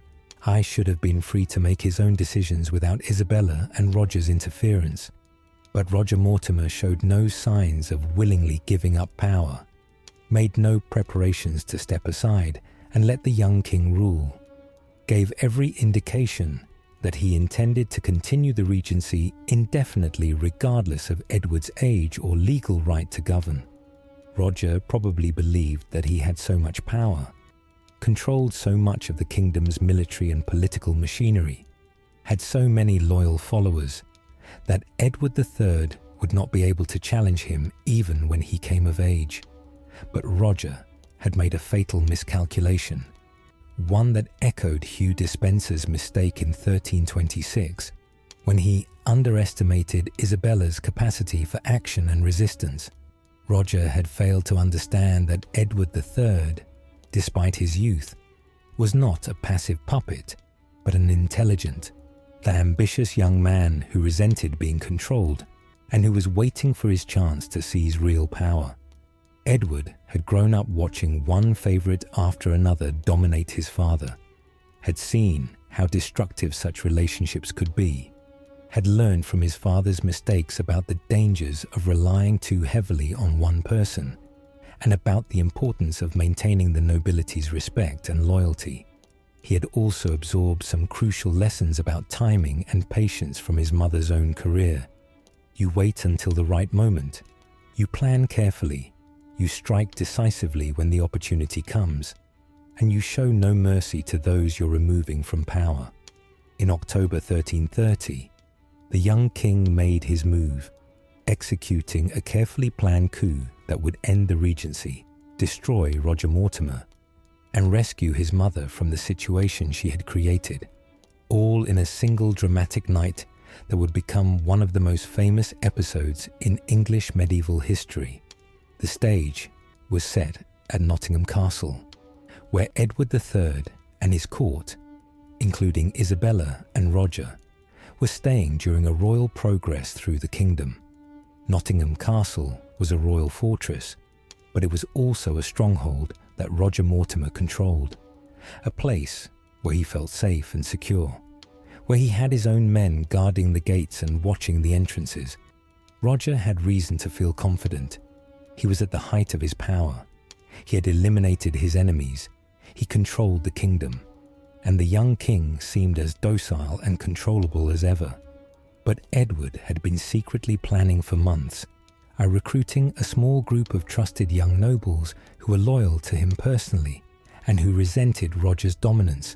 Men like William Montague, Edward Bohun, and Robert Ufford, who would risk everything on a single desperate gamble to give their king his freedom. They had discovered or been shown a secret passage that led into Nottingham Castle, bypassing the gates and guards that Roger controlled, allowing them to enter the castle unseen and unannounced. On the night of October 19th, 1330, Edward and his conspirators put their plan into action, entering the castle through the secret passage, moving quietly through the corridors toward the chambers where Roger Mortimer was staying. Roger was in Isabella's chambers when Edward and his men burst in, probably in bed with her, or at least present at a late hour in circumstances that left no doubt about the nature of their relationship. The sudden appearance of armed men, the realization that he had been betrayed and that the castle he thought he controlled had been penetrated, the understanding that everything he had built over the past 4 years was collapsing around him in a matter of minutes. All of this must have been a terrible shock for Roger, a stunning reversal of fortune that happened too quickly for him to react effectively. He tried to resist, reaching for weapons, or perhaps simply trying to defend himself with his bare hands. But Edward's men overpowered him quickly and efficiently. Some of Roger's household knights who tried to come to his aid were killed in the struggle, even cut down by Edward's supporters in the violent confusion of the moment. Isabella, seeing her lover and partner being seized, seeing her son leading armed men to arrest Roger, realizing that her years of power were ending and that a new regime was taking over, cried out to Edward in words that chroniclers recorded and that have echoed through the centuries. "Fair son, have pity on gentle Mortimer." She was begging her son to spare Roger's life, pleading with Edward to show mercy, calling Roger gentle Mortimer in a phrase that might have been affectionate, or might have been ironic, or might have been simply the words that came out in a moment of panic and desperation. Whether her plea was motivated by love for Roger, or by fear for her own position now that Roger was being taken, or by a mother's hope that her son would show mercy, we cannot know. But Edward ignored her plea or gave her no answer, proceeding with the coup that would end the Regency and establish him as the true ruler of England. Roger Mortimer was taken from Nottingham Castle to the Tower of London, the same fortress from which he had made his famous escape 7 years earlier. And this time, there would be no escape, no dramatic rope descent from the walls, no boat waiting on the Thames to carry him to safety. He was charged with treason and with various other crimes. The murder of Edward II, though interestingly, Edward III never explicitly confirmed that his father had been murdered or publicly accused Roger of the deed, leaving that question ambiguous and unresolved. The execution of Edmund of Kent, the accumulation of royal power and authority to which he had no legitimate right, and the depletion of the royal treasury for his personal enrichment, and various other offences that painted a picture of a man who had betrayed every trust, violated every law, and oppressed the kingdom for his own benefit. Roger was not given a real trial. not allowed to defend himself or to present evidence or to call witnesses, any more than Edmund of Kent had been allowed a real trial earlier that same year. He was brought before Parliament in November 1330, charged, condemned, and sentenced in proceedings that were more like a public condemnation than a judicial process. The verdict was predetermined, the sentence inevitable. On November 29th, 1330, Roger Mortimer, Earl of March, the man who had escaped from the Tower, who had invaded England with the Queen, who had overthrown a king and ruled England for 3 years as regent, was hanged at Tyburn, the common execution ground for criminals in London, on the same gallows where common thieves and murderers met their end. It was a deliberately degrading death for a man of his rank. Earls were supposed to be beheaded, not hanged like common criminals, given the dignity of a noble death even when convicted of treason. But Edward III had chosen to have Roger hanged to emphasize that he was being treated as a criminal rather than as a fallen noble, to demonstrate that no special mercy would be shown, to make clear that the new regime was fundamentally different from the Regency it was replacing. Roger's body was left hanging on the gallows for days, displayed to the public as a warning and a spectacle, before being taken down and buried without ceremony or honor. The man who had been so powerful, who had accumulated such enormous wealth and authority, who had seemed invincible just weeks earlier, was gone, his power destroyed in a single night, his death as brutal and public as those of the Despensers he had helped to destroy. Isabella's position after Roger's fall was precarious and uncertain, her future unclear. She had been ruling England as regent just days ago, had been one of the most powerful people in the kingdom, had controlled access to the king, and had made decisions that affected millions of lives. Now she was effectively a prisoner again, though held in far more comfortable circumstances than she had been during the Despenser years, watched by her own son, who had just executed her lover, facing an unknown fate that might range from comfortable retirement to imprisonment to execution. Edward III faced a difficult and delicate situation regarding his mother. On one hand, Isabella had been complicit in everything Roger had done during the Regency. She had supported his accumulation of power, had benefited from his enrichment of them both, had lived openly with him as his lover, had been present at the events that led to Edmund of Kent's execution. She could theoretically be charged with the same crimes as Roger, could be held accountable for the Regency's failures and excesses, could be tried and potentially even executed for treason or other offences. Some of Edward's advisors may have suggested this course, arguing that Isabella should face justice just as Roger had, that she should not escape consequences simply because she was the king's mother. On the other hand, she was the king's mother, the woman who had given birth to him and raised him, who had kept him with her during the exile in France, who had made him king when she could have tried to rule in her own right, or could have made some other arrangement. Medieval society placed enormous emphasis on filial duty, on the obligation of children to honor and respect their parents regardless of circumstances, on the special bond between mother and child that was considered sacred and inviolable. For Edward to execute or even to imprison his own mother would have been shocking, scandalous, potentially damaging to his reputation and legitimacy. Kings were supposed to honor their parents, not destroy them. And there was always the possibility that Isabella had information or secrets about the Revolution of 1326 and its aftermath, about Edward II's death or other sensitive matters. Information that might be better kept private than exposed through a public trial. Edward chose a middle course that balanced justice with mercy, accountability with filial duty. Isabella was not put on trial, was not publicly condemned or sentenced, was not executed or imprisoned in any dungeon, but she was removed from power completely and permanently, stripped of all political influence, excluded from the court, and from any role in government. She was pensioned off to a comfortable but politically meaningless retirement, given an income sufficient to maintain a household appropriate to a dowager queen, but nothing like the wealth and resources she had controlled during the Regency.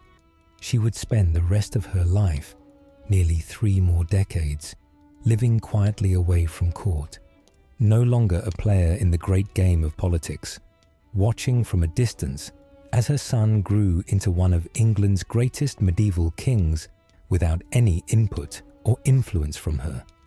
Isabella was initially confined to various royal castles and residences, moved from place to place during the first months after Roger's fall, while Edward decided what to do with her, and while any potential supporters were identified and neutralized. But by 1332, she had been settled at Castle Rising in Norfolk, a royal castle that would be her primary residence for most of the remainder of her life, though she also spent time at other residences, including Hertford Castle and her London residences on occasion. Castle Rising was a substantial and impressive fortress, one of the finest examples of Norman military architecture in England, and with thick stone walls and strong defences, large enough to house a sizable household, but isolated enough to keep Isabella away from the centres of power in London and Westminster. Her household at Castle Rising and her other residences was comfortable by any standard, appropriate for a dowager queen, even one who had fallen from grace. She had dozens of servants and attendants, enough to maintain the dignity of her position as Queen Mother and former Queen of England, sufficient to see to her needs and to provide companionship and company. She had ladies who waited on her, servants who managed the practical aspects of running the household, clergy who said masses for her soul and the souls of her family members, stewards who managed her estates and finances, and she dressed in fine clothes, though perhaps not quite as magnificently as during her years of power, maintained an appropriate level of display and dignity, and lived in circumstances that most people of her era would have considered luxurious, even if they were far removed from the splendour and influence she had once enjoyed. But she was effectively removed from politics, excluded from court, cut off from the decision-making processes that determined England's future. She did not attend important ceremonies or feasts at Westminster unless specifically invited, which happened rarely, and then only for the most significant family occasions. She did not participate in councils or give advice on policy. She did not intercede with her son on behalf of petitioners or seek favours for her supporters. She was a spectator to history now, rather than a participant, watching from the sidelines as events unfolded without her input or influence. For a woman who had been at the centre of European politics for years, who had overthrown a king and ruled a kingdom, this must have been a profound and painful adjustment, a kind of living death for someone whose entire adult life had been devoted to the pursuit and exercise of power. The nature of her relationship with Edward III during these long years of retirement is unclear and has been much debated by historians. Some sources suggest that Edward remained bitter about his mother's relationship with Roger Mortimer and about the circumstances surrounding his father's death, that he kept Isabella at a distance deliberately, that he never fully forgave her for what she had done, even though he chose not to punish her formally. Other sources suggest a more cordial relationship, with Edward visiting his mother occasionally, providing for her comfort, even consulting with her sometimes on family matters, if not on affairs of state. The truth may have varied over time. Perhaps the relationship was strained immediately after Roger's execution, but gradually improved over the years as memories faded, and as Edward's own position became secure enough that he no longer saw his mother as a potential threat. What is certain is that Edward treated Isabella with the outward respect and honour due to a queen mother. that he ensured she had sufficient resources to live comfortably, and that he included her in family occasions when appropriate, as she was present at the wedding of her son Prince John to Maria of Castile in 1348. She attended family Christmas celebrations occasionally, participating in the festivities, though probably feeling the weight of her changed circumstances. She maintained relationships with her grandchildren, the children of Edward III, who would periodically visit their grandmother at Castle Rising or at her other residences, giving Isabella some connection to the next generation and to the family she had fought so hard to elevate. Isabella also developed or maintained significant religious devotion during her retirement years, a pattern common among elderly medieval nobles who turned increasingly to religion as they aged and as they contemplated their mortality and the state of their souls.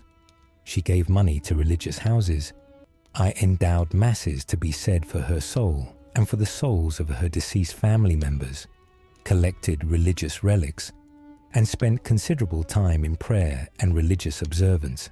Whether this religiosity was genuine piety that had always been present but became more prominent in retirement, or whether it was a calculated attempt to rehabilitate her reputation and ensure a favorable judgment in the afterlife, or whether it was simply what was expected of retired noblewomen, and what filled her days in the absence of political activity, we cannot know.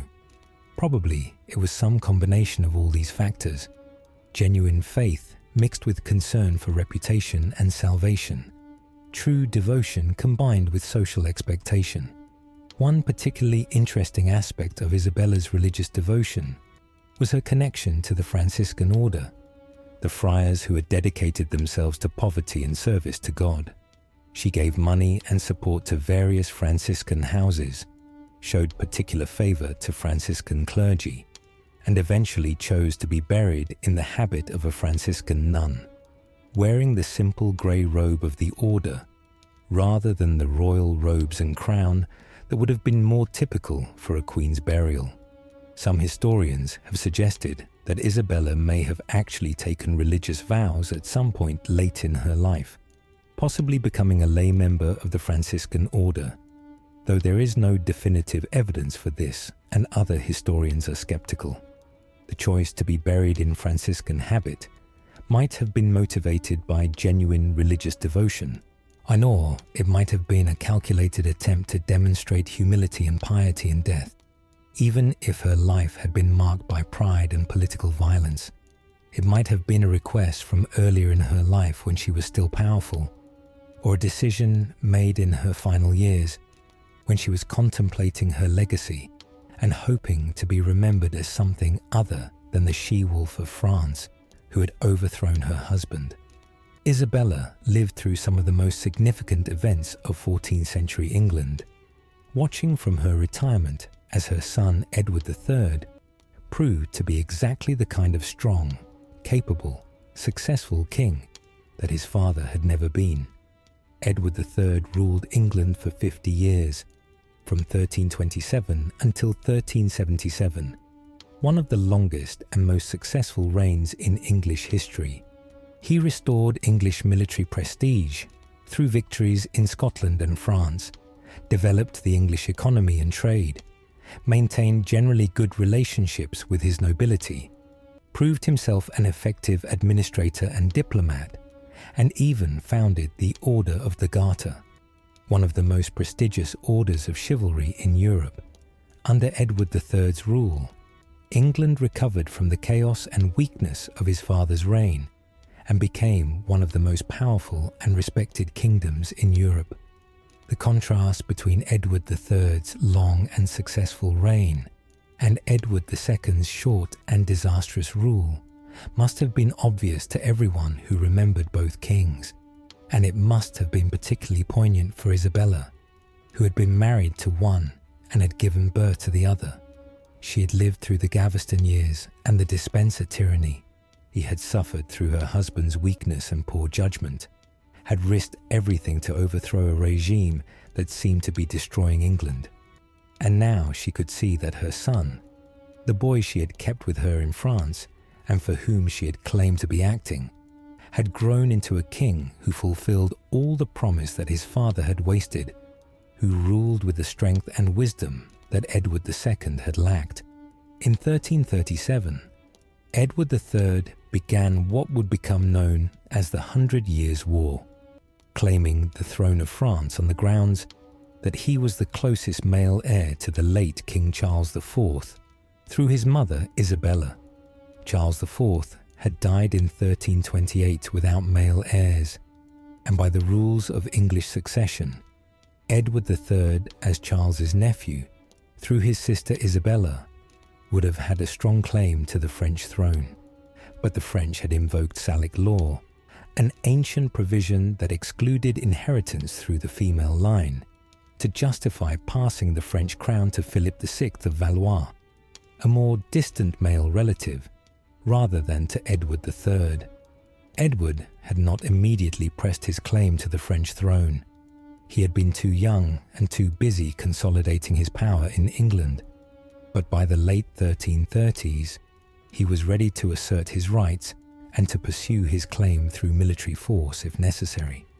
Isabella must have had complicated feelings about her son's claim to the French throne, a claim that rested entirely on her own position as daughter of Philip IV and sister to 3 French kings.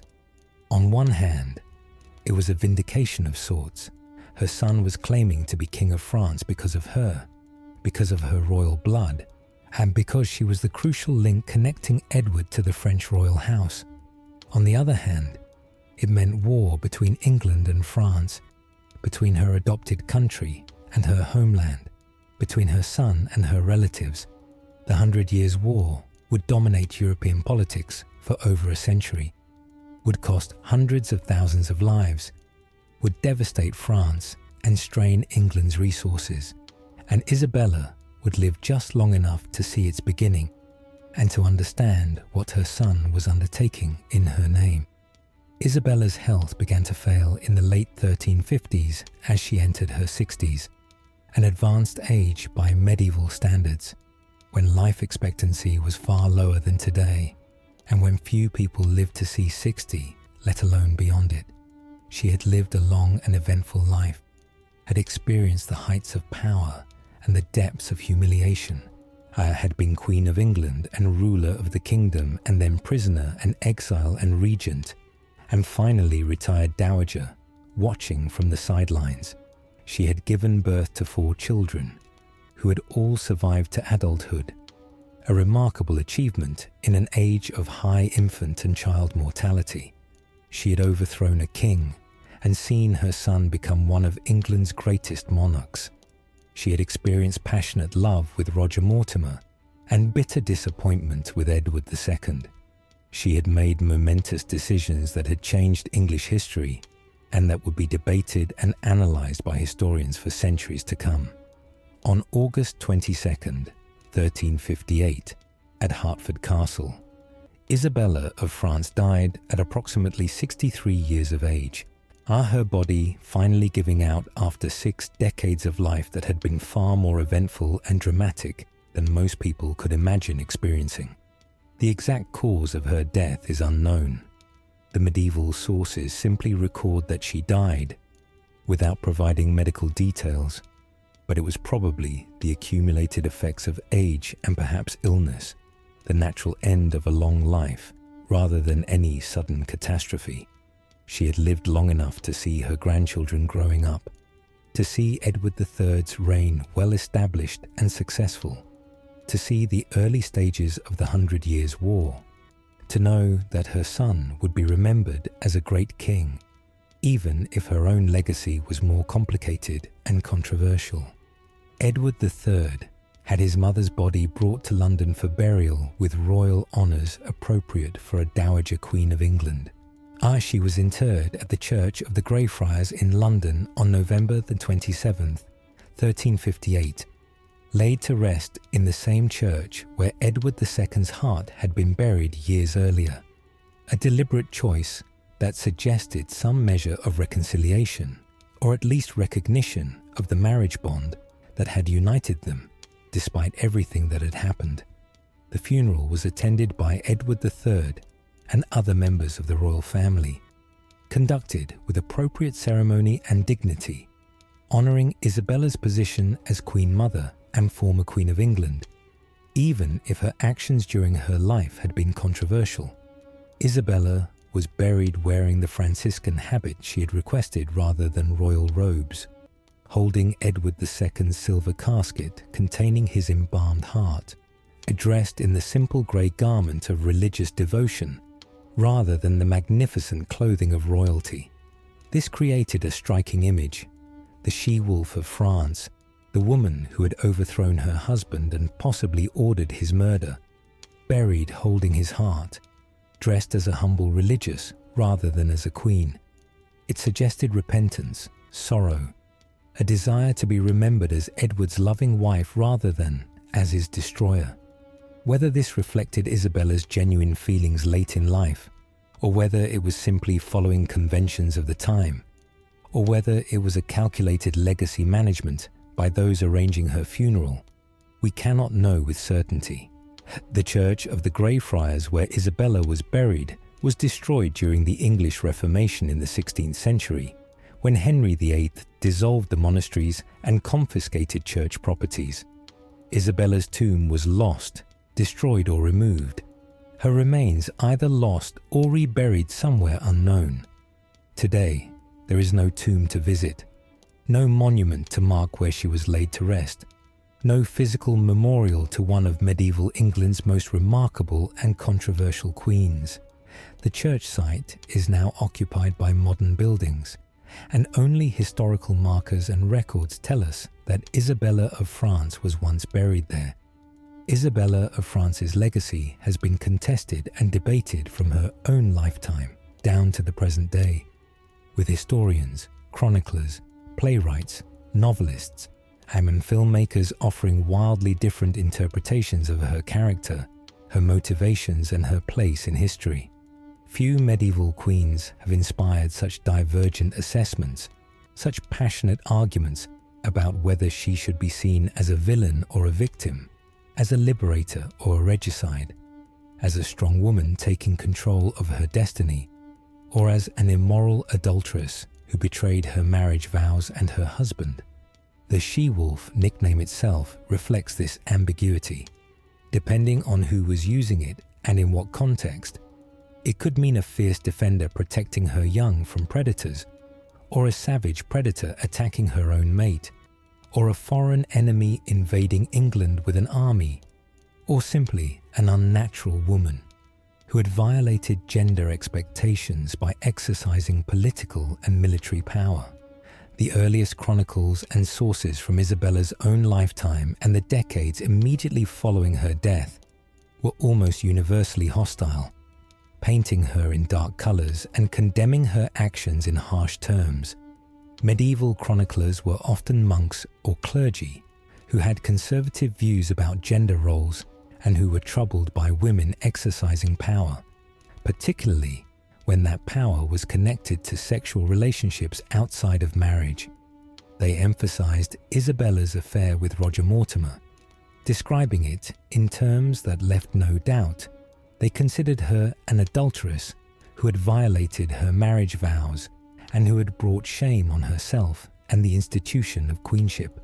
They condemned her role in overthrowing Edward II, treating it as a wife's rebellion against her rightful husband rather than as justified resistance to tyranny, and they held her at least partially responsible for Edward II's death, strongly implying or stating outright that she had ordered his murder, even if they couldn't prove it definitively.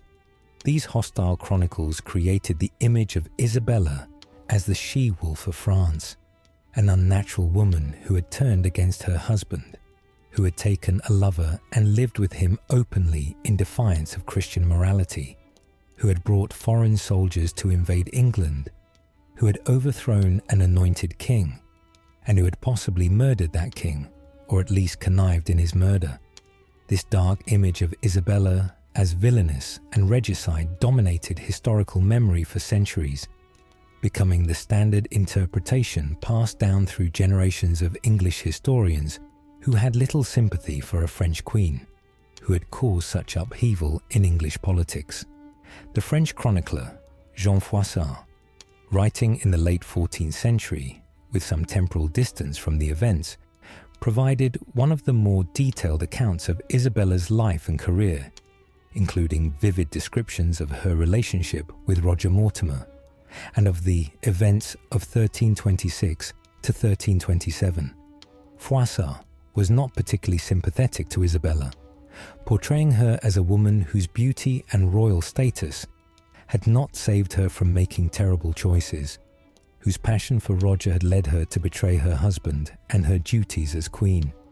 His chronicles were widely read and influential, helping to establish the narrative of Isabella as a tragic figure who had fallen from grace through her own moral failings and her inability to control her passions. Christopher Marlowe's play Edward II, written in the 1590s, had brought Isabella's story to the Elizabethan stage and helped popularize her image among English audiences. Marlowe portrayed Isabella somewhat sympathetically initially, showing her suffering under Edward's neglect and the humiliations inflicted by his favourites, but ultimately depicted her transformation into a cold and ruthless woman who was willing to murder her husband to secure power for herself and her lover. The play emphasized the homoerotic relationship between Edward and Gaveston, and later with Hugh Despenser, treating Isabella's rebellion as partly motivated by sexual jealousy and rejection, reducing complex political calculations to personal emotions and sexual dynamics. For centuries, this generally negative assessment of Isabella dominated historical writing about her. She was the she-wolf, the bad queen, and the woman who had violated every expectation of queenly behavior. The cautionary tale about what happened when women stepped outside their proper roles and attempted to exercise political power. Male historians writing in eras when women were expected to be subordinate to men in all aspects of life found Isabella's career disturbing and threatening, an example of dangerous female ambition that needed to be condemned to preserve proper gender hierarchies. However, more recent historical scholarship, particularly from the late 20th century onward, has offered more nuanced and sympathetic interpretations of Isabella's life and career, attempting to understand her actions in context rather than simply condemning them through the lens of medieval or modern moral standards. And feminist historians and those interested in women's history have pointed out that Isabella's situation in the early 1320s was genuinely desperate, that she was being systematically persecuted by Hugh Despenser, with Edward II's acquiescence or active support, that she had lost her income, her lands, her children, her household, her dignity, and possibly feared for her life. From this perspective, her flight to France and her alliance with Roger Mortimer and eventual invasion of England can be seen not as a wife's betrayal of her husband, but as a desperate woman's attempt to save herself and her children from a tyrant who was destroying them. Modern historians have also noted that Isabella's rhetoric during the invasion and the early months of her regime emphasized that she was acting to save England from evil counsellors, the Despensers, rather than to attack or depose Edward II himself. Her stated goal was removing the Despensers from power and rescuing her husband from their influence, not overthrowing the king or seizing power for herself. Obviously, events overtook these moderate claims. The Despensers were not just removed but brutally executed. Edward II was not just rescued but deposed and probably murdered. But Isabella's initial framing of her actions as defensive rather than aggressive may have been genuine rather than just propaganda. She may have hoped initially that removing the Despensers would be sufficient, and that Edward could be convinced to govern responsibly without them, and that she could return to being simply queen consort without needing to seize power herself. The question of whether Isabella ordered or acquiesced in Edward II's murder remains one of the great unresolved mysteries of medieval English history, debated endlessly by historians who have examined every scrap of evidence without reaching consensus. Some historians argue that Isabella must have known about and approved of Edward's death, that she and Roger Mortimer made the decision together that Edward could not be allowed to live, that the murder was a cold-blooded political calculation to eliminate a threat to their power. Other historians argue that the evidence for murder is not as strong as is often assumed, in that Edward might have died of natural causes even if the timing was remarkably convenient, or that he might have been murdered without Isabella's knowledge or approval by local jailers who thought they were doing what Isabella wanted without explicit orders. A few historians have even revived the theory that Edward II survived beyond 1327, that he wasn't murdered at Berkeley Castle, but was instead kept alive in secret imprisonment or allowed to escape to live in exile, that the body buried at Gloucester was someone else's. This theory is based on some curious documents and letters that surfaced years after the supposed death, including a letter allegedly from a priest claiming to have sheltered Edward in Europe. Most historians find this theory unlikely and prefer to believe that Edward died in 1327. But the continuing debate reflects how uncertain we are about many details of these events, even after centuries of historical investigation. What is perhaps most interesting about Isabella from a historical perspective is how she defies easy categorization, how she forces us to grapple with moral ambiguity and complexity, rather than allowing us to simply condemn or celebrate her. She was clearly a victim of genuine persecution during the Despenser years, suffering real injustices that anyone can sympathize with, separated from her children, impoverished, humiliated, threatened. Her decision to fight back against this persecution, to ally with Roger Mortimer and invade England to remove the Despensers, can be seen as admirable courage and determination, are refusing to accept victimization and instead taking action to save herself and her family. But she was also clearly complicit in actions that by any standard were brutal and excessive. The horrible executions of the Despensers that went beyond what was necessary to simply remove them from power, the forced abdication and probable murder of Edward II, the execution of Edmund of Kent, the increasingly corrupt and oppressive regime that she and Roger established during the Regency. She cannot be simply excused for these actions by pointing to her earlier victimization. She made choices that harmed others, that violated laws and norms, that were motivated by ambition and revenge as much as by justice or necessity. The fact that she was a woman operating in a man's world, that she faced obstacles and prejudices that men did not, does not make her innocent of the violence she participated in or the power she abused.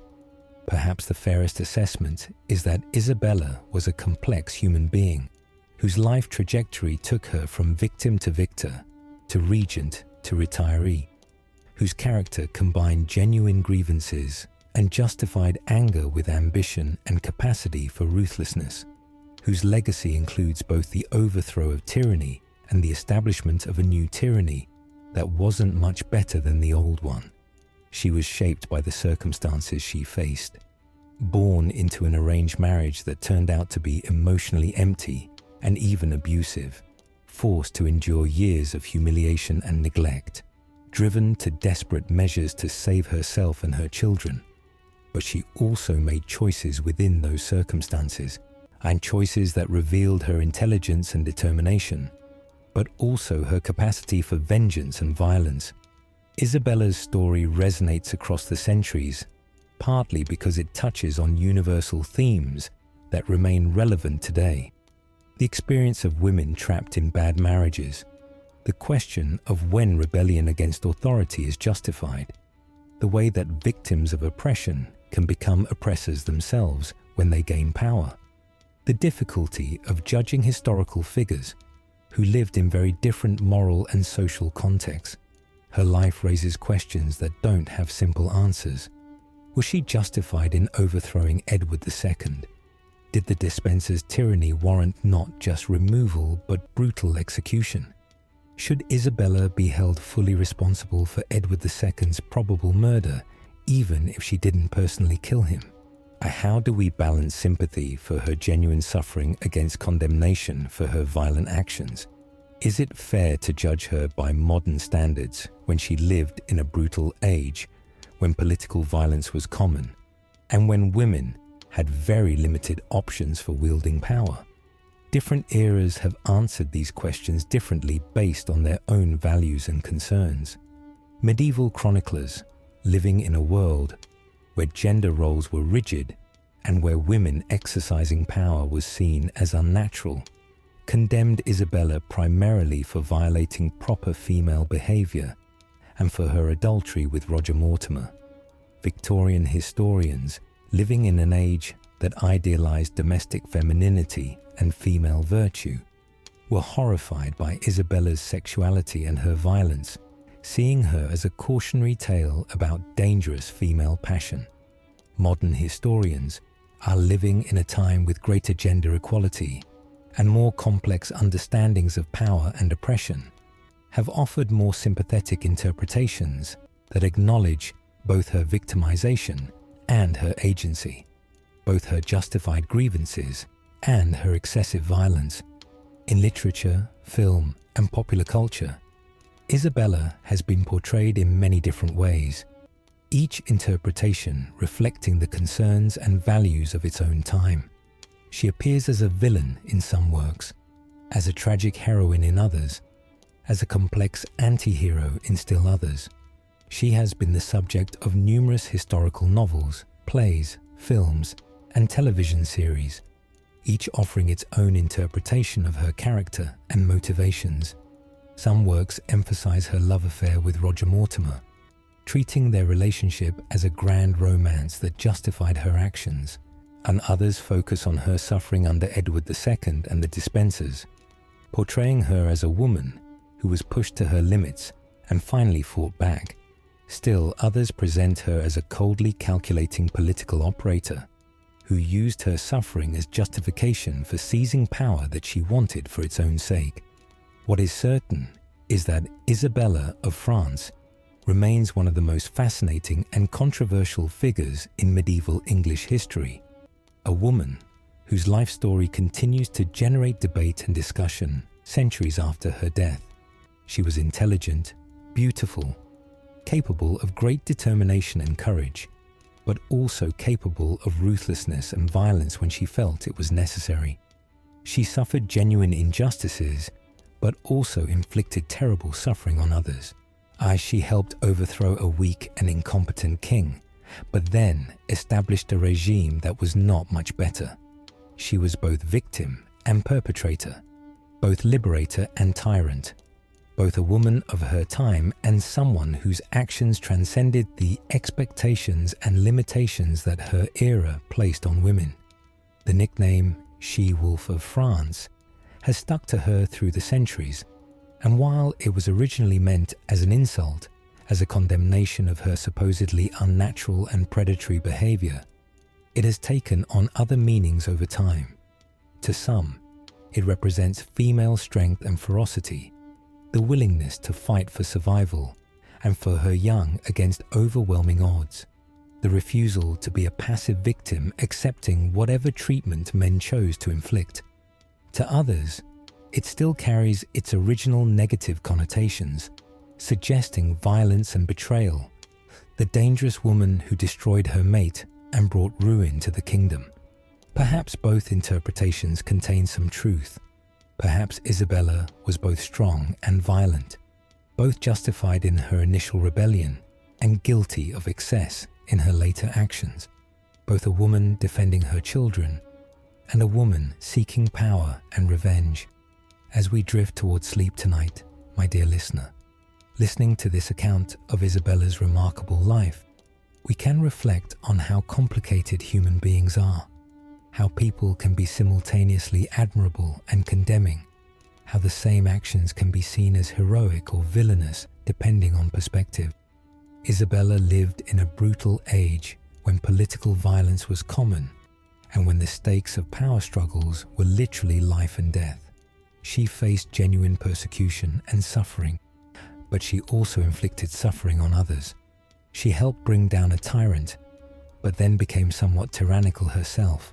She was a woman who refused to accept the limitations placed on her by her gender and her circumstances, who fought back against oppression with intelligence and determination, but whose methods and whose hunger for revenge led her to actions that even sympathetic observers must acknowledge were excessive and cruel.